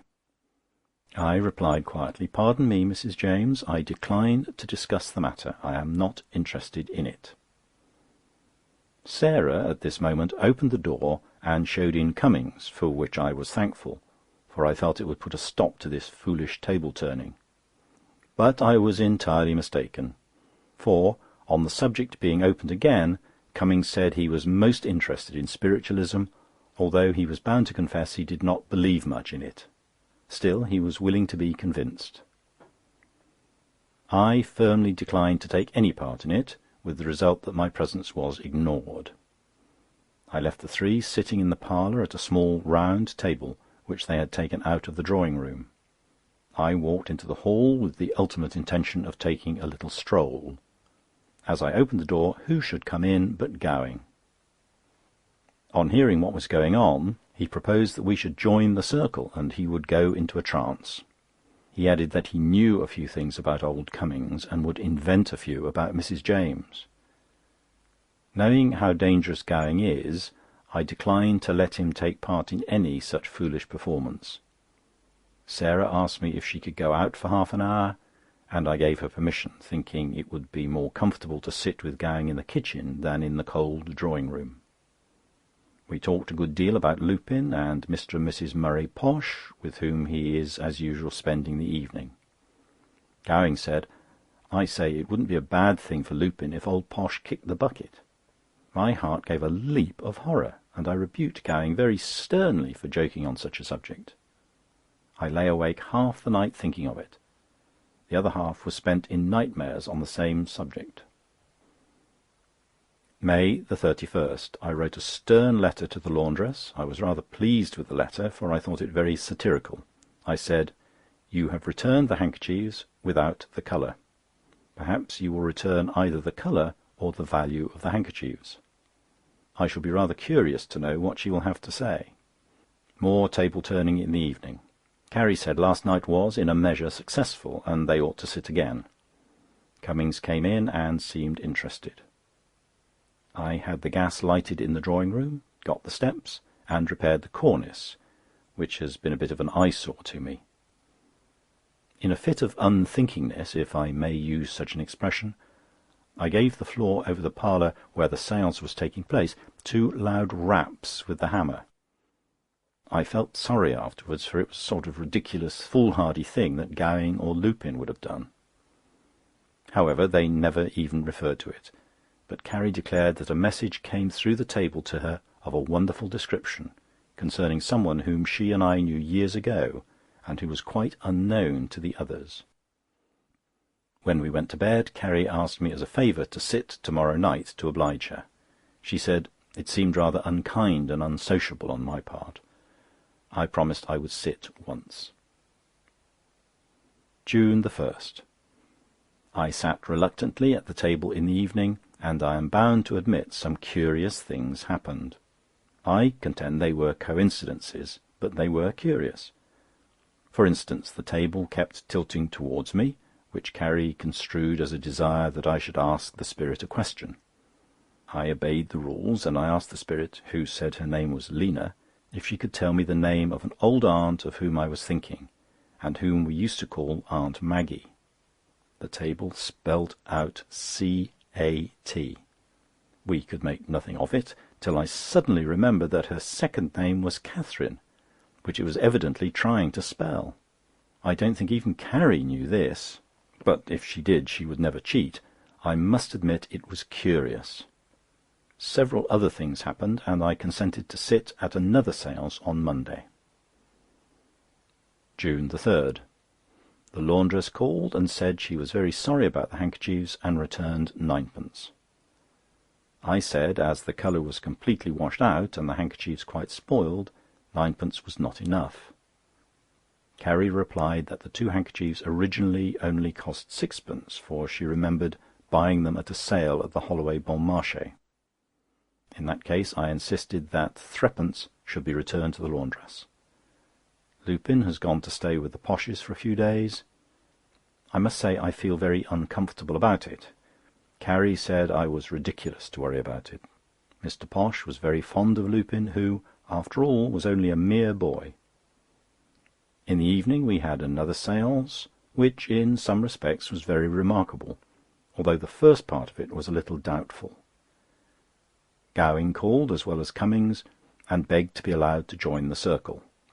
I wanted to object, but Mrs. James, who appears a good medium, that is, if there is anything in it at all, thought there might be a little more spirit power if Gowing joined.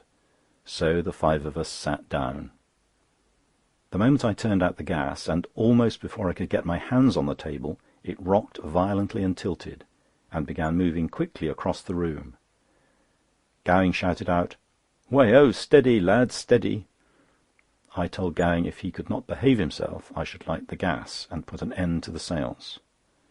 To tell the truth, I thought Gowing was playing tricks, and I hinted as much. But Mrs. James said she had often seen the table go right off the ground. The spirit Lena came again and said, "Warn," 3 or 4 times, and declined to explain. Mrs. James said Lena was stubborn sometimes. She often behaved like that, and the best thing to do was to send her away. She then hit the table sharply and said, "Go away, Lena, you are disagreeable, go away." I should think we sat nearly 3/4 of an hour with nothing happening. My hands felt quite cold, and I suggested we should stop the séance. Carrie and Mrs. James, as well as Cummings, would not agree to it. It was about 10 minutes' time there was something tilting towards me. I gave the alphabet, and it spelled out S-P-O-O-F. As I have heard both Gowing and Lupin use the word, and as I could hear Gowing silently laughing, I directly accused him of pushing the table. He denied it, but I regret to say I did not believe him. Gowing said, "Perhaps it means spook or ghost." I said, "You know it doesn't mean anything of the sort." Gowing said, "Oh, very well, I'm sorry I spook," and he rose from the table. No one took any notice of the stupid joke, and Mrs. James suggested he should sit out for a while. Gowing consented and sat in the arm-chair. The table began to move again, and we might have had a wonderful séance but for Gowing's stupid interruptions. In answer to the alphabet from Carrie, the table spelt N-I-P-U-L, then the W-A-R-N 3 times. We could not think what it meant till Cummings pointed out that N-I-P-U-L was Lupin spelled backwards. This was quite exciting. Carrie was particularly excited, and said she hoped nothing horrible was going to happen. Mrs. James asked if Lena was the spirit, and the table replied firmly, "No," and the spirit would not give his or her name. We then had the message, N-I-P-U-L, will be very rich. Carrie said she felt quite relieved, but the word warn was again spelled out. The table then began to oscillate violently, and in reply to Mrs. James, who spoke very softly to the table, the spirit began to spell its name. It first spelled D-R-I-N-K. Gowing here said, that's more in my line." I asked him to be quiet, as the name might not be completed. The table then spelt W-A-T-E-R. Gowing here interrupted again and said, that's not in my line. Outside if you like, but not inside." Carrie appealed to him to be quiet. The table then spelled Captain, and Mrs. James startled us by crying out, "Captain Drinkwater, a very old friend of my father's, who has been dead some years." This was more interesting, and I could not help thinking that after all there must be something in spiritualism. Mrs. James asked the spirit to interpret the meaning of the word warn as applied to N-I-P-U-L. The alphabet was given again, and we got the word B-O-S-H. Gowing here muttered, "So it is." Mrs. James said she did not think the spirit meant that, as Captain Drinkwater was a perfect gentleman, and would never have used the word in answer to a lady's question. Accordingly, the alphabet was given again. This time the table spelled distinctly P-O-S-H. We all thought of Mrs. Murray Posh and Lupin. Carrie was getting a little distressed, and as it was getting late, we broke up the circle. We arranged to have one more to-morrow, as it will be Mrs. James' last night in town. We also determined not to have Gowing present. Cummings, before leaving, said it was certainly interesting, but he wished the spirits would say something about him. June 4th. Quite looking forward to the séance this evening. Was thinking of it all day at the office. Just as we sat down at the table, we were annoyed by Gowing entering without knocking. He said, "I'm not going to stop, but I have brought with me a sealed envelope, which I know I can trust with Mrs. Pooter. In that sealed envelope is a strip of paper on which I have asked a simple question. If the spirits can answer that question, I will believe in spiritualism." I ventured the expression that it might be impossible. Mrs. James said, "Oh no, it is of common occurrence for the spirits to answer questions under such conditions, and even for them to write on locked slates. It is quite worth trying. If Lena is in a good temper, she is certain to do it." Gowing said, "All right, then I shall be a firm believer. I shall perhaps drop in about 9:30 or 10 and hear the result." He then left, and we sat a long time. Cummings wanted to know something about some undertaking in which he was concerned, but he could get no answer of any description whatever, at which he said he was very disappointed, and was afraid there was not much in table-turning after all. I thought this rather selfish of him. The séance was very similar to the one last night, almost the same, in fact. So we turned to the letter. Lena took a long time answering the question, but eventually spelt out roses, lilies, and cows. There was a great rocking of the table at this time, and Mrs. James said, "If that is Captain Drinkwater, let us ask him the answer as well." It was the spirit of the captain, and, most singular, he gave the same identical answer: roses, lilies, and cows. I cannot describe the agitation with which Carrie broke the seal, or the disappointment we felt on reading the question, to which the answer was so inappropriate. The question was, "What's old Pooter's age?" This quite decided me. As I had put my foot down on spiritualism years ago, so I would again. I'm pretty easy-going as a rule, but I can be extremely firm when driven to it. I said slowly, as I turned up the gas, "This is the last of this nonsense that shall ever take place under my roof. I regret I permitted myself to be a party to such tomfoolery. If there is anything in it, which I doubt, it is nothing of any good, and I won't have it again. That is enough." Mrs. James said, "I think, Mr. Pooter, you are rather overstepping." I said, "Hush, madam. I am master of this house. Please understand that." Mrs. James made an observation which I sincerely hope I was mistaken in. I was in such a rage I could not quite catch what she said. But if I thought she said what it sounded like, she should never enter the house again. Chapter 23. Lupin leaves us. We dine at his new apartments and hear some extraordinary information respecting the wealth of Mr. Murray Posh. Meet Miss Lilian Posh. Am sent for by Mr. Hardfur Little. Important. July 1st. I find, on looking over my diary, nothing of any consequence has taken place during the last month. To-day we lose Lupin, who has taken furnished apartments at Bayswater, near his friends Mr. and Mrs. Murray Posh, at 2 guineas a week. I think this is most extravagant of him, as it is half his salary. Lupin says one never loses by a good address, and, to use his own expression, Brickfield Terrace is a bit off. Whether he means it is far off, I do not know. I have long since given up trying to understand his curious expressions. I said the neighbourhood had always been good enough for his parents. His reply was, "It is no question of being good or bad. There is no money in it, and I am not going to rot away my life in the suburbs." We are sorry to lose him, but perhaps he will get on better by himself, and there may be some truth in his remark that an old and a young horse can't pull together in the same cart. Gowing called and said that the house seemed quite peaceful and like old times.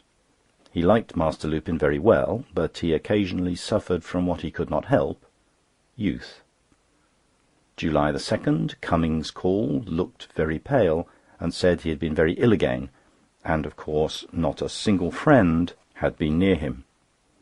Carrie said she had never heard of it, whereupon he threw down a copy of the Bicycle News on the table with the following paragraph: We regret to hear that favourite old roadster Mr. Cummings, Long Cummings, has met with what might have been a serious accident in Rye Lane. A mischievous boy threw a stick between the spokes of one of the back wheels, and the machine overturned, bringing our brother tricyclist heaving to the ground. Fortunately he was more frightened than hurt, but we missed his merry face at the dinner at Chingford, where they turned up in good numbers. Long Cummings' health was proposed by our popular vice, Mr. Westrop, the prince of bicyclists, who in his happiest vein said it was a case of Cummings through the Rye, but fortunately there was more weal than woe, a joke which created roars of laughter. We all said we were very sorry, and pressed Cummings to stay to supper. Cummings said it was like old times being without Lupin, and he was much better away. July 3rd, Sunday. In the afternoon, as I was looking out of the parlour window, which was open, a grand trap, driven by a lady with a gentleman seated by the side of her, stopped at our door. Not wishing to be seen, I withdrew my head very quickly, knocking the back of it violently against the sharp edge of the window sash. I was nearly stunned. There was a loud double knock at the front door. Carrie rushed out of the parlour upstairs to her room, and I followed, as Carrie thought it was Mr. Perkupp. I thought it was Mr. Franching. I whispered to Sarah over the banisters, "Show them into the drawing-room." Sarah said as the shutters were not open, the room would smell musty. There was another loud rat-tat. I whispered then, "Show them into the parlour and say Mr. Pooter will be down directly." I changed my coat, but could not see to do my hair, as Carrie was occupying the glass. Sarah came up and said it was Mrs. Murray Posh and Mr. Lupin. This was quite a relief. I went down with Carrie, and Lupin met me with the remark, "I say, what did you run away from the window for? Did we frighten you?" I foolishly said, "What window?" Lupin said, "Oh, you know. Shut it. You looked as if you were playing at Punch and Judy." On Carrie asking if she could offer them anything, Lupin said, "Oh, I think Daisy will take on a cup of tea. I can do with a B&S." I said, "I'm afraid we have no soda." Lupin said, "Don't bother about that. You just trip out and hold the horse. I don't think Sarah understands it." They stayed a very short time, and as they were leaving, Lupin said, "I want you both to come and dine with me next Wednesday and see my new place. Mr. and Mrs. Murray Posh, Miss Posh, Murray's sister, are coming. 8 o'clock sharp? No one else?" I said we did not pretend to be fashionable people, and would like the dinner earlier, as it made it so late before we got home. Lupin said, "Rats! You must get used to it. If it comes to that, Daisy and I can drive you home." We promised to go, but I must say in my simple mind the familiar way in which Mrs. Posh and Lupin addressed each other is reprehensible. Anybody would think they had been children together. I certainly should object to a 6 months' acquaintance calling my wife Carrie and driving out with her. July 4th. Lupin's rooms looked very nice, but the dinner was, I thought, a little too grand, especially as he commenced with champagne straight off. I also think Lupin might have told us that he and Mr. and Mrs. Murray Posh and Miss Posh were going to put on full evening dress. Knowing that the dinner was only for 6, we never dreamed it would be a full dress affair. I had no appetite. It was quite 20 minutes past 8 before we sat down to dinner. At 6 I could have eaten a hearty meal. I had a bit of bread and butter at that hour, feeling famished, and I expect that partly spoiled my appetite. We were introduced to Miss Posh, whom Lupin called Lily Girl, as if he had known her all his life. She was very tall, rather plain, and I thought she was a little painted around the eyes. I hope I am wrong, but she had such fair hair, and yet her eyebrows were black. She looked about 30. I did not like the way she kept giggling and giving Lupin smacks and pinching him. Then her laugh was a sort of scream that went right through my ears, all the more irritating because there was nothing to laugh at. In fact, Carrie and I were not at all prepossessed with her. They all smoked cigarettes after dinner, including Miss Posh, who startled Carrie by saying, "Don't you smoke, dear?" I answered for Carrie and said, "Mrs. Charles Pooter has not arrived at it yet." Whereupon Miss Posh gave one of her piercing laughs again. Mrs. Posh sang a dozen songs at least, and I can only repeat what I have said before, she does not sing in tune. But Lupin sat by the side of the piano, gazing into her eyes the whole time. If I had been Mr. Posh, I think I should have had something to say about it. Mr. Posh made himself very agreeable to us, and eventually sent us home in his carriage, which I thought most kind. He is evidently very rich, for Mrs. Posh had on some beautiful jewellery. She told Carrie her necklace, which her husband gave her as a birthday present, alone cost £300. Mr. Posh said he had a great belief in Lupin, and thought he would make rapid way in the world. I could not help thinking of the £600 Mr. Posh lost over the Parachikka chlorates through Lupin's advice. During the evening I had an opportunity to speak to Lupin, and expressed a hope that Mr. Posh was not living beyond his means. Lupin sneered, and said Mr. Posh was worth thousands. Posh's one-price hat was a household word in Birmingham, Manchester, Liverpool, and all the big towns throughout England. Lupin further informed me that Mr. Posh was opening branch establishments at New York, Sydney, and Melbourne, and was negotiating for Kimberley and Johannesburg. I said I was pleased to hear it. Lupin said why he has settled over £10,000 on Daisy, and the same amount on Lily Girl. If at any time I wanted a little capital, he would put up a couple of thou at a day's notice, and could buy up Perkupp's firm over his head at any moment with ready cash. On the way home in the carriage, for the first time in my life, I was inclined to indulge in the radical thought that money was not properly divided. On arriving home at 11:15, we found a hansom cab which had been waiting for me for 2 hours with a letter. Sarah said she did not know what to do, as we had not left the address where we had gone. I trembled as I opened the letter, fearing it was some bad news about Mr. Perkupp. The note was: "Dear Mr. Pooter, come down to the Victoria Hotel without delay. Important. Yours truly, Hardfur Huttle." I asked the cabman if it was too late. The cabman replied that it was not, for his instructions were, if I happened to be out, he was to wait till I came home. I felt very tired, and really wanted to go to bed. I reached the hotel at midnight. I apologised for being so late, but Mr. Huttle said, "Not at all. Come and have a few oysters." I feel my heart beating as I write these words. To be brief, Mr. Huttle said he had a rich American friend who wanted to do something large in our line of business, and that Mr. Franching had mentioned my name to him. We talked over the matter. If by any happy chance the result be successful, I can more than compensate my dear master for the loss of Mr. Crowbillon's custom. Mr. Huttle had previously said, "The glorious 4th is a lucky day for America, and as it has not yet struck 12, we will celebrate it with a glass of the best wine to be had in the place, and drink good luck to our bit of business. I fervently hope it will bring good luck to us all." It was 2 o'clock when I got home, although I was so tired I could not sleep except for short intervals, then only to dream. I kept dreaming of Mr. Perkupp and Mr. Huttle. The latter was in a lovely palace with a crown on. Mr. Perkupp was waiting in the room. Mr. Huttle kept taking off his crown and handing it to me, and calling me President. He appeared to take no notice of Mr. Perkupp, and I kept asking Mr. Huttle to give the crown to my worthy master. Mr. Huttle kept saying, "No, this is the White House of Washington, and you must keep your crown, Mr. President." We all laughed long and very loudly, till I got parched, and then I woke up. I fell asleep, only to dream the same thing over again. Chapter the last. One of the happiest days of my life. July 10th. The excitement and anxiety through which I have gone the last few days have been almost enough to turn my hair grey.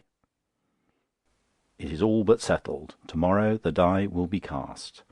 I have written a long letter to Lupin, feeling it my duty to do so, regarding his attention to Mrs. Posh, for they drove up to our house again last night. July 11th. I find my eyes filling with tears as I pen the note of my interview this morning with Mr. Perkupp. Addressing me, he said: "My faithful servant, I will not dwell on the important service you have done our firm. You can never be sufficiently thanked. Let us change the subject. Do you like your house, and are you happy where you are? I replied, "Yes, sir, I love my house, and I love the neighbourhood, and could not bear to leave it." Mr. Perkupp, to my surprise, said, "Mr. Pooter, I will purchase the freehold of that house, and present it to the most honest and most worthy man it has ever been my lot to meet." He shook my hand, and said he hoped my wife and I would be spared many years to enjoy it. My heart was too full to thank him, and, seeing my embarrassment, the good fellow said, "You need say nothing, Mr. Pooter," and left the office. I sent telegrams to Carrie, Gowing, and Cummings, a thing I've never done before, and asked the two latter to come round to supper. On arriving home, I found Carrie crying with joy, and I sent Sarah round to the grocer's to get 2 bottles of Jackson Frere. My 2 dear friends came in the evening, and the last post brought a letter from Lupin in reply to mine. I read it aloud to them all. It ran: "My dear old Gov., keep your hair on. You're on the wrong track again. I am engaged to be married to Lily Girl. I did not mention it last Thursday, as it was not definitely settled. We shall be married in August, and amongst our guests we hope to see your old friends Gowing and Cummings. With much love to all, from the same old Lupin." The end. End of recording.